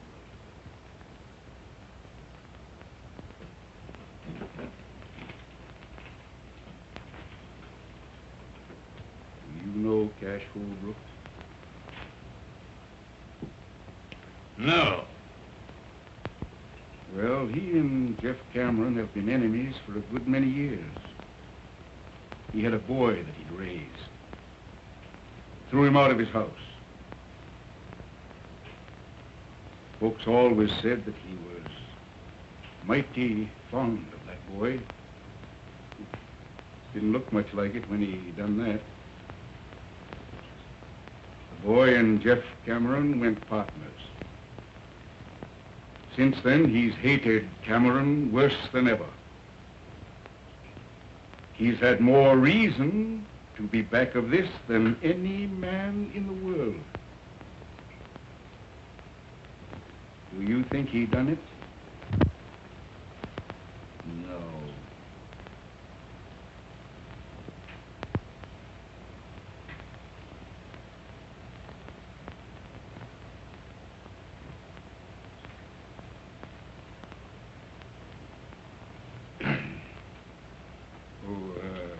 Cummings.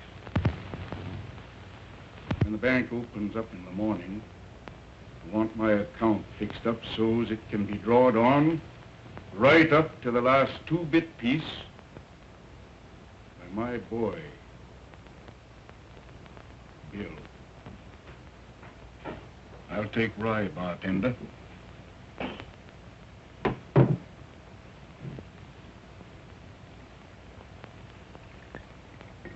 Thanks, Cash. And one thing more.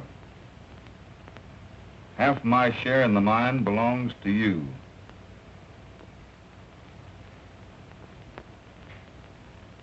If that's the way you want it.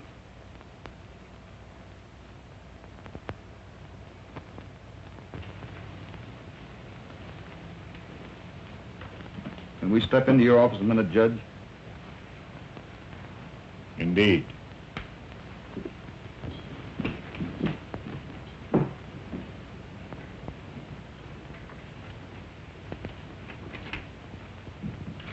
I want you to arrange something for me, Judge. I'll be glad to.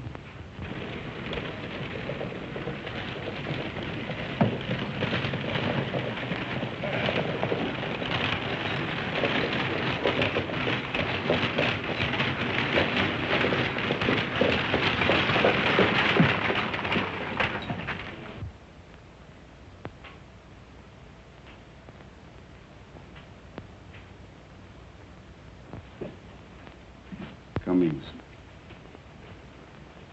Do you know what's happened? I'm part owner in Jeff Cameron's mine. That makes me part owner in the wells. Got a herd on the way to the railroad right now. They're going to water at Jeff Cameron's wells tonight. What do you have? Small beer. Bartender. Small beer? Beer. To Cash Holbrook. Half interest? In my share.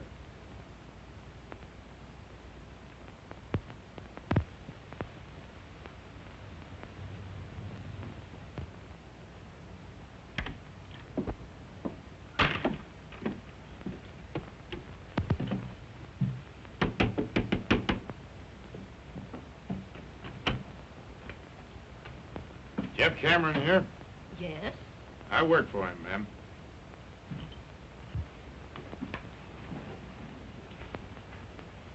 Sign it right there, my boy.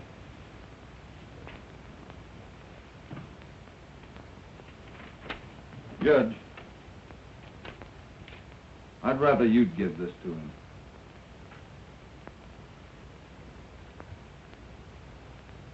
How about the wedding?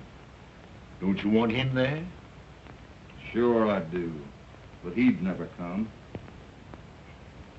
I'll see you at the courthouse at 4 o'clock. All right, Judge.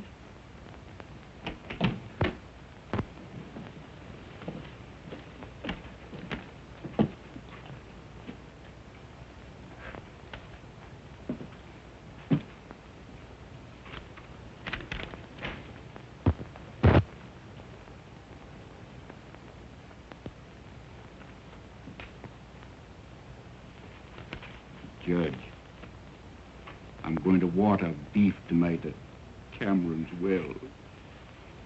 Don't let nobody tell Bill. It would only rile him.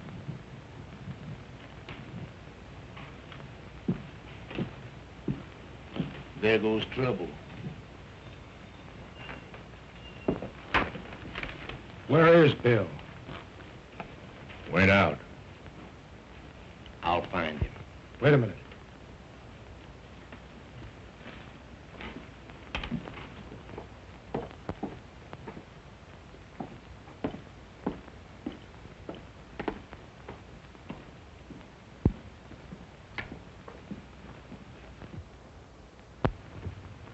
Hello, Jeff. Glad you got in all right. First time I've had a chance to ask you about Mary Ellen. How's for your partner being your son-in-law? You ain't my partner. You ain't never going to be nothing. To me. What do you mean by that, Jeff? One thing I hate to admit to is being mistook in my judgment of a man. I've always told myself you wasn't a Holbrook. But you are. The thing you just done proved it to me once and forever. The thing I just done? Sold me out to Cash Holbrook. But, Jeff, we were all through. Cash offered us help, and I took it. Of course you took it. Why not? You'd side with him against me, and believe him when he lied it was to help me. Help me. He's been trying to get a hold of my wells ever since we split. Now he's done it, and you've helped him. You're wrong, Jeff. Wrong? And him driving his cattle in there tonight? Answer that. Say, how did you hear all this, Jeff? You ain't answered me yet. I said, how did you hear it? Rance Brett happened to be right there. You forgot that.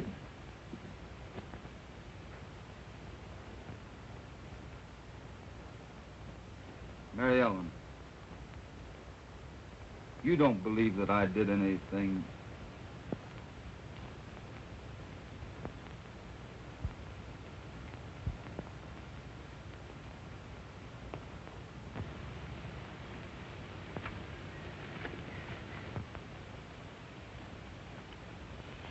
We all better be getting over to the courthouse, Bob. Most time for the splicing.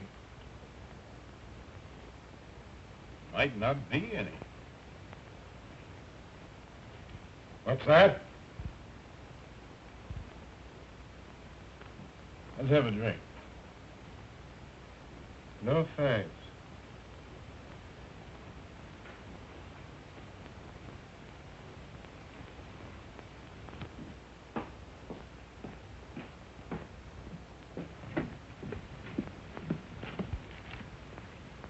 Say, what are you going to do, Jeff?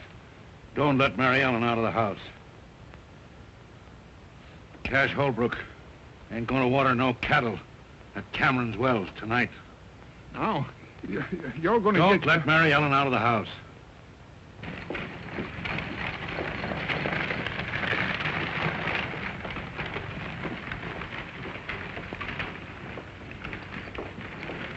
I just started out to find you, Bill.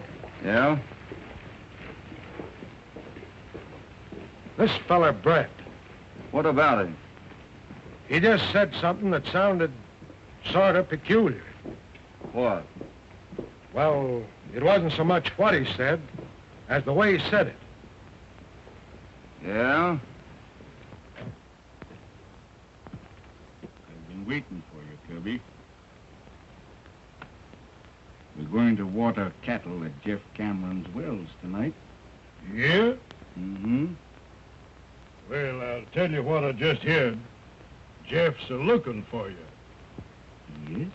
Yeah, with a 44.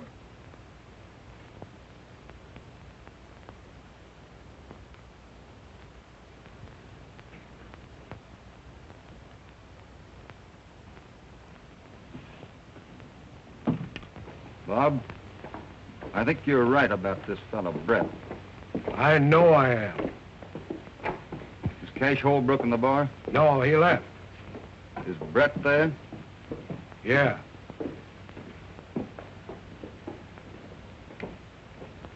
Don't follow me in there too soon. You wait here. We ain't leaving town just yet. Well, he was in the Silver Dollar a little while ago. Thanks.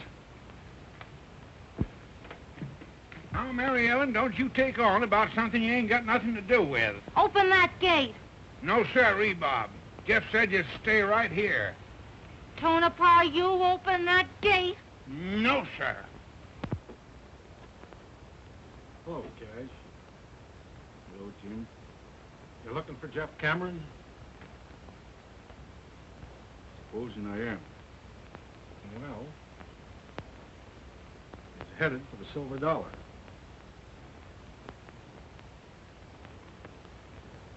Thanks.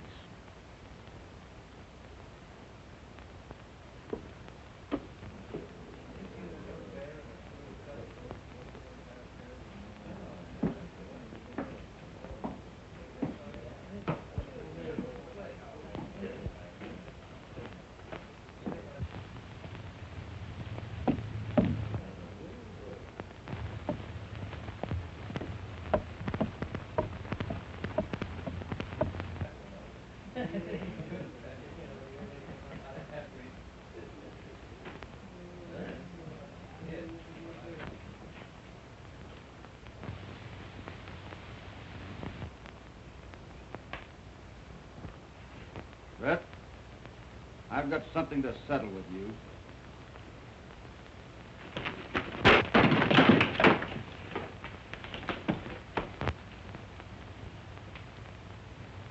I never thought I'd have to kill a man. But it may be that I will. Brett, you're back of all this trouble. And what you've done may cost the lives of two of the finest men on this earth. Now talk. Out loud so everybody can hear you. And clear Cash Holbrook. If you lie to me, I'll know it. And Brett, I'll kill you. All right, Holbrook. Here it is. I did everything. Wagons, mine and all. And I'd do it again if you or any other man come between me and what I want. That enough?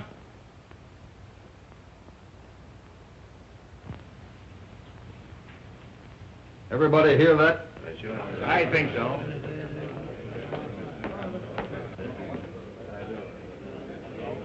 Get moving.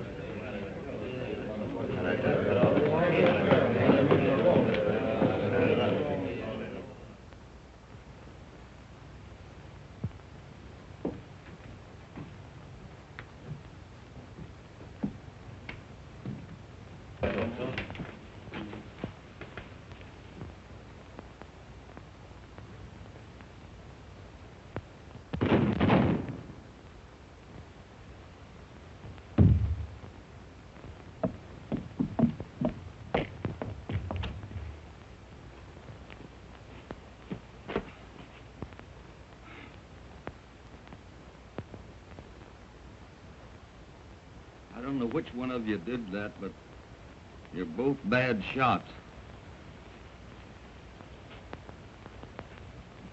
Give me a hand with the boy. Will you, Jeff? You know I will, Cash.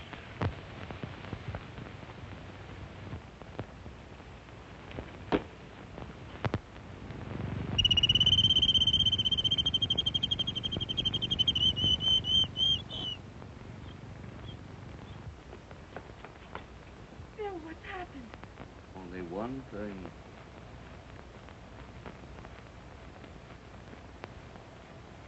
We're going to be a little bit late at the courthouse, honey.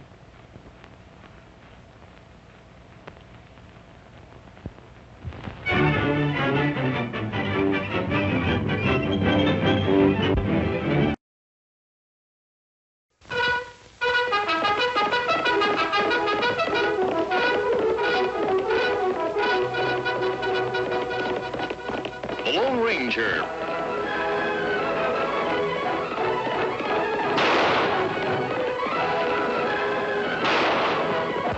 A fiery horse with the speed of light, a cloud of dust, and a hearty hi-yo silver. The Lone Ranger.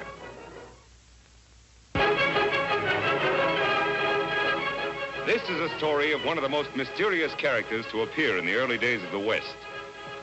He was a fabulous individual, a man whose presence brought fear to the lawless and hope to those who wanted to make this frontier land their home.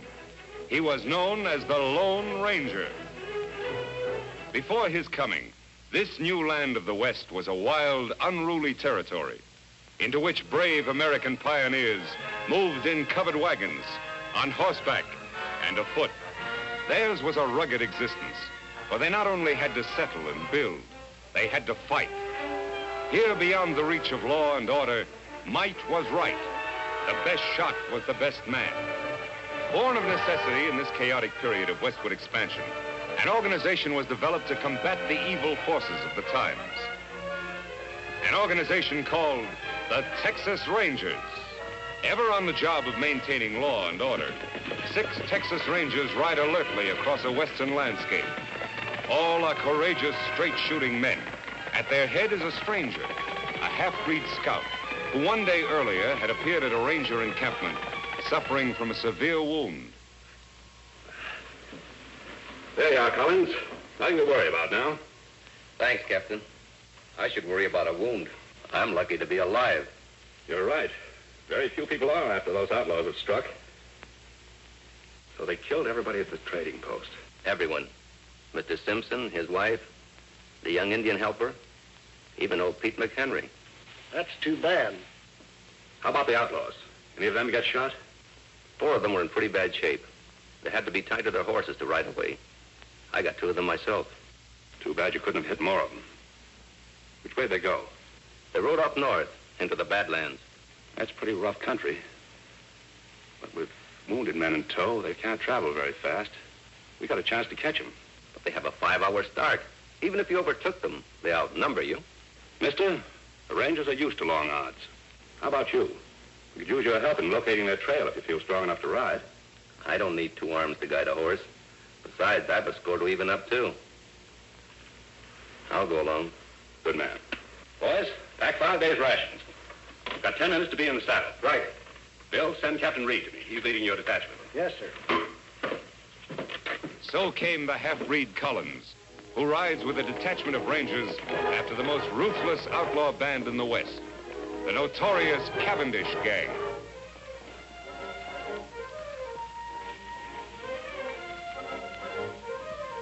It's their trail, Reed. Yeah. And it indicates they're riding slowly as we figured. Yes, it does. Let's go, boys.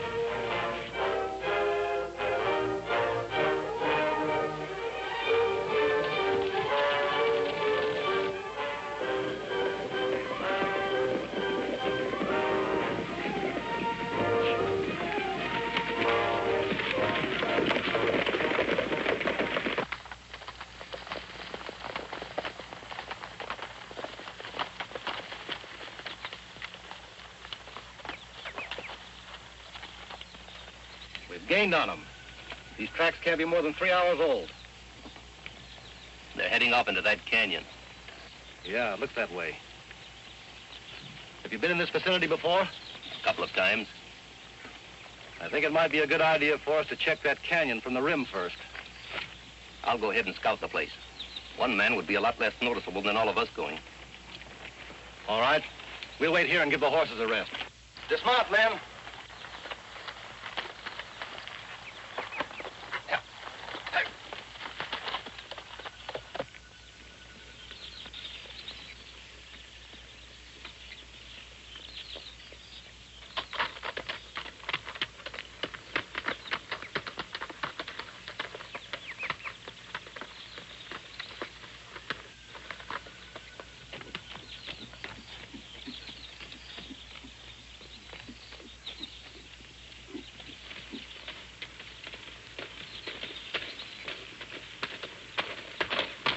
Look, mister. Reach. Hello, Whitey. Oh, it's you. The new man, huh? Yeah, it's me. How's the plan going? All right. The rangers are back at the canyon entrance. You think they'll keep on coming? Sure, why not? They're pretty smart hombres, you know. Yeah? We've tried to get them before. Didn't pan out. I wasn't with you then. Where's Cavendish? He's up there a ways. Leave your horse here. All right.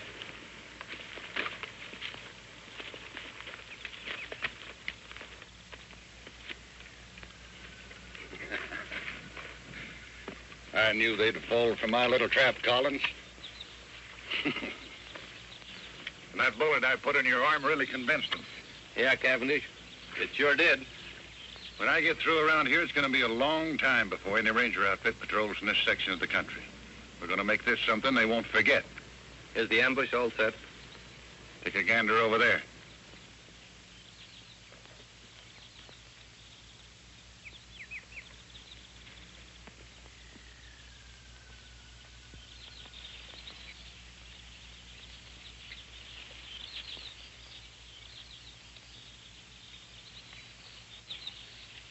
You know, my men could slaughter a whole army from up here.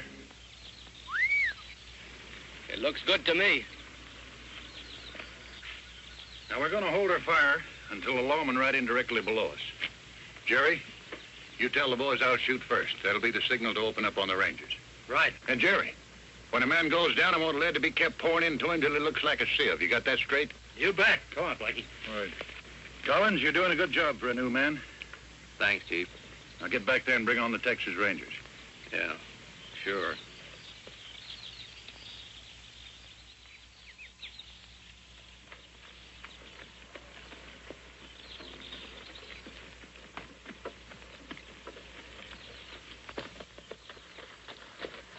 See anything?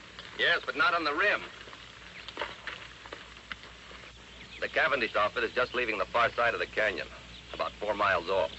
Are you sure? I saw their dust. Good. Here we go, men.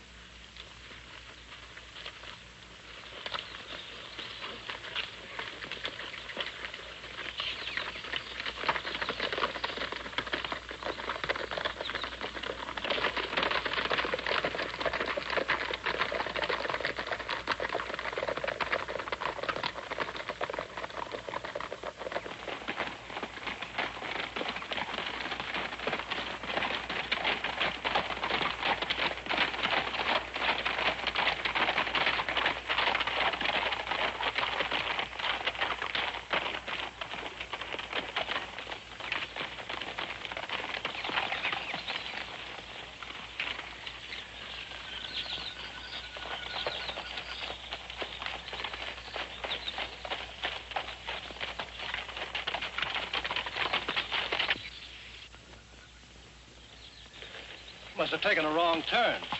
Look up there. It's a head wall. No passage through here. Say, where's Collins? He's right behind us a while ago. I saw him. Look! It's an ambush, men. Spread out and find cover, quick!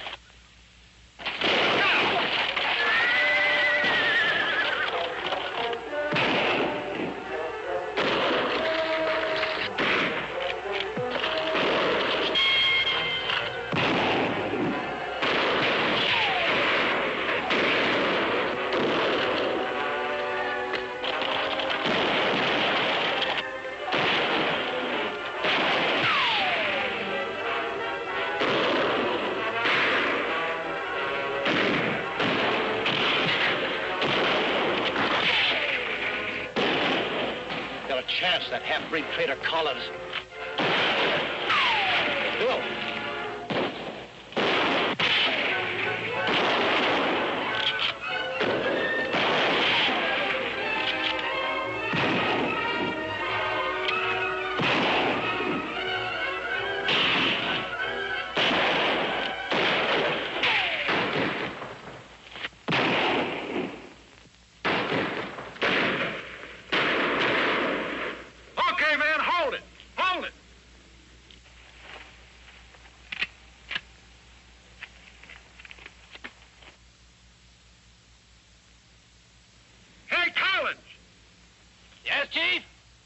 Check those men down there. Make sure they're dead.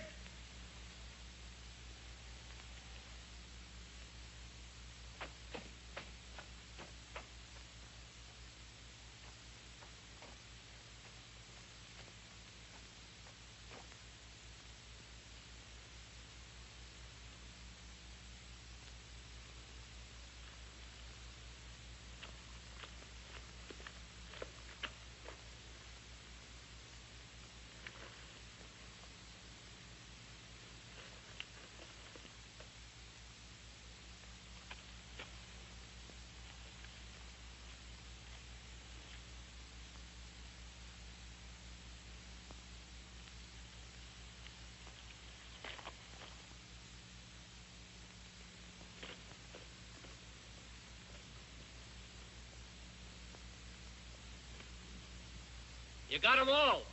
Good. Go on back to your horse. We'll wait for you up here.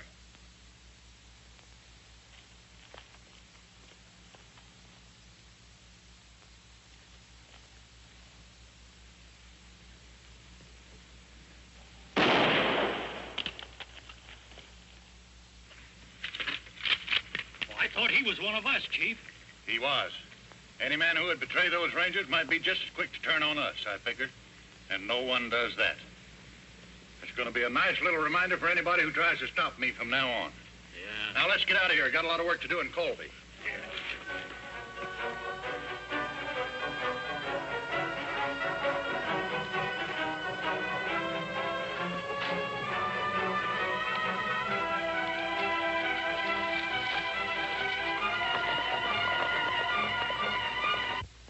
Many hours after the Cavendish gang has left the ambush scene, a lone figure moves painfully over the rock-strewn ground.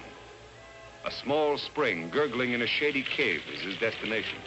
He alone of the 6 Texas Rangers still lives.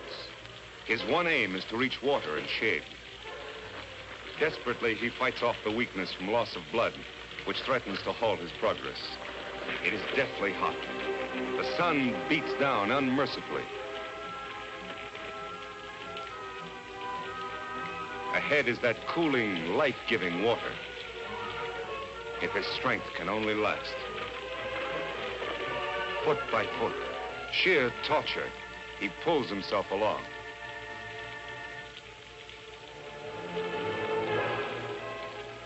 There, out of the hot glare of the sun, only a short distance farther.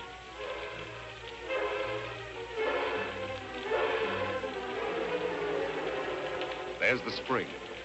Now his bandana. There. Cold water never felt better. Never seemed sweeter than now. 100 yards away, Collins stirs, unaware of the existence of the spring and the ranger who lies beside it. He, too, miraculously has escaped a mortal wound from a Cavendish bullet. And he, too, like the ranger, knows that death lurks in the hot rays of the sun. He must seek shelter somewhere, quickly, within the confines of the canyon. Weakly, he stumbles off to find shade, to nurse his wounds. Then, as if timed by fate, a third figure, an Indian, enters the hot canyon. Surprised, he sees the results of the Cavendish gang's handiwork. Texas Rangers, sprawled in attitudes of violent death. These were men to whom heroic deeds were a part of each day's work. And now their work was done. Then, by chance, the native spies the figure lying beside the distant pool. He moves forward.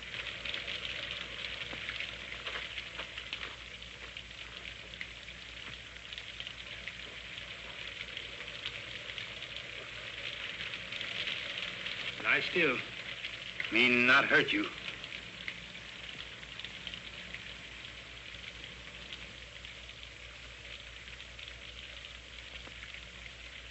Why, you Kimosabe. Kimosabe? That sounds familiar. That's right, Kimosabe. You trusty scout. Trusty scout? Yes, Ranger. Long time back, when we both young. Me remember time Indian camp burn. Renegade Indians raid settlement when men of tribe away. Kill my mother, my sisters. They leave me for dead. You found me, nursed me back to health, saved me from dying. When me well, you give me horse to go find my father. Me take horse only when you accept gift. My ring, it make good luck. Me call you Kimosabe. It mean trusty scout. Me never forget you. You remember now? Yes. You're Tonto. That's right. Me Tonto. Now me take care of you.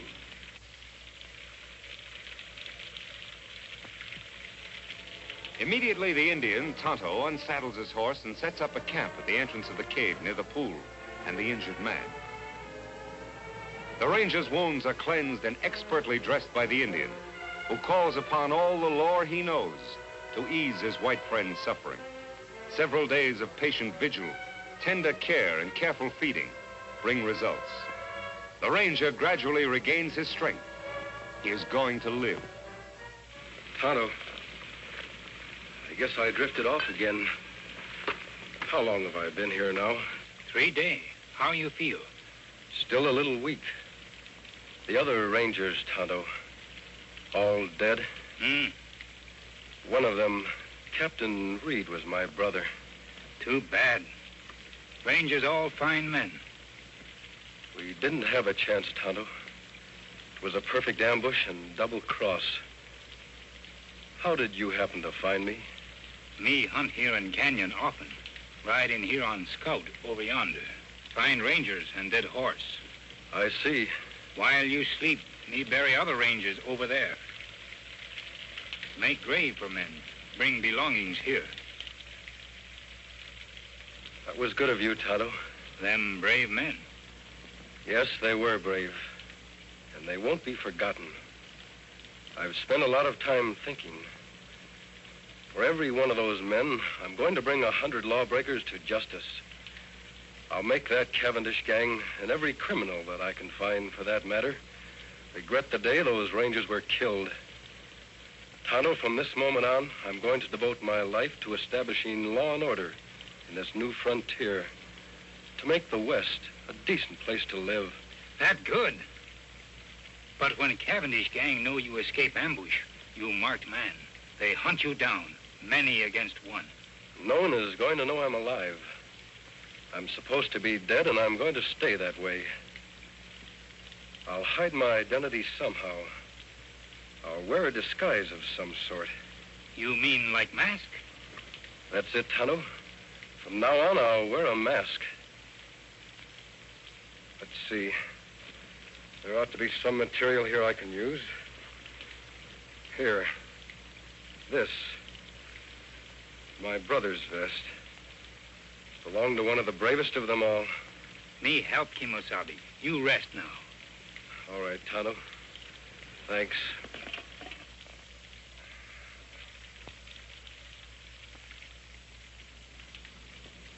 Their face wounds all healed now. Let me have the mask.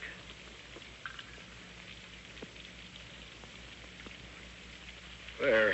It fits perfectly. Good job, Tonto. Here hat. Me wash in stream, dry in sun, make whiter. Thanks, Tonto. Here gun to kill bad men. I'm not going to do any killing. You'll not defend yourself? Oh, I'll shoot if I have to. But I'll shoot to wound, not to kill. A man must die. It's up to the law to decide that.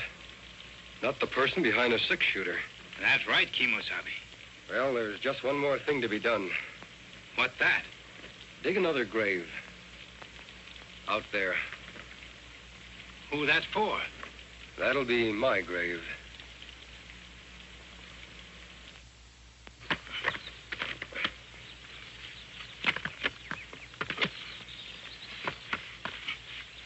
There. Just like others. That's good. Only you, Tonto, know I'm alive. To the world, I'll be buried here, beside my brother and my friends, forever. You all alone now. Last man. You are Lone Ranger. Yes, Tonto. I am a Lone Ranger. Kimosabe, me help you fight outlaw. But, Tonto, don't you have a family? Anyone? No, me lone like you. Me want law here, too, for all. All right, Tonto. You'll be a lot of help. We'll ride together. Me glad, Kimosabe. Me fight good for you. Take cover, Tonto. That's Collins, the man that led us into ambush. Why him shoot? Undoubtedly, he's after your horse. Collins must have been deserted by the outlaws. He's probably been making his way to that vantage point for some time now. Why him go there, Kimosabe? He knows the only way to get Scout is to kill us. He is well protected up there. What we do now? I'm going to keep him back under cover while you make a run for Scout. Take Scout into the cave. Collins won't be able to see you from there. Me do. I'll follow Tonto as soon as you're safe. All right, run.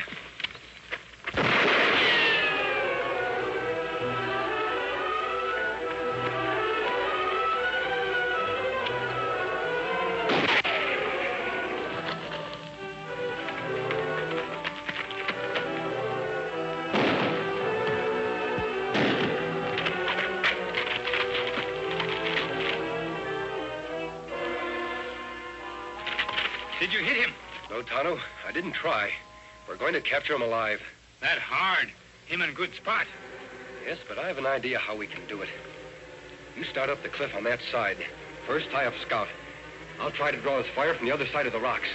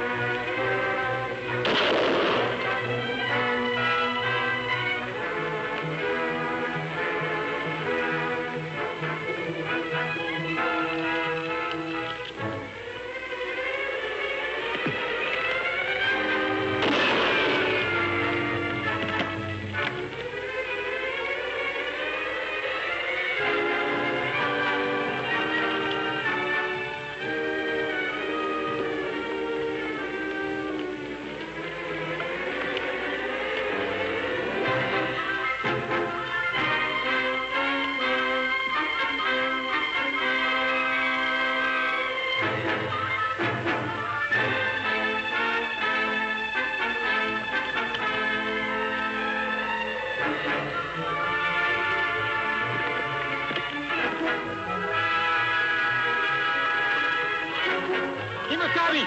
Look out!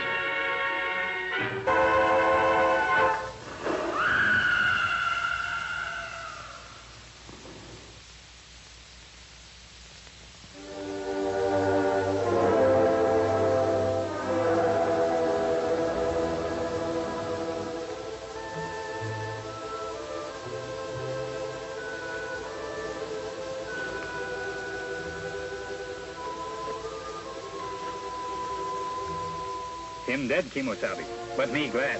Him deserve to die. No, Tonto. No one should have his life end like this. Better him dead. Like White Parson say, this act of providence. Now no one know you still live. Yes, that is true. A strange act of providence has protected my secret. Me dig grave for him. All right. I'll get Scout ready for travel.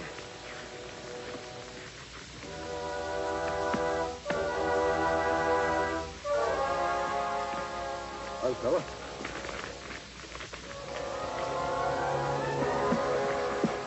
All set, Tonto? Me ready. We go after the rest of Cavendish gang now? As soon as we can. But I've got to get a mount of some sort. We'll head off toward Wild Horse Valley. Here, take Scout. Come on, boy. For 2 days, the Lone Ranger and Tonto traveled toward the remote valley of Wild Horses, where a particularly sturdy breed of horses lives, unknown and unmolested by the hunters of the West. Later, at the entrance to this valley, the Lone Ranger and Tonto hear sounds of a furious battle. Beyond the rocks in a small glen, they catch a glimpse of a huge buffalo about to gore the life out of a fallen horse. Quickly, the Lone Ranger reaches for his gun. You hit him, Kimosabe. I hope it was soon enough, Tonto.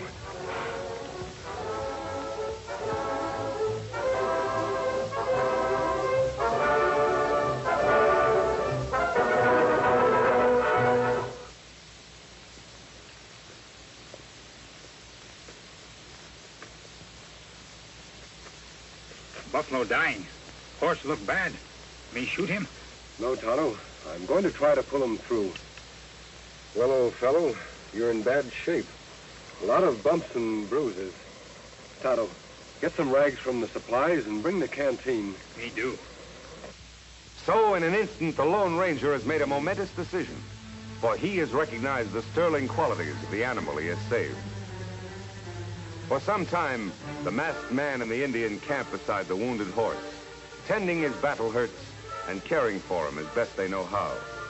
Now, human hands have done all they can to help nature in healing the animal's wounds. Can the wild stallion rise? Gently, the masked man coaxes the horse. Easy. Easy, big fellow. Come on your feet. Come on, boy. Come on, boy. Easy, big fellow. Easy.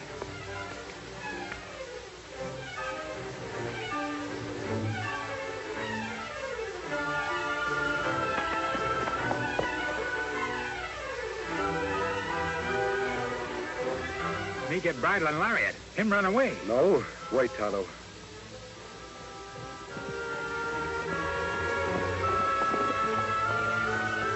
I'd like that horse more than anything in the world. But if he wants to go, he should be free.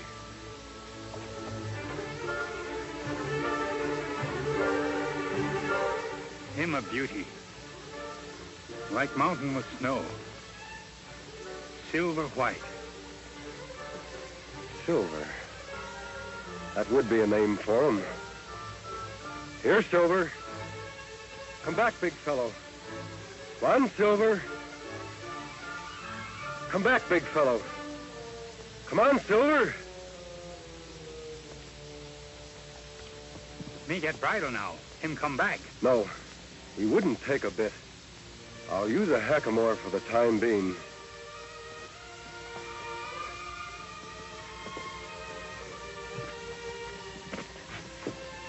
Won't be as strange to his head as a bridle.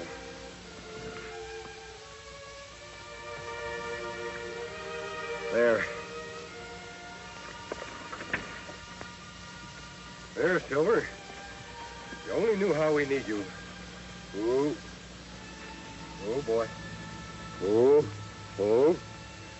Oh, big fellow. Steady. We're going to do a lot of riding together. We're going to be pals, aren't we, Silver? A few days later, after the horse has recovered his strength, the Lone Ranger tightens the saddle on the back of the white stallion. Quickly, the masked man mounts, and for the first time in his life, Silver bears weight upon his back. Soon, under expert and gentle guidance, the horse quiets and responds quickly to the Lone Ranger's lead.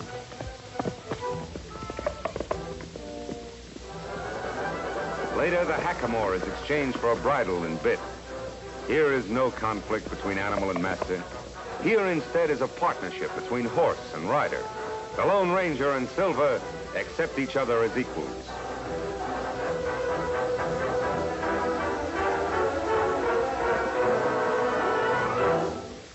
He's a beauty, Tonto.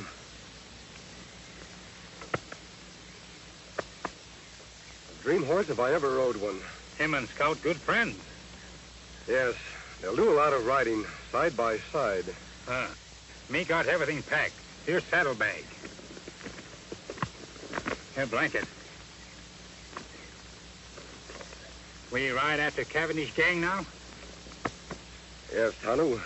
They were headed toward Colby. Then, too, there's an old-timer there I want to see by the name of Jim Blaine. All right, let's go.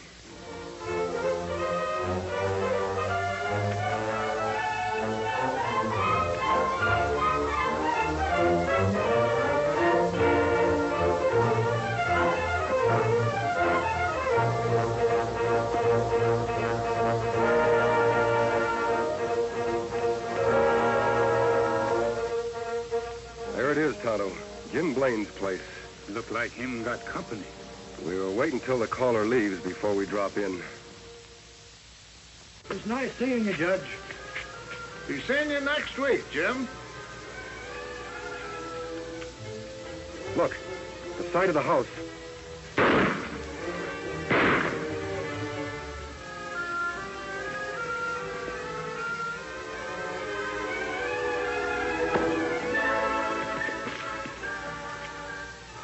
Come on. Got him, Chief. Good. But he winged me. Is he out? It's cold. He won't be seeing light for hours. Trade guns. Say, you're bleeding bad. Yeah, must have hit an artery. You get on the road pronto and spread the news to the shoot and then get me a doc. I'll meet you at the Glen. All right. Someone's coming. We gotta clear out of here fast.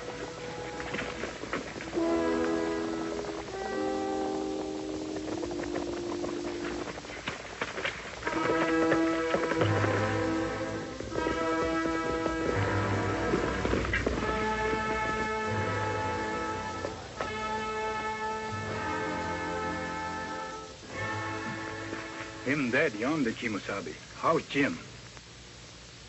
He's had a hard knock. Me thought maybe murderers killed Jim, too. They could have, Tonto. For some reason, they wanted Jim to be found here alive. He's coming, too. Help me carry him to the porch. So that's why I'm after Cavendish, Jim. And the reason for the mask. My real identity is to be kept a secret. Known only to the three of us. Well, I'll be hanged. You sure got a job cut out for yourself, Reed.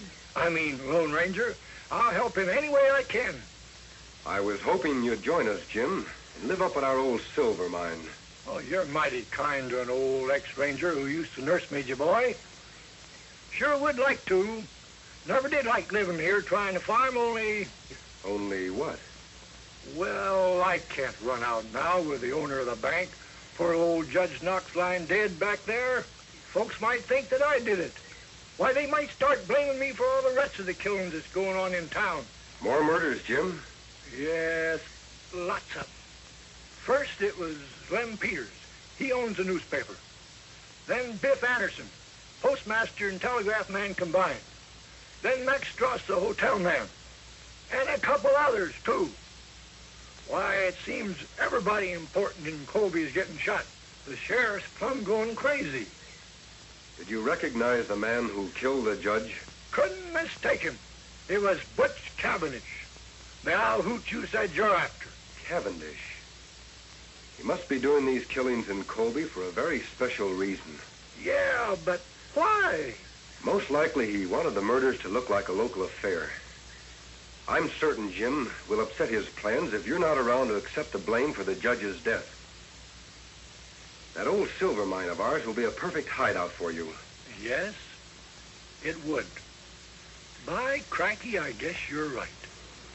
It would be best if I became scarce around here for a bit. I'll go along with you. That's fine. How's his knee, Tonto? Leg better now. Good. Help me put Jim on Silver's back. A few hours later, after a tedious ride over winding trails and unknown paths, the Lone Ranger, Jim, and Tonto approached the site of the secret silver mine.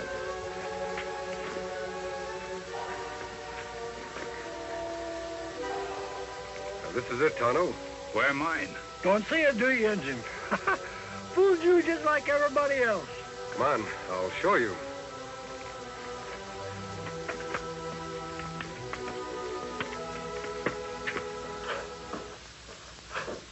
Here we are, Tonto. It must have been 10 years ago that my brother, old Jim here, and I discovered the mine and built this shack.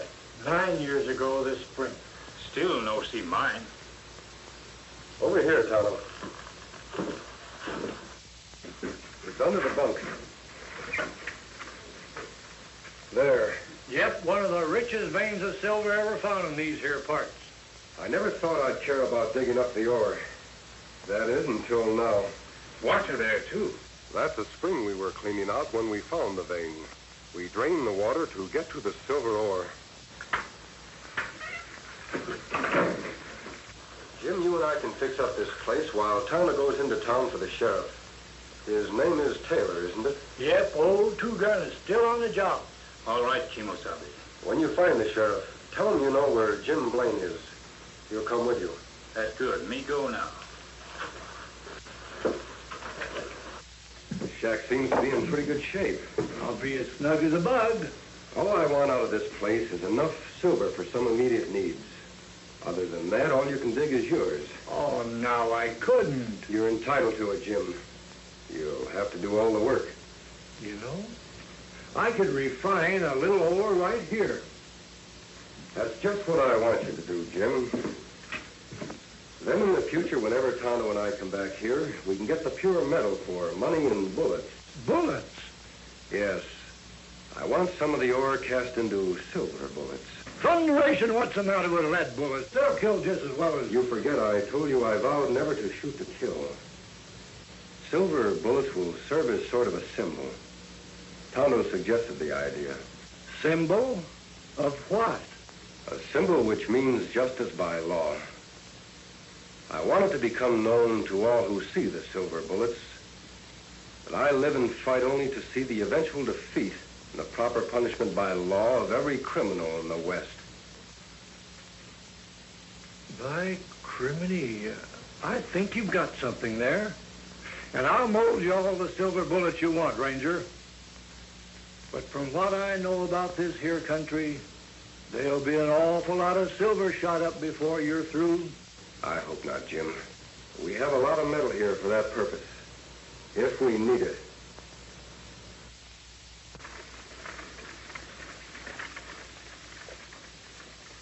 Now, those dirty killers. I wish I knew where to look for them first. Now, Pete, you look up in that old creek section for Jim. Lem, go get Creel and fetch the doc's body and bring it back into town. This is a fine time for Doc Drummond to be missing. Jim Blaine disappearing. I never suspected he'd ever have anything to do with these killings. Sheriff. Well, go away, and you can't see I'm busy. Now, Bill Keefe says that Jim's horse is still at his farm. So he must have gone off on foot. Now, he can't be very far. Me know where Jim Blaine is. Look, Indian, will you go away, please? Can't you see I'm busy with these men? What'd you say? Me know where Jim Blaine is. Him want to see you. Well, you know where he is. Why didn't you say so? Where is he? Me not tell. What do you mean by that? You just said you knew. You come. Me take you to Jim. Now, wait a minute. How do I know that you know where Jim is? You don't know, but you follow me. Jim wants to talk to you about Judge Knox killing. I bet he does, all right. Yeah, and I want to talk to him, too. Hank, you and I are saddled up. We're going to follow this engine. No one come. Only you. Now, look. You don't think I'd be silly enough to go with you alone, do you? Me think so. You brave lawman want to solve mysteries. Maybe you're right. Well, maybe he's right, huh? How long a ride is it? Not far for tough sheriff. Maybe 2 hours away. All right, Injun. You lead the way. But don't forget, any funny business? Hank, keep an eye on things till I come back. All right, Two-Gun.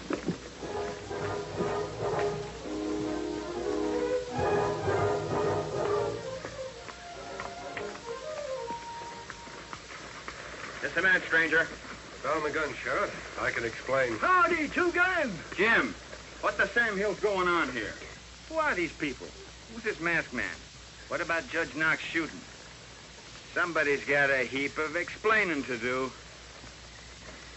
And after the killers knocked me out and changed guns with me, my friend and his engine pal brought me here. It's a very interesting story, Jim. What's more interesting, maybe, is that you've convinced me the masked man here is fighting on the right side of the law. I'm glad you're convinced, Sheriff. So Butch Cavendish is the judge's murderer, huh? Yep.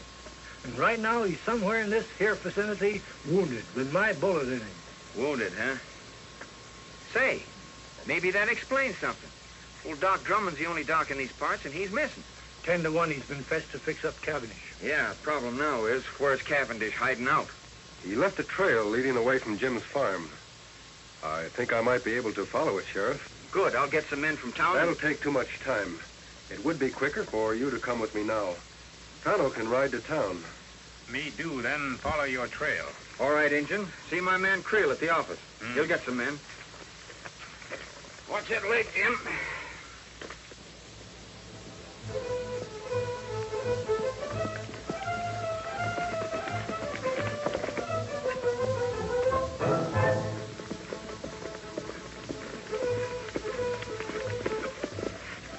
Look here.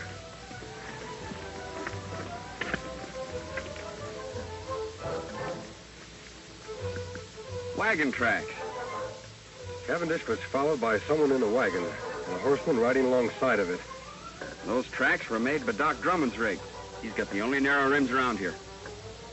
So far, so good. Let's go.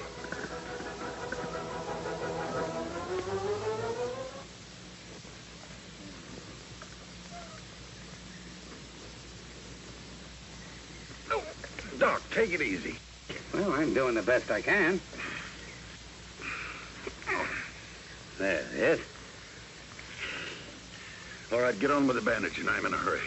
What's the matter? You scared of something like maybe the sheriff will find us? Why should I be? I'm getting rid of him just like I did everybody else of importance in Colby. You mean to say that you're responsible for all those murders that have happened in the last week? Sure. Might as well let you know.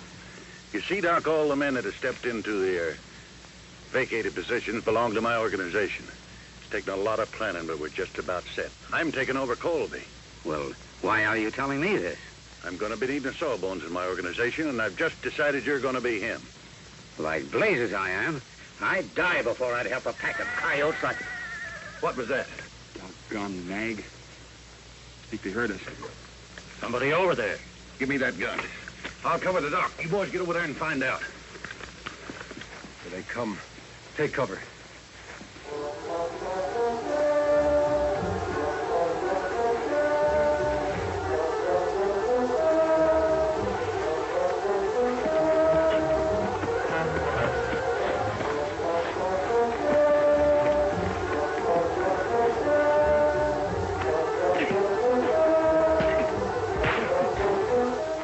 Relax, Doc. Whatever's going on out there, my man will take care of it.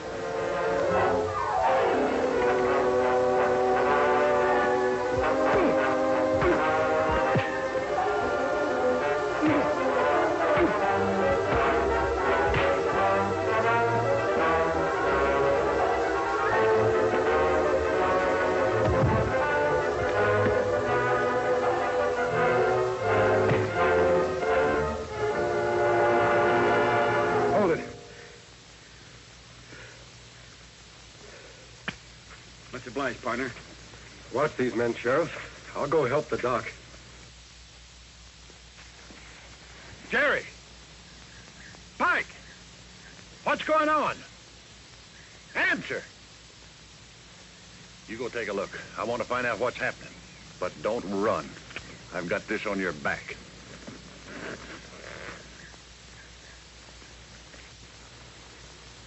Cavendish, drop that gun. All right, Sheriff. Bring in the others.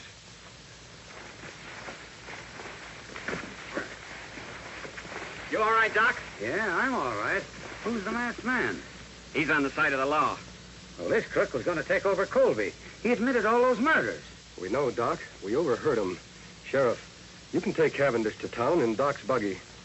These other three will tie up and put on their horses. Doc, do you know where their mounts are? Yes, behind the rocks over yonder. Thanks. Here you are, Doc. Watch these owl hoots close while I tie them up. Yeah. I hope they do make a move, especially this one. Remember this, boys. I'm not in jail yet. Shut up. Working your mouth is making a move. Come on, Silver.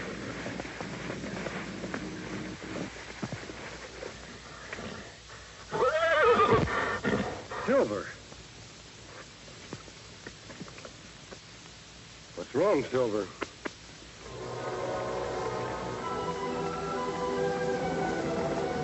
Those are my men. I knew they were due here about this time. So you thought you had me, Sheriff. Well, you haven't.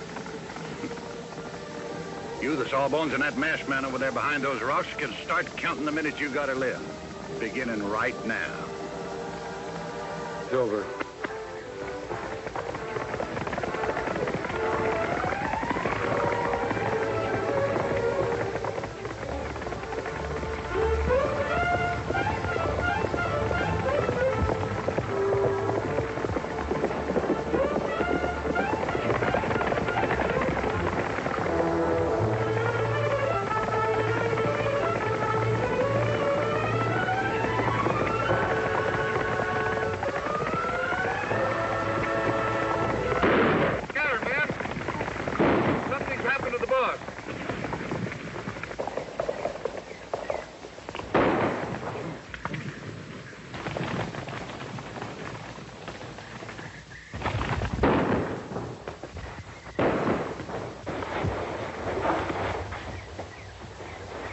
All right, boys, I got him. Get him high, Sheriff. Come on in, men. It's me, Cavendish. The shooting's over. Looks like we got here just in time, boss. You did. Tie these men up. What goes on? I got winged after I shot Judge Knox. The Sawbones there was treating me when the sheriff and the masked man took things over. Is that the hombre we seen ride off on the white horse? Yeah, which way did he go? Up the draw. You're all tied up, boss. Good. I'll watch him. You men get after that masked man before he gets to Colby and spoils our plans, and bring him back dead or alive. You heard, boys. Let's travel. Meanwhile, unaware of what has happened to the Lone Ranger since last he saw him, Tonto has arrived in the town of Colby. He's on his way to the sheriff's office to ask the sheriff's assistant, Alex Creel, for more men to aid the Lone Ranger in tracking down Butch Cavendish. The way you keep on cleaning that gun, Corey, you must be figuring on using it soon. Nothing like being prepared. Mighty lot's been going on around Colby lately, and the shooting's only just begun. Creel says there's going to be more of it tonight. Which one of you, sheriff's assistant? It isn't often a redskin comes looking for the sheriff. It's usually the other way around. What do you want, Indian? Me want to see Creel. At present, he's busy. I'm handling his business. What's on your mind? Sheriff Taylor sent me. Him on trail of Butch Cavendish. Asked for Creel to come with posse. Oh, he did, huh? You're lying, Indian. Everybody around here knows that Cavendish gang is nowhere around here. That's not so. I see Cavendish myself. You come. I show you trail. Will you listen to the redskin ordering us around? I don't know what your game is, Indian, but if Sheriff Taylor really sent you, you'd have some kind of proof. You follow Tonto. You have plenty proof. Seems to me this redskin's getting a little ornery, Corey. Should I throw him in jail? No, let him go. Don't come nosing around here again, or you won't get off so easy. Creel left orders not to lead a posse anywhere. Say, Corey, do you think he was on the level about the sheriff being on Cavendish's trail? Of course he was on the level. Why do you think I was trying to protect Cavendish? With all of our plans set for tonight, we can't let the sheriff mess things up. But if that Injun gets back to the sheriff and tells him that Creel would He's let... not going to get back to the sheriff, because you're going to see that he doesn't. Savvy? I savvy. You got nothing to worry about.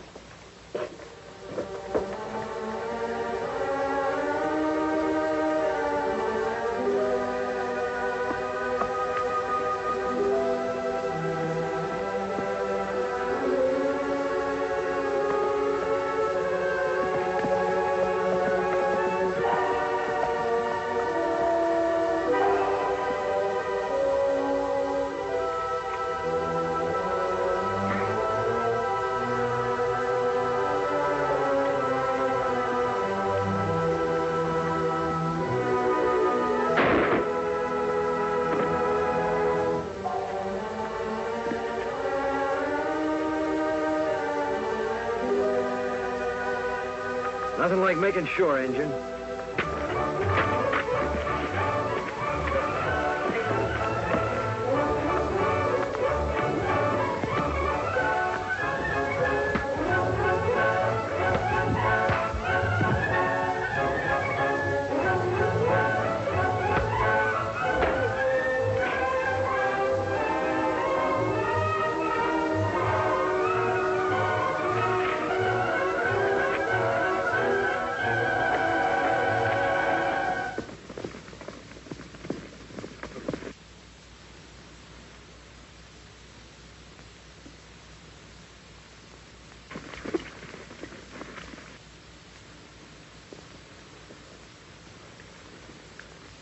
Tonto, Silver.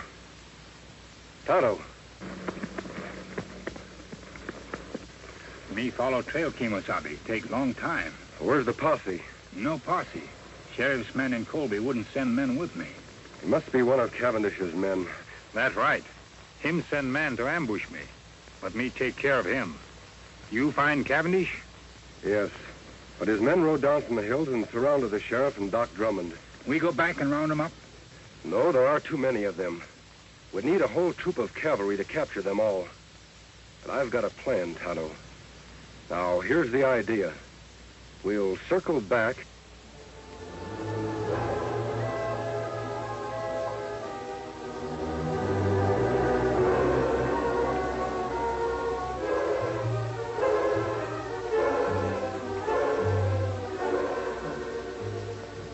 That's Cavendish's horse. He must still be here. The rest of his men are out looking for me. Where Doc and Sheriff? Over in the glen behind the brush. Come on, Tonto.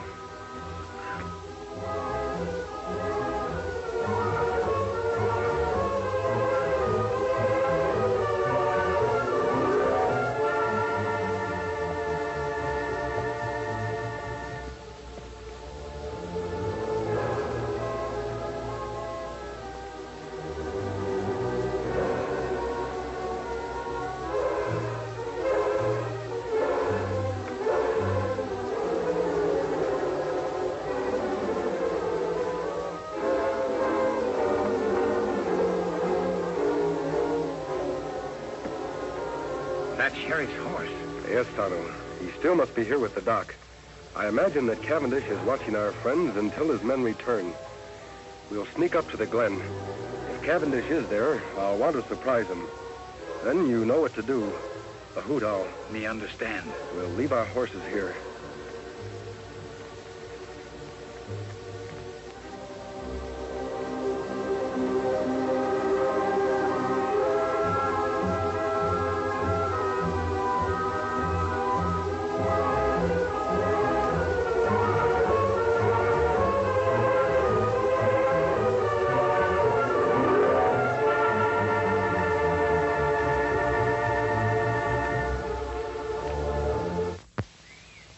Take it easy, you two. I may not be strong enough to travel, but I got strength enough to pull a trigger.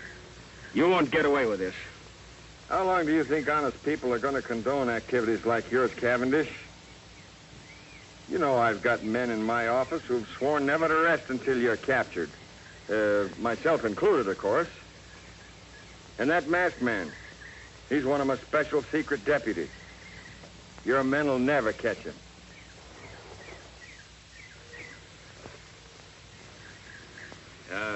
You know, Cavendish, the doc here and I and the masked man, we know a lot more about you than you think we do. Why, there's handbills on you all over this territory, pasted on every rock and every tree. You'll never get out of here. And another thing. Woohoo!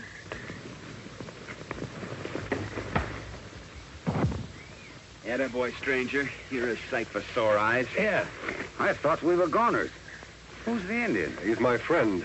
Are you both all right? Yeah, we're all right. Yeah. Cavendish is out cold.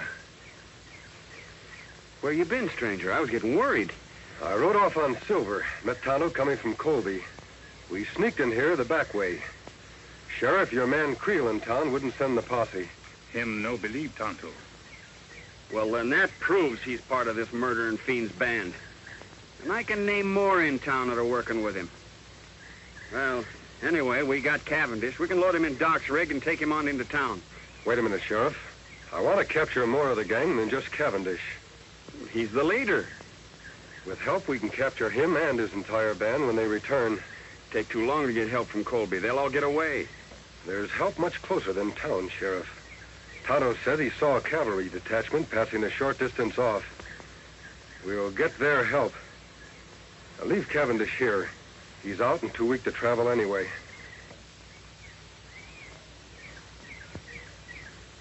Well,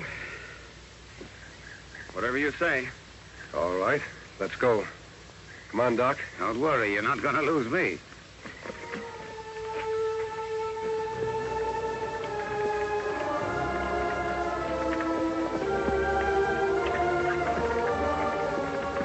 Which way to the cavalry, mister?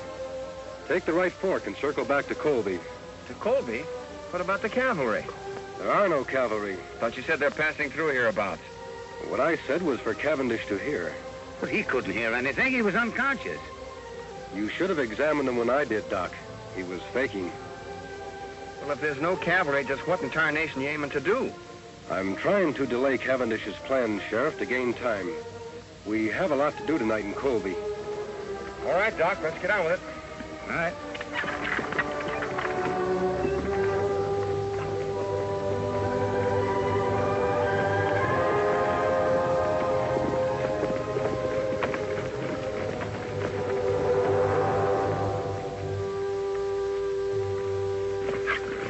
Unless some of these men spotted the masked man, Chief, it's a cinch he didn't head for Colby. I know he didn't. Say, what happened to the prisoners?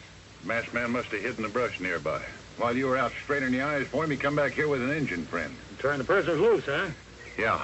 They all lit out fast, but not for Colby. They went the opposite direction. Where did they go?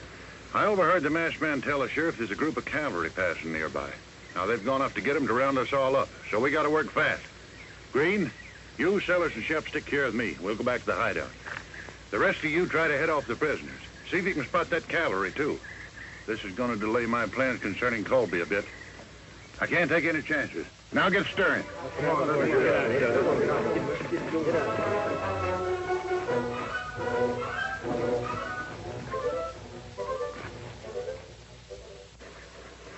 I sure hope Cleo didn't see us come in here. The sheriff's office is practically next door to mine, and I noticed the lights were still on. That's all for the good, Doc. It will give Tonto a chance to sneak over there and see if anyone else is in the office with Creel. While he's gone, we can make up that list of the names of the people we want to surprise. Me go now, Kemosabe. Be careful, Tonto. Remember, Creel is one of Cavendish's men. You know what happened the last time you tried to see him. Me be plenty careful. You make list ready. Tonto be back fast. Are we sure that we hid your horses and my wagon far enough out of town? If anybody gets wind we're here, there'll be trouble. If we act fast enough, nobody will have time to stop us. All right, Sheriff. Write down the names of the new men in town. The ones who've been taking over all the top jobs. Well, first of all, there's Creel, of course. Put his name at the head of the list. If we take the jail first, we'll have a place to lock up all the others. And then there's Keeler. He took over the bank as soon as the judge was murdered. Keeler. Yes, old Jim told me about him. Yeah, and what about Ince? He was put in charge of the telegraph office mighty sudden. Ince. I've heard of him, too. And then there's Jessup. He's that new gunsmith. And Peters, Dude, and Corey. Well, Tonto, what did you find out? Me take peek to window of sheriff's office. See Creel in there with one man. Just two of them, eh? All right, Sheriff. Doc, we'll start with Creel and his friend. And if everything goes well, we'll end up with the whole Cavendish gang. All right, come on, boys.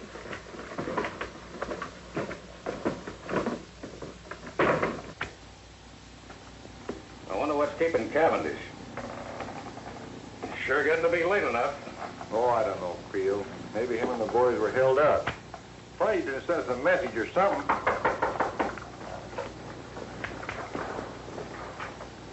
Who is it? It's me, Doc Drummond. An emergency. Doc, I thought you was out of town trick. Quiet, you two. Keep your hands high. Say, what's going on here? Plenty, Creel. Tonto, get Red's gun. We have reasons to believe you two are working for Butch Cavendish. And I've got an idea those credentials you showed me to get your job were forged. Now, wait a minute. You can't prove Shut it. up. Get in that cell. You too, Red. Two-Gun, give me that list you made of Creel's pals. Betcha. All right.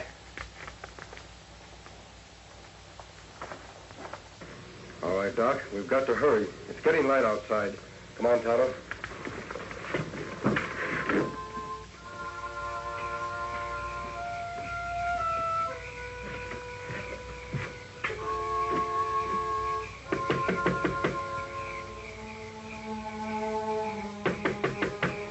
Who's there? It's Doc Drummond. Yeah? Well, what are you doing here this time of day? Are you running the bank now in place of Judge Knox? Yeah, but what's that got to do with Well, it? take a gander. The place is on fire. Fire? All right, Keeler. March. Huh?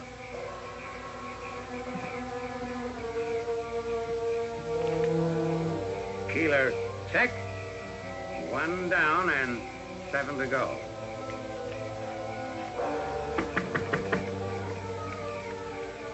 Are you the gent that took over the telegraph office when Biff Anderson got his?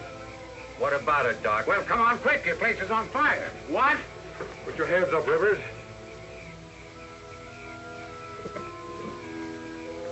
Fire? On your way, Jessup.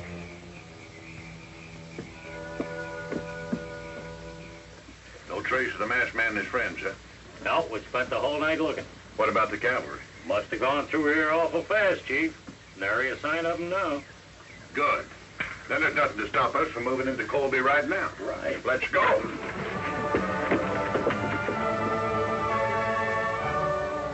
All right, men. You heard the masked man. Everything goes as we figured. We'll have the Cavendish gang locked up by sundown. Tonto, are your men all set? Yes, Kimosabe.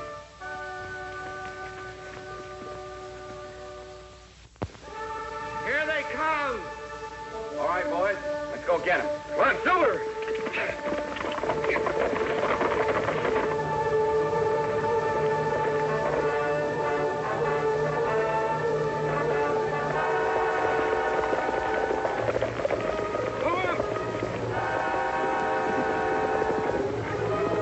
They're from Colby. And the masked man's leading them. We can take them. We outnumber them. Let them have it, men.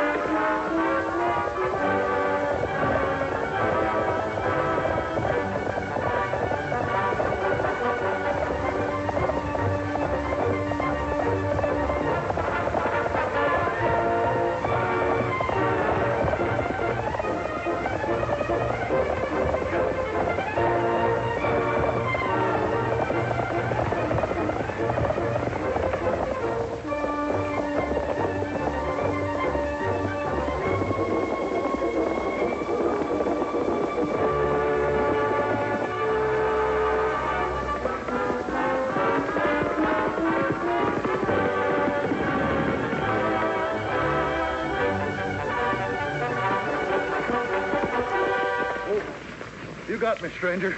Drop your gun, Cavendish. It's been a long chase. Now you're through for good. I guess you're right. All right, let's go. Where to? Back to the fight. Where'd you say? I said... Now get going.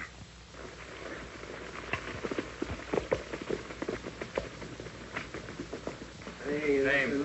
Wild Jim. Put him in one. I sure am glad to see them. Name. Shorty Bush. Finally got you, huh? Put him in two. Let's go. I'm going. Name. Tex Lambert. One. Okay. And I want to tell you that the whole town of Colby is proud of you, Two Gun. Well, I appreciate that a lot, Jim, but we had very little... Jim, come now, Sheriff. Here he is, Sheriff. Hello, Cavendish. Didn't think you'd catch him, partner. Now we got the whole dang bunch. You and your men are to be congratulated, Sheriff. Thanks. But if it hadn't been for you, we'd have gotten nowhere. I'll be with you in just a minute. I'll take care of this one personally. Come on.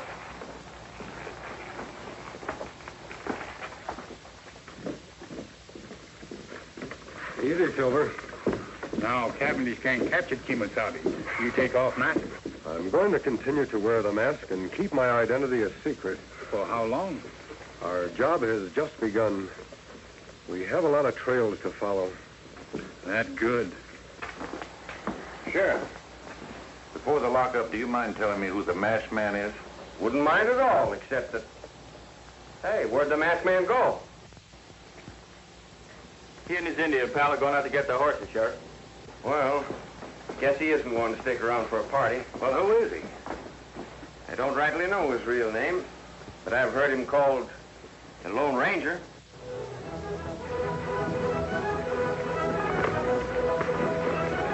Get him, Sheriff!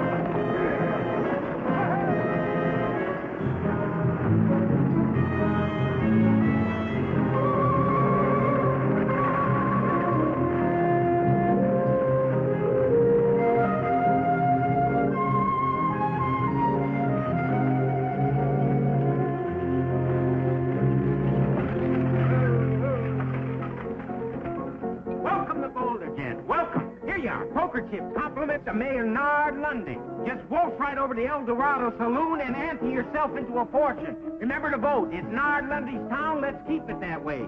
Welcome to Boulder, sir. Thank you, son. Here you are. Compliments of the mayor. Now, why should the mayor give me free poker chips? Election time's coming in 2 weeks. Just the mayor's way of making sure you remember his name come voting time. Vote? I can't vote. I don't even live here. I just came here to see my daughter and her husband. Good. You've got family here that's just the same as resident. Now, don't forget to vote. It's Nard Lundy.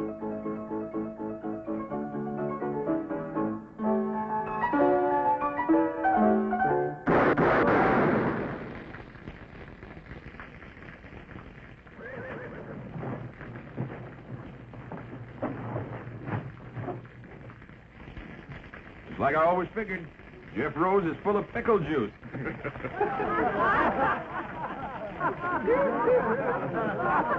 I'm Captain Orrin Hayes, late of the Texas Rangers. That man you just shot full of holes happens to be my son-in-law. You tell me where I can find his newspaper office? Yeah, around the corner there to the right.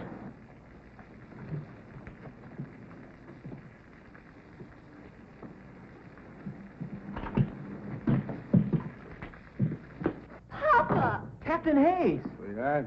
What are you doing so far from Texas? Why didn't you let us know you were coming? Oh, I thought I'd surprise you. I haven't seen you since you were married. I've been retired from the Rangers now for some years. And you got lonesome. Well, a man just can't quit. Can't sit around and listen to your arteries harden. I want some action, travel. Help stir up the blood. Well, we're real happy to see you. And you stay as long as you please. Thank you, Jeff. Thank you. Say, looks like you've got quite a business going here. But, tell me something, son. What are those wanted posters on you around town? Oh, those aren't wanted posters, Papa. Those are campaign posters. Jeff is a candidate for mayor. Well, the way they're shooting his picture full of holes, I'd say you're not wanted. Mayor Lundy's a very clever opponent, Captain. Owns most of this town and runs it from his El Dorado Saloon. Well, Charlie, how are you? Sheila, my dear. Lovely as always. Well, how are you, Em?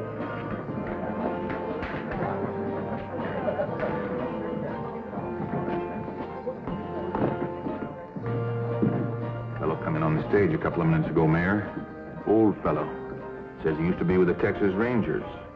And Jeff Rose is his son-in-law. Well, if he's old, he shouldn't worry you, Clyde. And if he doesn't live here, he can't vote for Jeff, so he doesn't worry me. Nard, have you seen this new edition of the Sentinel? He's got your whole record in there. Mine, too. Yours, too, Clyde. All the facts and figures, the dates, all the graphs, the payoffs, all the illegal taxes. He says I ain't a proper judge.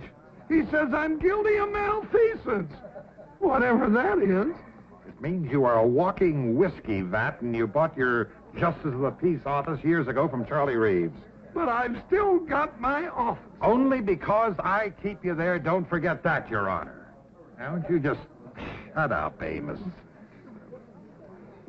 You know, a smart man who's handy with words. He's a tough opponent. But when he starts to smear you with the truth, he is deadly. If this paper ever gets to the governor's office. Get the boys all together.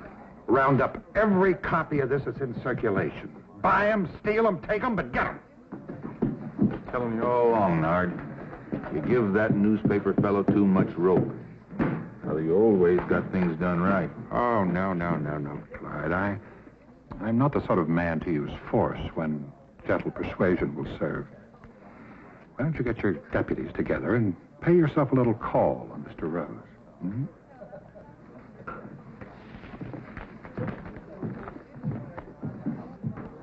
You sure raked this Lundy over the coals. Well, if it's a battle he wants, let's give it to him. I'll pitch in and help. Do me good. Little action is what I need.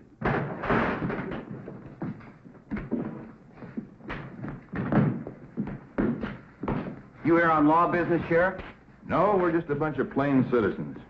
We come to tell you that we don't hold with your brand of mudslinging, name-calling politics. And we don't want you printing nothing more. Nothing. Now, wait a minute, Sheriff. You can't interfere with the freedom of the press. You keep out of this, you old Moosehorn. Moosehorn? Listen, young fella. On your best day, you couldn't carry mules in my outfit.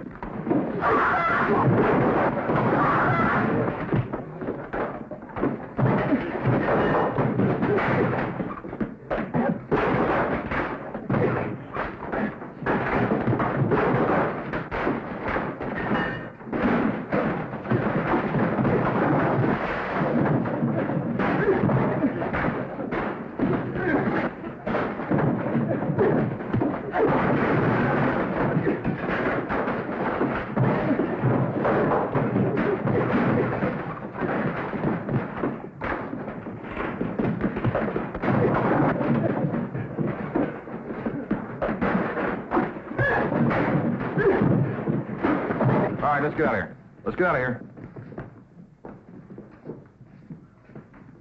Jeff. Jeff.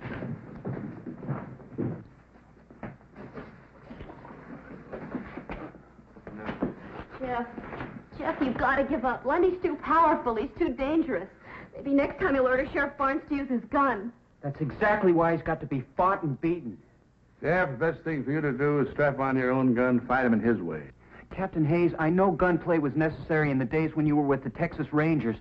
But if we're ever going to have progress in the West, we've got to learn to fight our battles with ideas and words. Son, looks like you kind of run out of words. Maybe Hannah's right. Maybe I should give up. You know, a lot of people were glad to see me run against Lundy, but none of them would lift a finger to help. I know a handful of men. Just 3. Who could straighten out Lundy and his gang in a hurry. Who's that, Captain? Fastest guns in the West. Finest riders.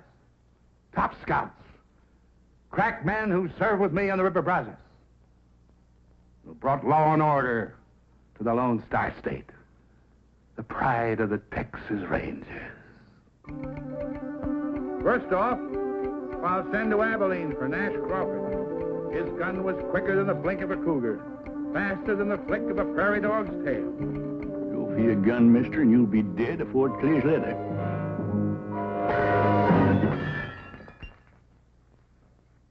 Gosh, Grandpa, is that exactly the way you had to shoot out with Sam Bass? Well, of course, the saloon wasn't all cluttered up with gewgaws and dinguses like this. Now, you fellas clean this up for you, Ma sees it. And this is the exact kind of gun you carried in the Texas Rangers, isn't it, Grandpa? Well, it's a mite smaller than the Colt 45, more like a hideout gun. What's a hideout gun? Well, come on over here and I'll tell you about it. Stick yourself down there. Now, I recall I was wintering in the bend on the San Saba River east of Mount Oddville, see? The captain sent me on a scout after a fellow who was wanted for murder and horse thieving. Well, boys, that's when I got my first taste of a hideout gun. You see... What was that crash I heard in here a minute ago? Oh, my fault, Ellie. Had a little accident with a lamp. I suppose the Texas Rangers just won another battle against overwhelming odds? Run along, boys. It's time for your nap. Oh, Mom. Grandpa was just going to tell us about... Keep. Do like your ma says. Pa, I know you don't mean any harm, but you've got to stop filling the boys' heads full of those blood-curdling fairy tales about fighting horse thieves and Indians. Fairy tales? Boy, them things really happen. Fact is, I ain't even told the kids the bloodiest ones yet. Next, I'll send to Kansas City for Jason Fitch. Second best man with a gun and the finest scout in the Rangers. He has eyes like a hawk in the daytime, eyes like an owl at night. Captain, don't ride after them 2 fellers. I know they're a mile off, but I can tell they're Comanches. That big one's a chief. I can tell by the mark on his forehead. I see the tip of a feather sticking up behind a boulder way off there to the south. That's the feather of a scissor-tailed flycatcher. There's another Comanche beneath it.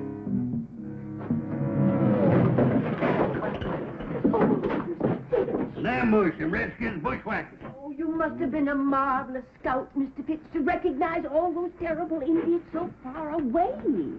Takes eyes like an eagle, Miss Fletcher. I'm Mrs. Murphy. Oh, yes. You're Mrs. Murphy, not Miss Fletcher.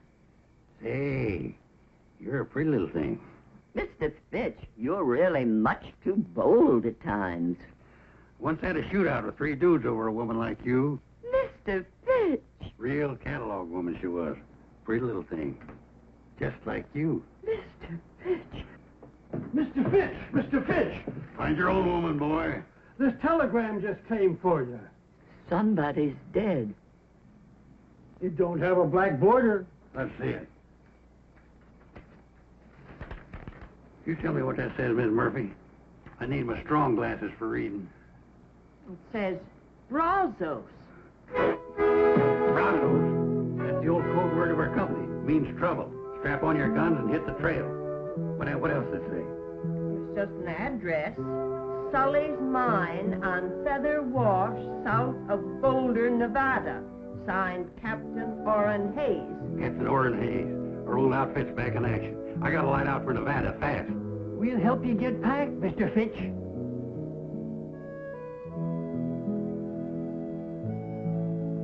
How can I help Captain Hayes? Don't you feel up to it? Sure, I feel up to it, and over and way past it. But Nevada's a long ways from Kansas City. I haven't got no horse, or artillery, no money to make a trip if I did.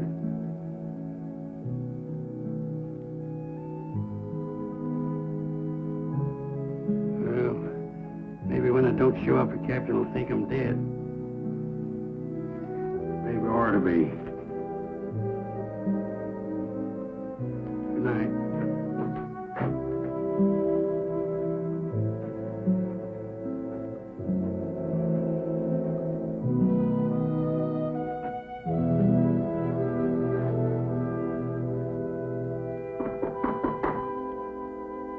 Come on in, it's your house.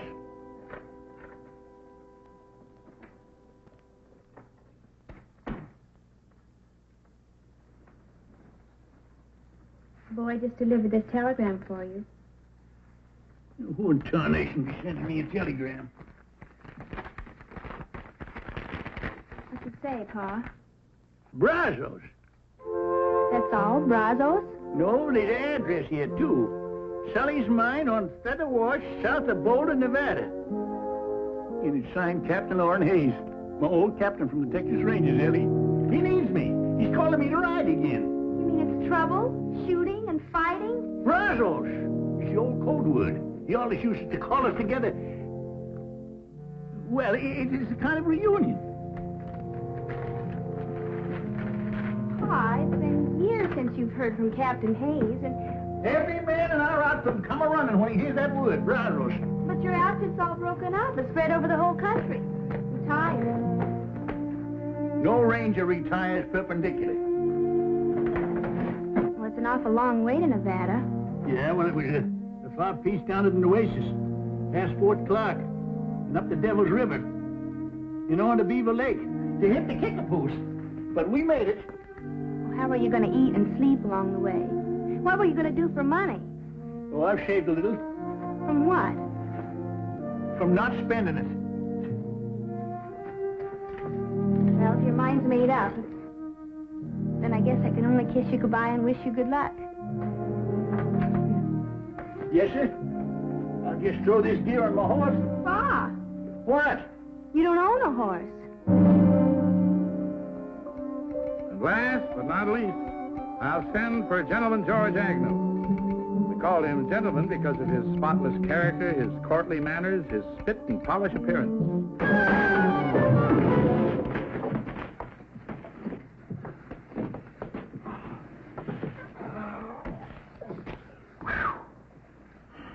Now, I'm telling you, Gentleman George, you stay out of this saloon for good.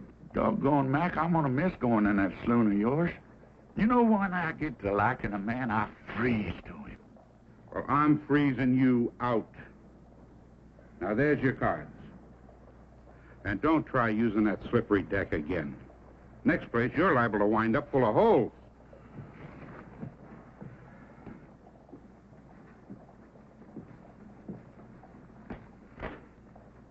Yeah, so they caught you pulling a little flim-flam and jiggery-pokery with the cards again, eh, George? Sheriff, I just filled out an inside straight, fair and square.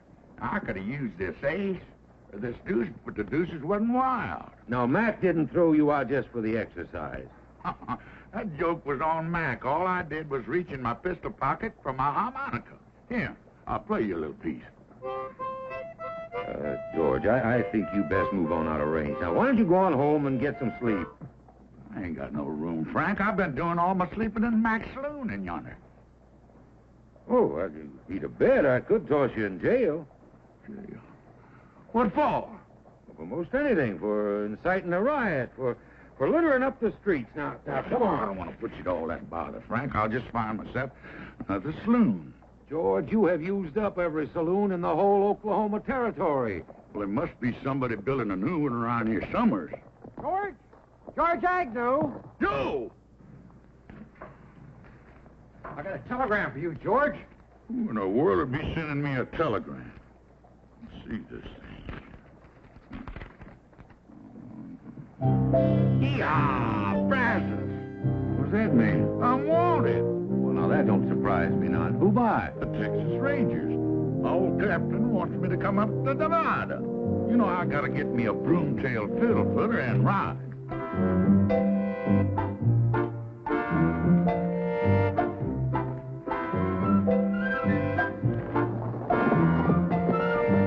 George! You dang old fool! Come back here! Yah, Francis. Hello. Yah, Francis. Yah, hello. Yah,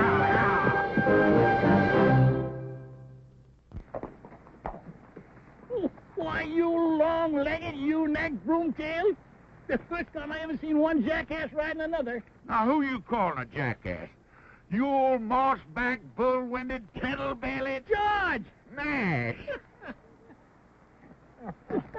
Hey, good to see you. Good to see you again. Yeah. You answered the captain's call? Yep. Figured he had real need of good fighting men. But I don't know, seeing as how he called on you. Why, you old coot. Who got them two cattle rustlers down in Bandera County that time? I did. I winged them for you. George, you're looking a little poorly. Kind of scummy and gone to grass belly.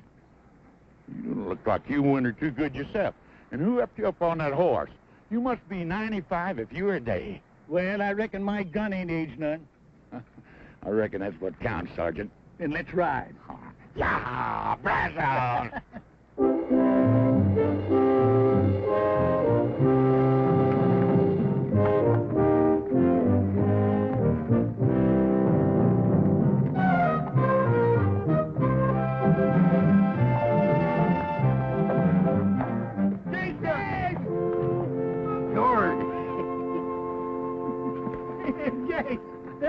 Jason!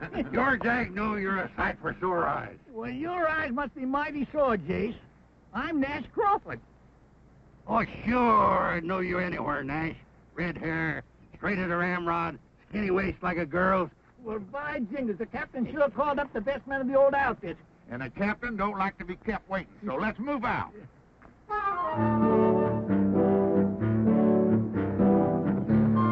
All you Texas Rangers, wherever you may be, I'll tell you of some trouble that happened once to me.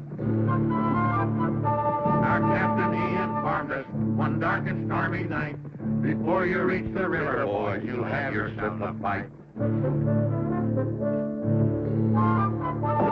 weather was fearful. The rain came down like stones. The wind was even cold, but it chilled our weary bones. I saw the Indian coming. I heard him give the yell. My feeling at that minute, no mother's son can tell.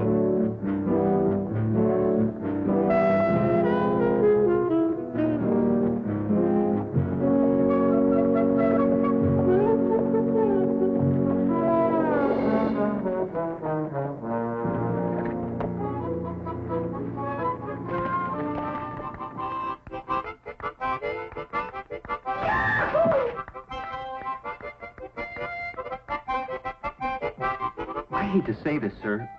I know they were your best men, but I'm worried. What do you mean, son? They're a little old, aren't they? Yes, I guess they are. But then maybe so am I.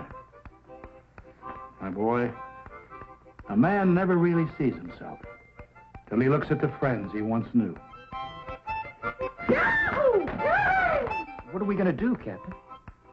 Well, I certainly am not going to tell them how I feel. Sure, they're old. They haven't got much left. But they prove they're still Rangers by answering my call. All they need is something that needs them. Something that needs doing. I know that feeling, too. I just wish I hadn't let you get into this. Well, you stop fretting, Jeff. We're going to get you elected mayor. All right. Sergeant, call assembly. You heard the captain fall in. Assemble, you jug-eared scrinkle-horn. I'm assembled. Well, assemble lengthwise. We assemble neat and proper, Captain. All right, men. Now, you know why I've called you all together. Yeah, to roust out some tin-horn mayor and his four-flushing gang. I say leave us right in and clean him out tonight, Captain. Hold it, Nash. Hold it. You see, Lundy has the support of a corrupt judge, gun-happy sheriff, plus all his deputies. Well, if there ain't more than 20 of them, Captain, I'll ride in and get them myself. Hold it. Hold it, man. This comes to a showdown. It could be, well, quite a fight. We haven't been together in some time. Maybe we ought to sharpen up for a couple of days. You know, some of us might be just a little rusty. I ain't rusty, Captain. Practice my draw most every day. I've been training a couple of young fellas down in Abilene. I guess you ain't heard, Captain. I've been making a name for myself in that Oklahoma territory from one end to the other. You figure wearing these specs is slowing me down? It ain't so. Just holding me up sharper in other ways. I can smell what a man's fixing to do. I can hear the sneeze of a flea. You can? All right, man, that's good. But we're wasting time. Election is only a week off. Jeff, you ride in town tonight? Tell Lundy he's got until tomorrow morning to clear out, along with his crooked friends. And if you don't take the warning, Captain Hayes and his Rangers are going to ride in at dawn ready for a showdown. Oh, I am disappointed in you, Jeff. I thought you were strongly against violence and gunplay. I don't think there'll be any.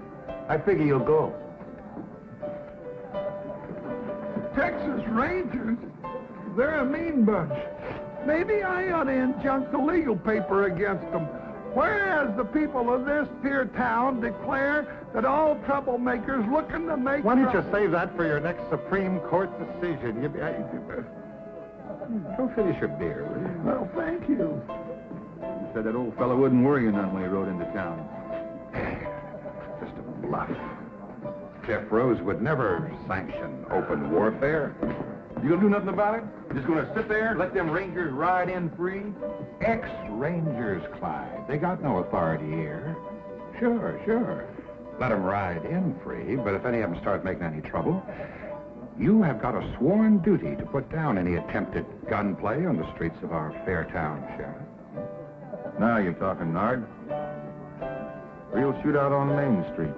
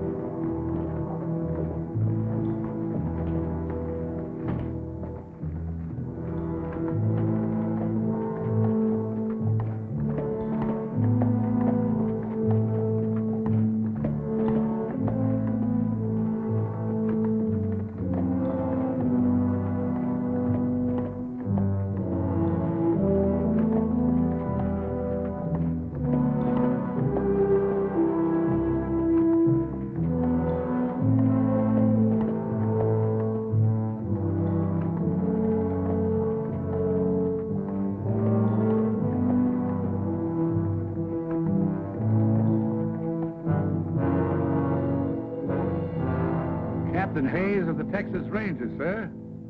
Did you receive my ultimatum? Captain, I just couldn't believe that you were serious.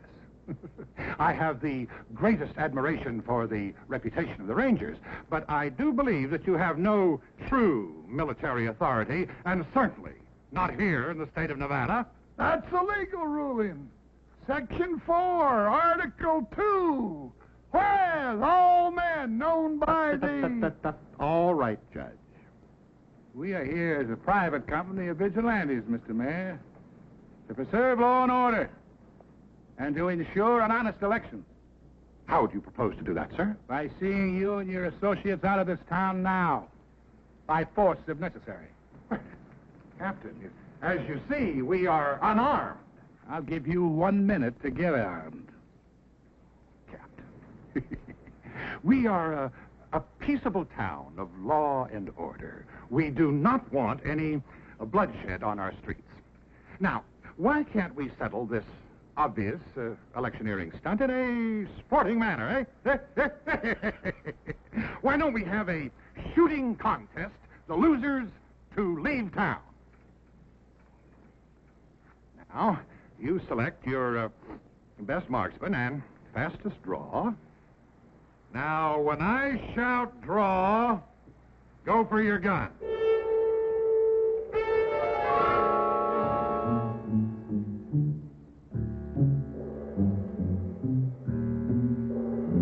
Ready?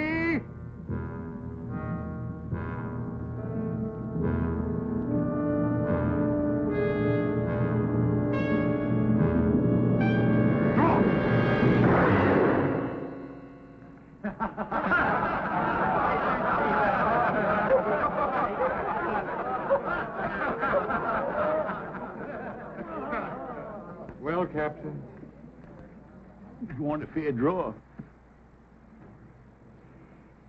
I figured it's going to count first.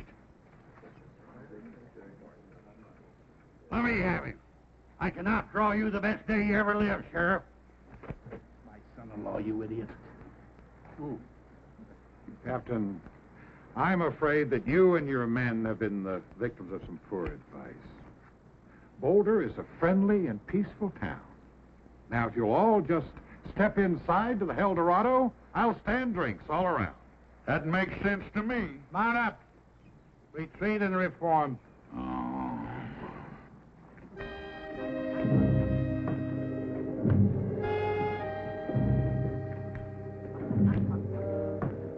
Well, Jeff, it's just like you always said. The West has changed. Things aren't what they used to be.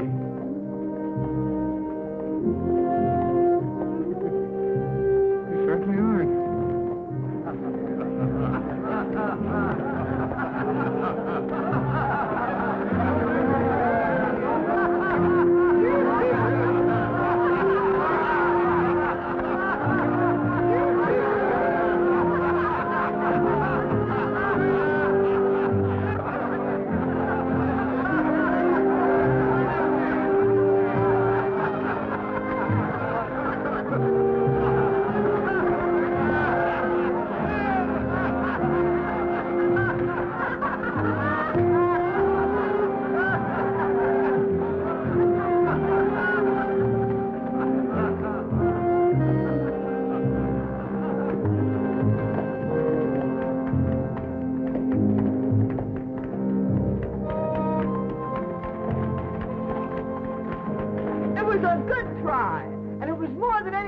This town has ever had the nerve to do. Thank you, madam.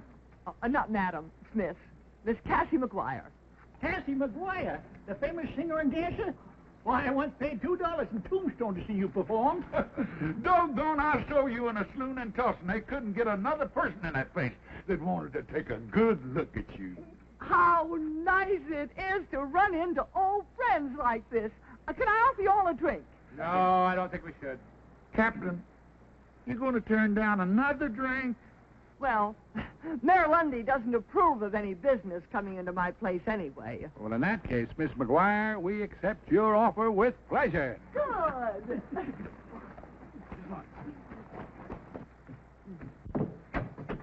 Singer? Dancer? And you own a saloon? Hey, you're a pretty little thing. Aw.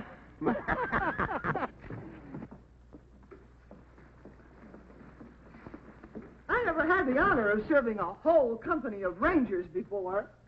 I ain't been in the Rangers for quite a spell, Cassie. Guess that was plain to see when I drawed down on the sheriff out there. Well, there was a day when you were the fastest gun on the West, Nash. Much obliged, Captain. But I reckon today I'm just I guess I'm just the biggest windbag. You know, I didn't even get a shot off. You ain't alone, Sergeant. Only thing I've shot off in the past few years is my big mouth. Now, come on, I don't want any of that kind of talk around here. I didn't invite you in here to hold a wake. I just wanted you to know that there's some folks in this town who are mighty proud of what you all tried to do. It's a dirty shame when a whelp like Lundy puts a squeeze on a pretty little thing like you. I've been hanging on hoping Jeff would beat him in the election next week. And I'm going to keep hanging on till Lundy is plumb wore out, or until he shoots me. And even then, they're going to have to pound me into Boot Hill like a steak, because I'm just too stubborn to lie down. Yeehaw! She'd have been some Texas Ranger. Tetchy's a teased snake. That's a lot of mad Irish on the prod. You know, when a little petticoat like that keeps losing and fighting back, what's ailing us? You know, Jason's right. We only lost the first skirmish. No fella in the wrong can stand up against a fella that's in the right and keeps on a-coming. Oh, man. First of all, I want to tell you that I'm grateful for the way you responded to my call quickly and loyally, no questions asked. I appreciate that. But I want to apologize for doing it.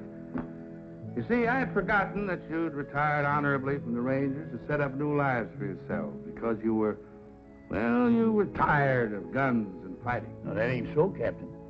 We just used up all the bad engines and the outlaws in Texas. We just cleaned ourselves out of business. We didn't retire. We just ran out of something to do. No, there was a time when we could have set this town on its ear. But we've got to face it. We're over the hill now. And me, well, I'm just a witless old blockhead to bring you all the way out here on a wild goose chase.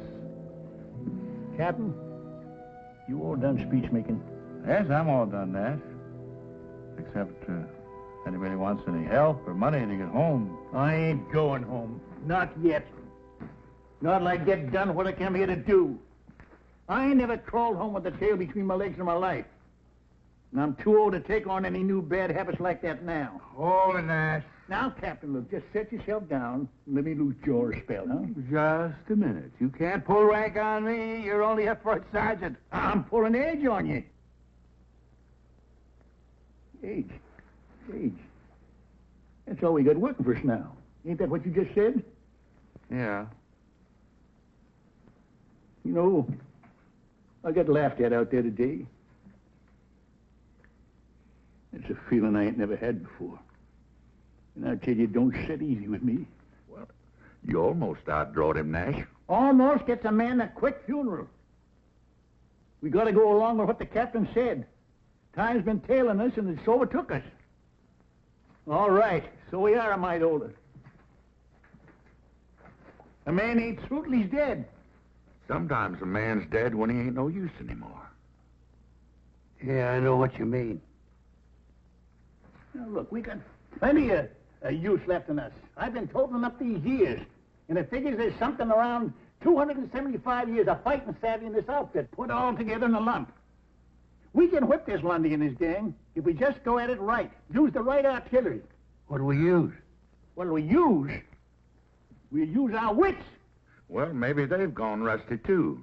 Or we wouldn't have come running up here like a bunch of young buckos in the first place. It ain't so. We all come here a-running 'cause we was needed. We packed our bowie knives and our saddlebags and our Colts. There's one thing we didn't pack in there. That's our wits. All right, Nash, but the election is only a week off. What have you got in mind? Well, now, Captain, Do you recall how we rounded up them tin-horn gamblers in Chimney Butte? Yeah. And how we bamboozled that big gang of Comanchero horse thieves on the border? Yeah.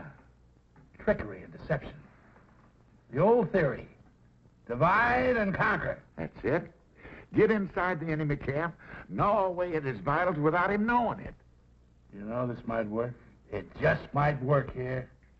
I get an idea.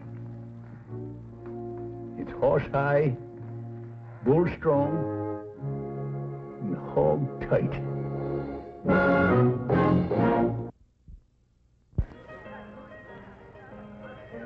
I got even with you. I just said 30 days or $30.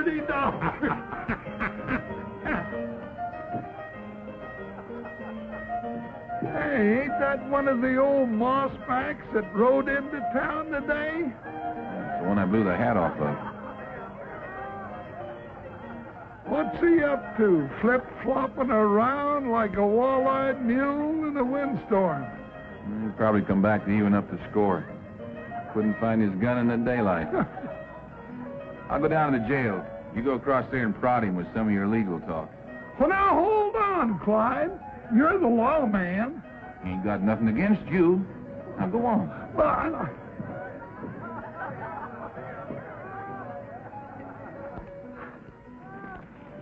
howdy. You one of those old rangers that rode in town today? Well, I reckon I can't call that hand. You looking for somebody? No, nobody in particular. Well, it appeared to me that you were tailing the sheriff. You look like one of the honest men around here. I don't suppose you got any love for the crooked law in this town, huh? Well, maybe. Well, I'm tailing the sheriff right enough. But I ain't such a good shot no more. I gotta get just the right distance and the right light and all. But sooner or later, I'll kill him. Mister, you happen to be talking to Judge Amos Polk, duly constituted to order all felonious and unruly gunslingers strung up. Judge Polk? Well, now I'm glad it's you. You're a friend of Mayor Lundy's, ain't you? Well, we, closely associated, yeah. Well, I've been hired by the mayor to do this job. Why, that's impossible. Oh, the mayor's a smart politician. He knows the sheriff ain't helping his election chances any. With the lawman and his gunnies gone, the mayor's record will look a whole lot cleaner. And he can pick himself a nice, shiny new sheriff. But Lundy wouldn't have... But why you? Well, I just blew in and now be blowing right out. Lundy won't have me around and he won't owe me nothing. Except the nice bundle I already got in my pocket here.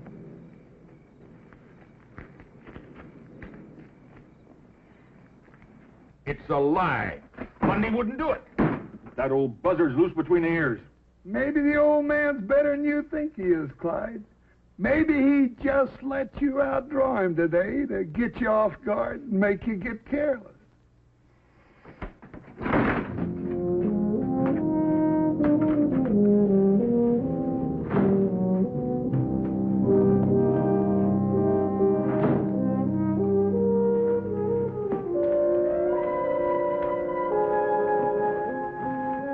Well, I guess they're on their way to see Lundy. He started something.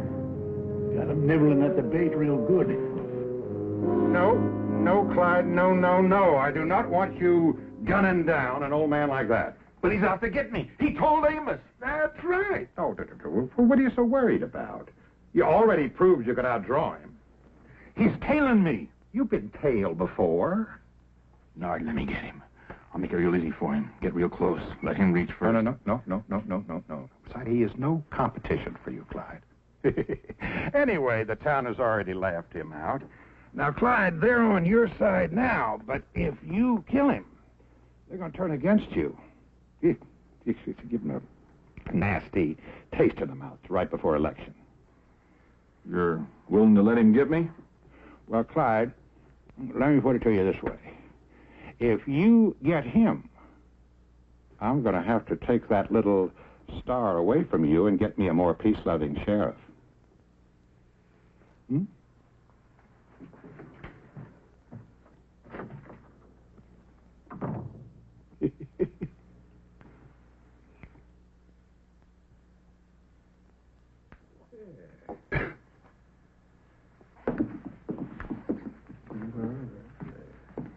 You gonna raise or call, Steele? I'm pondering. I already got my last month's wages and half the next. The cards have never been so good to me. You too many for me, fella. Streak like that ain't natural. I just call. Pair ace is king high. I got a pair of aces with a little old 4 high. I guess you fellas got the bulge on me. You sure know when to lose, don't you, Dopey, little dinky pot? Wait a minute. You opened as I recall. Yeah, that's right, Dopey. You got to show openers. What's the difference? I told you had me beat. It's, real plain. Like you didn't want to show openers. You had 3 aces. I didn't know where I got them. Easy. You did the shuffling and dealing. Yeah, and I cut. Now, I don't want to hold up a good poker game over some picky little squabbles over the rules. But 7 aces in one deck, whew, that's a lot of aces. Maybe it's a bad deck. Been mighty good to you. Till now. You're saying I rigged this deck, Steele? I'm saying it.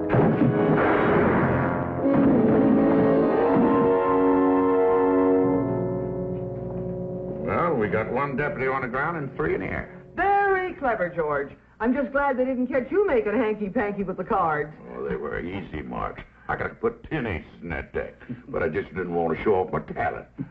I hope all this flim-flam works. But Lundy knows we're still hanging around this town. He can't see us doing anything that'll jeopardize his security. Well, he knows Nash is still carrying the night sheriff. That don't bother him none. It ain't his hide. He's already seen a sample of my shooting. Well, maybe he's figuring that we're thinking on something. Yeah, thinking there's one thing that's bound to give the mayor fits. He can't tax it, he can't stop it, and he can't even tell when anybody's doing it. Hey, this is going to work out just fine. And we still got 3 more days for election. You know, it's about time for me to go take another hard twist in the sheriff's tail. Reckon he sees me following him in his sleep now. That is, if he's doing any sleeping. What about Jason? Is he seeing to his assignment? Oh, yeah, right about now. I figure he ought to be setting old Judge Polk's shirt tail on fire.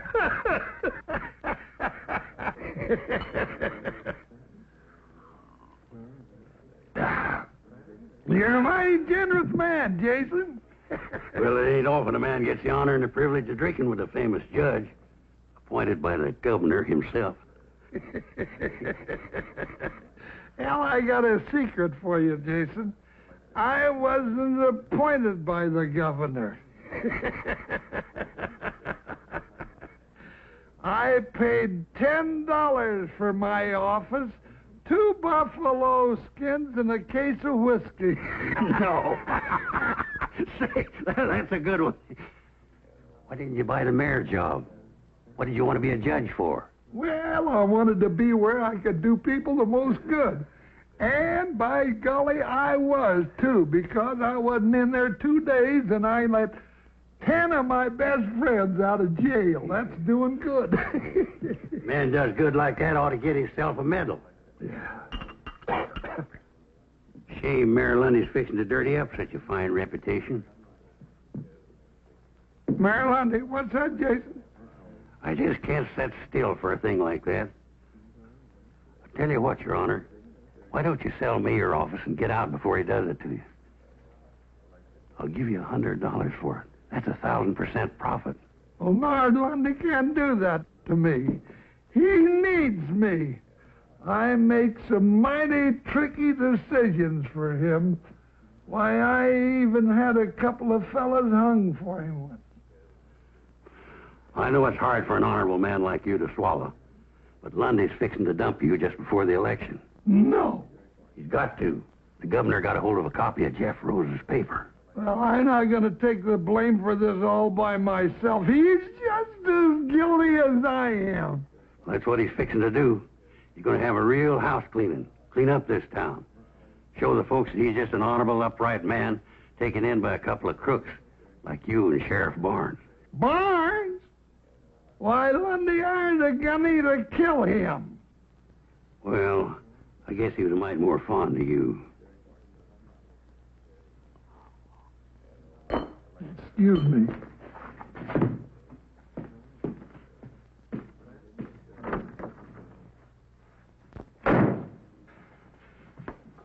You're boiled, Amos. Get out. You try it, Nard. We're in this thing together. You're not gonna dump me. Amos, what in the world are you screaming about? Nobody's going to dump you. No.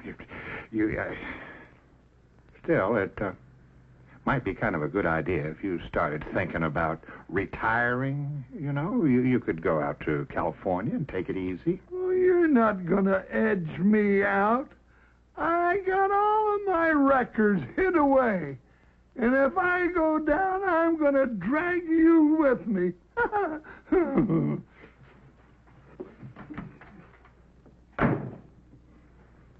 You hit him like a blast of buckshot. Old Judge Pope is ore-eyed and hunting for grass. It's only 3 days before election, and Lundy doesn't even seem disturbed. Well, there's one thing you can figure. He ain't dumb. Yeah, he ought to be feeling the burr under his blanket any time now. I'm a little concerned about Judge Polk and Sheriff Barnes. They're behaving in a most peculiar manner. I'm afraid somebody or something has gotten to them. The judge is running real scared about something, that's a fact. Yeah, I figured the sheriff was just a little edgy about that old gunny, tailing him night and day. Well, why don't you tail him, Steele? I want to know everyone he talks to and everywhere he goes. And Tucker, cover the judge the same way.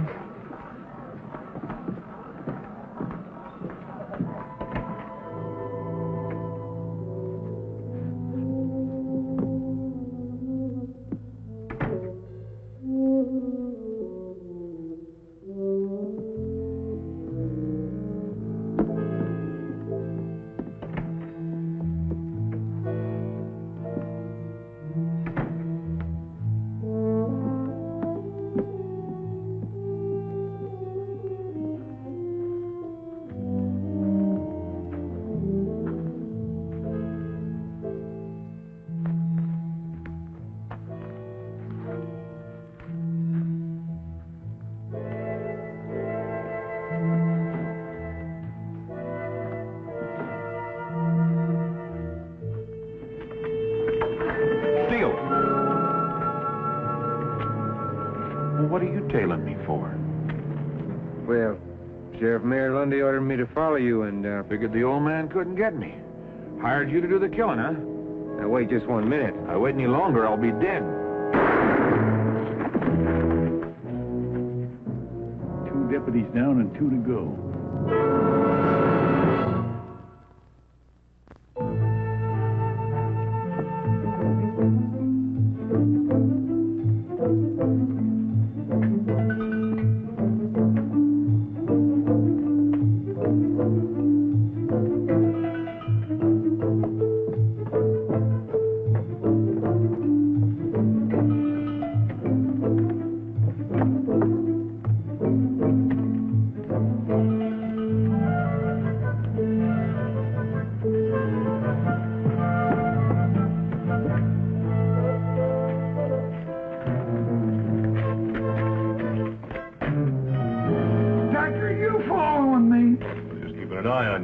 No need for that. I've been keeping an eye on His Honor. And I've been keeping an eye on you, mister.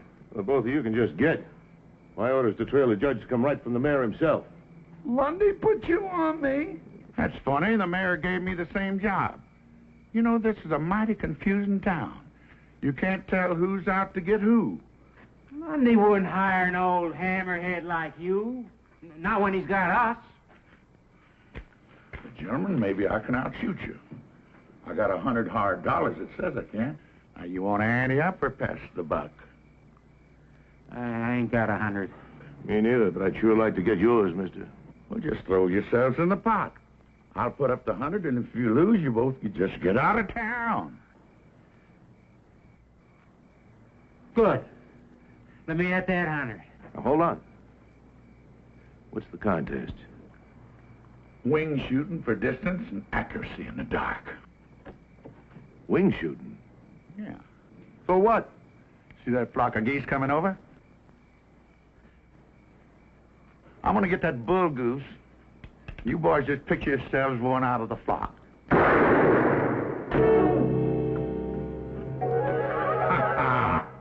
I guess you boys got what they call a touch of night blind. Maybe we ought to try something easier, like three cushion or ricochet shooting.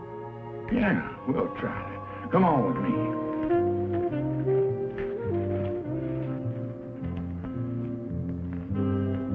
Now, you see that light and catch the saloon over there? I'm gonna shoot through the door, shoot that light up. That bullet's gonna bounce against that pot-bellied stove, ricochet across the street, hit that anvil in front of the blacksmith shop, ricochet across the street again, hit that cowbell over that store, come back towards me, and I'm gonna catch that lead slug with my teeth. Ain't a man alive that good.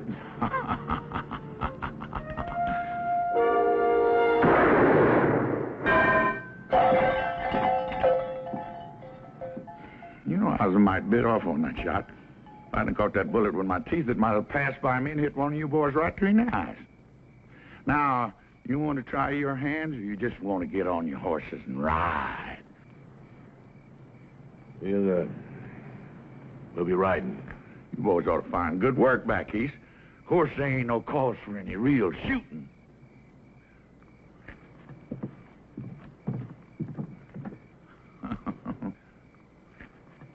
It ain't safe here no more.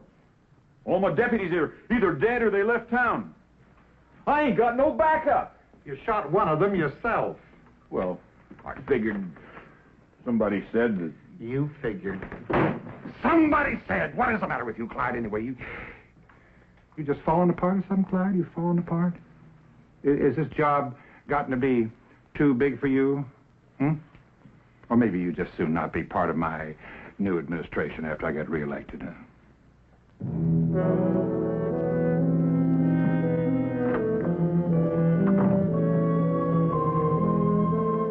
My price has come down, Your Honor.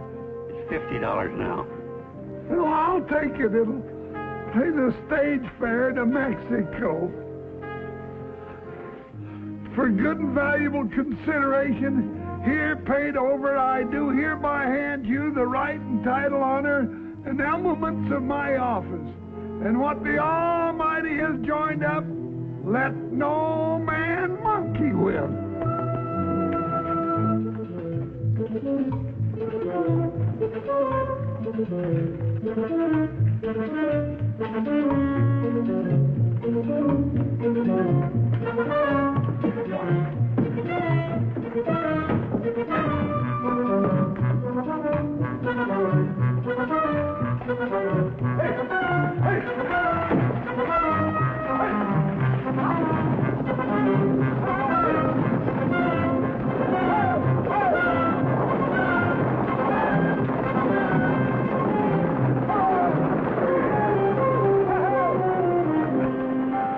Right on schedule. 2 days before election.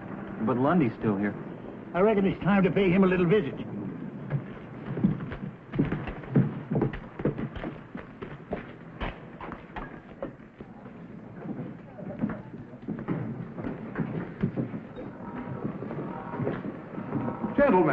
Gentlemen, come in. We're a little crowded in here, but I'm sure we can squeeze you in.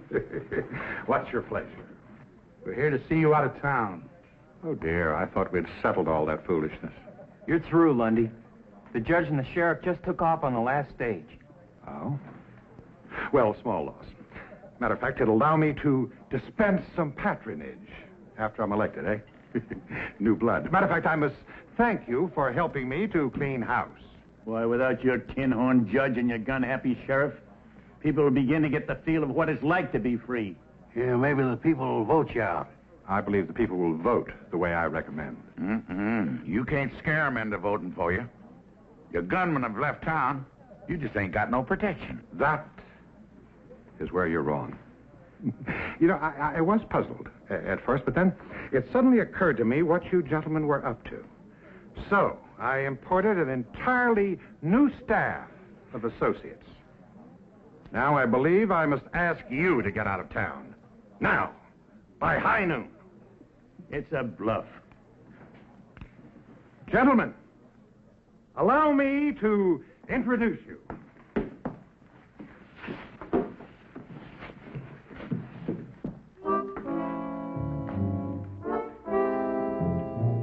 These men happen to be the deadliest guns in the West today. Big Red Connors, Little Billy Ford, the Barton brothers, Frank Mace, Leif Jordan.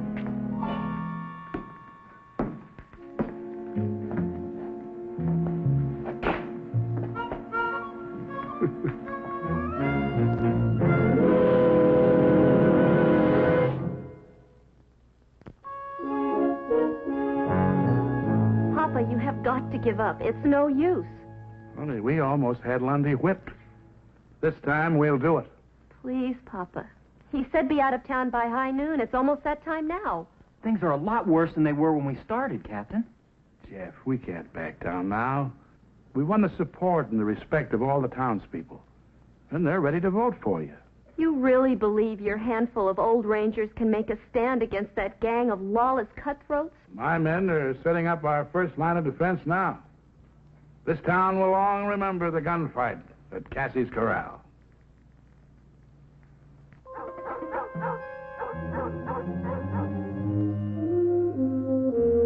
Sun's about dead center.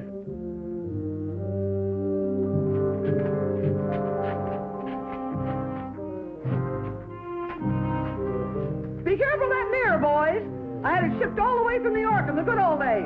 Don't you worry, Miss Cassie. If we bust it, we'll get you a bigger and better one from that fancy mail order house called Monkey Ward's.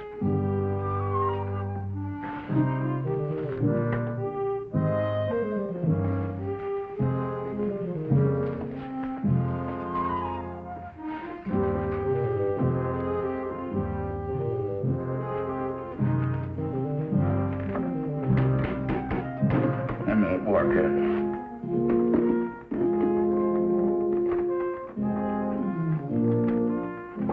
Now give me some of that fluff. Miss Blair, we certainly appreciate your help in the use of your establishment. I'm only afraid it's going to suffer considerably. Can't suffer anymore, and it's already been suffering. Well, I think you better be on your way over to the general store. Good luck, Captain.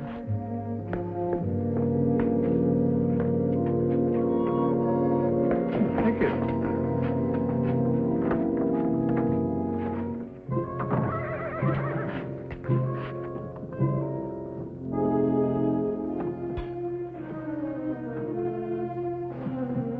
High noon.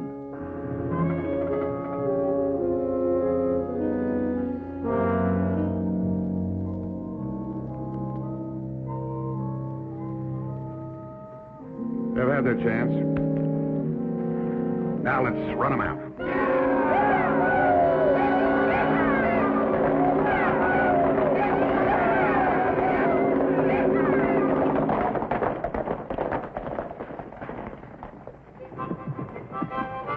They're holed up in there.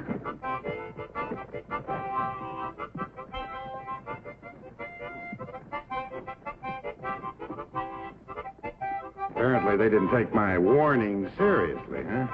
I didn't think they'd be foolish enough to fight. Well, this won't take long. 2 or 3 of you break in there, tell them to get on their horses and ride.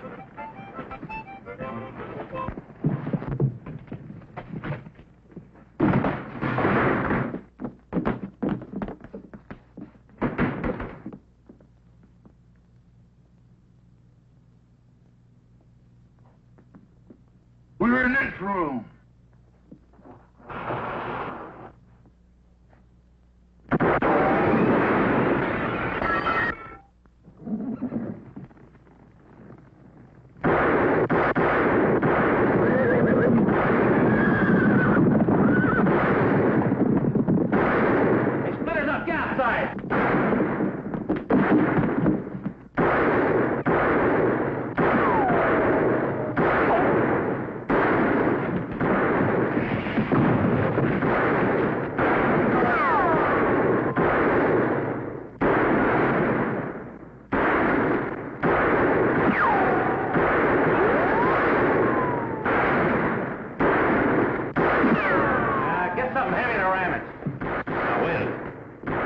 piano.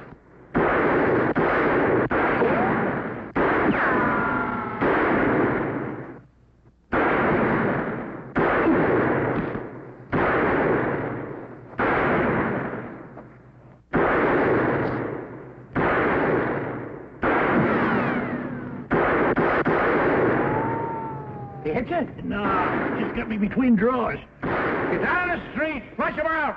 All right, ram it.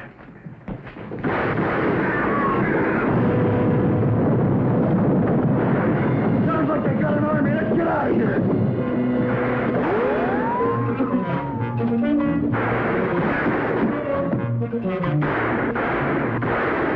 They're heading for the Eldorado.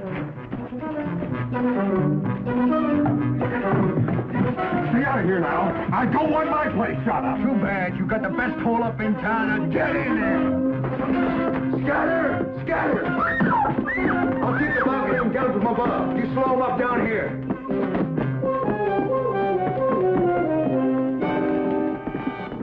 Free here, let you have it.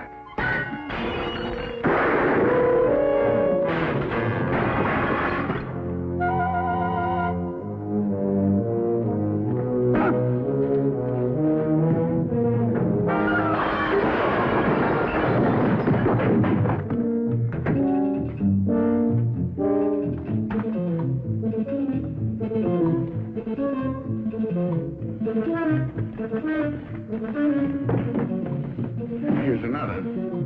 I guess we cut out. There goes that tin horn that hired us without pay. Look, let us get our horses. Maybe we can catch him before he gets too far. No warrants for you here. You can go. But we don't want you back. Don't worry. Robbing banks and jumping claims is fast or easy and it pays a whole lot better.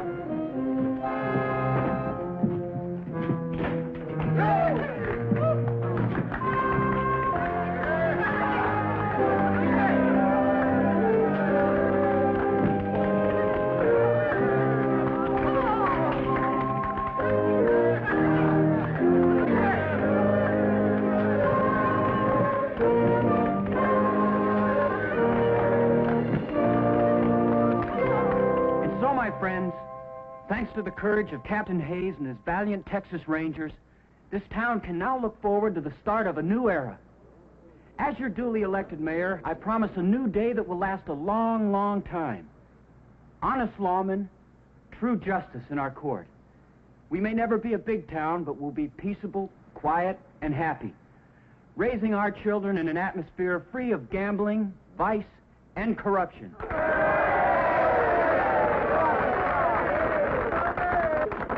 And to completely erase our soiled and tarnished past, we'll even change the names on a lot of things.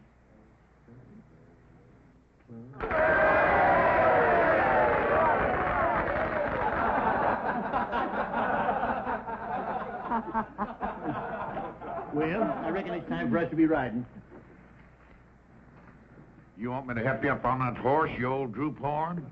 Any of you fellas come up wanted for hanging, I'll be glad to try your case. I'm a $50 judge now, you know. I'm proud of you, boys. Best outfit a man ever headed up. That goes for me, too. I hope you all come back real soon. Next time I'll do my spider dance for you. I sure would like to be here, Miss Cassie, that next time.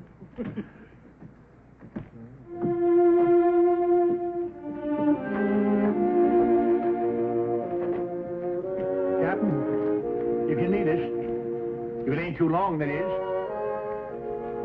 Attention!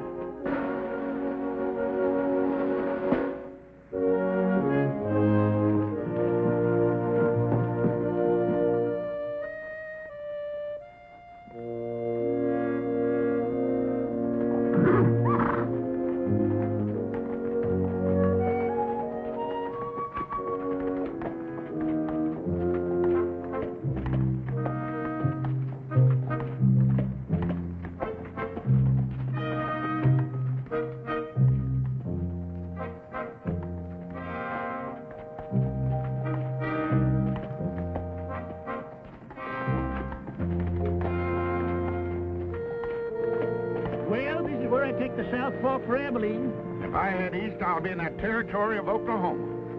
I reckon if I split the difference between you, I ought to come out somewhere near Kansas City.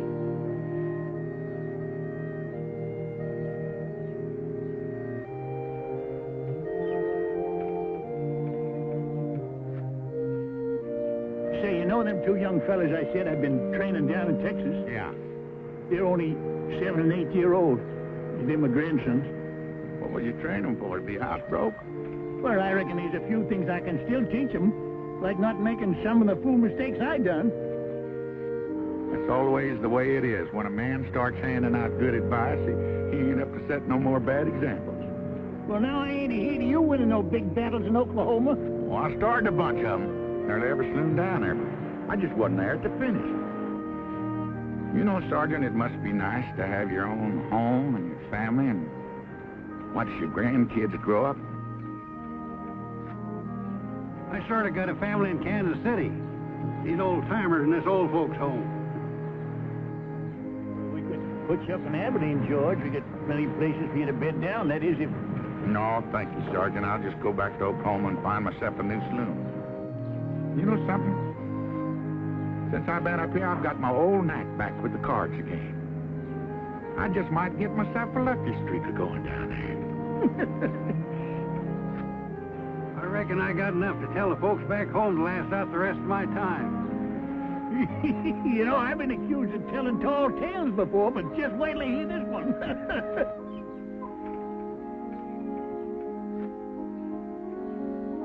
Well, I guess we better be riding out. So long, and good luck, fellas. Well, so long, Rangers. We'll get together again. Real soon. Well, so long. So long.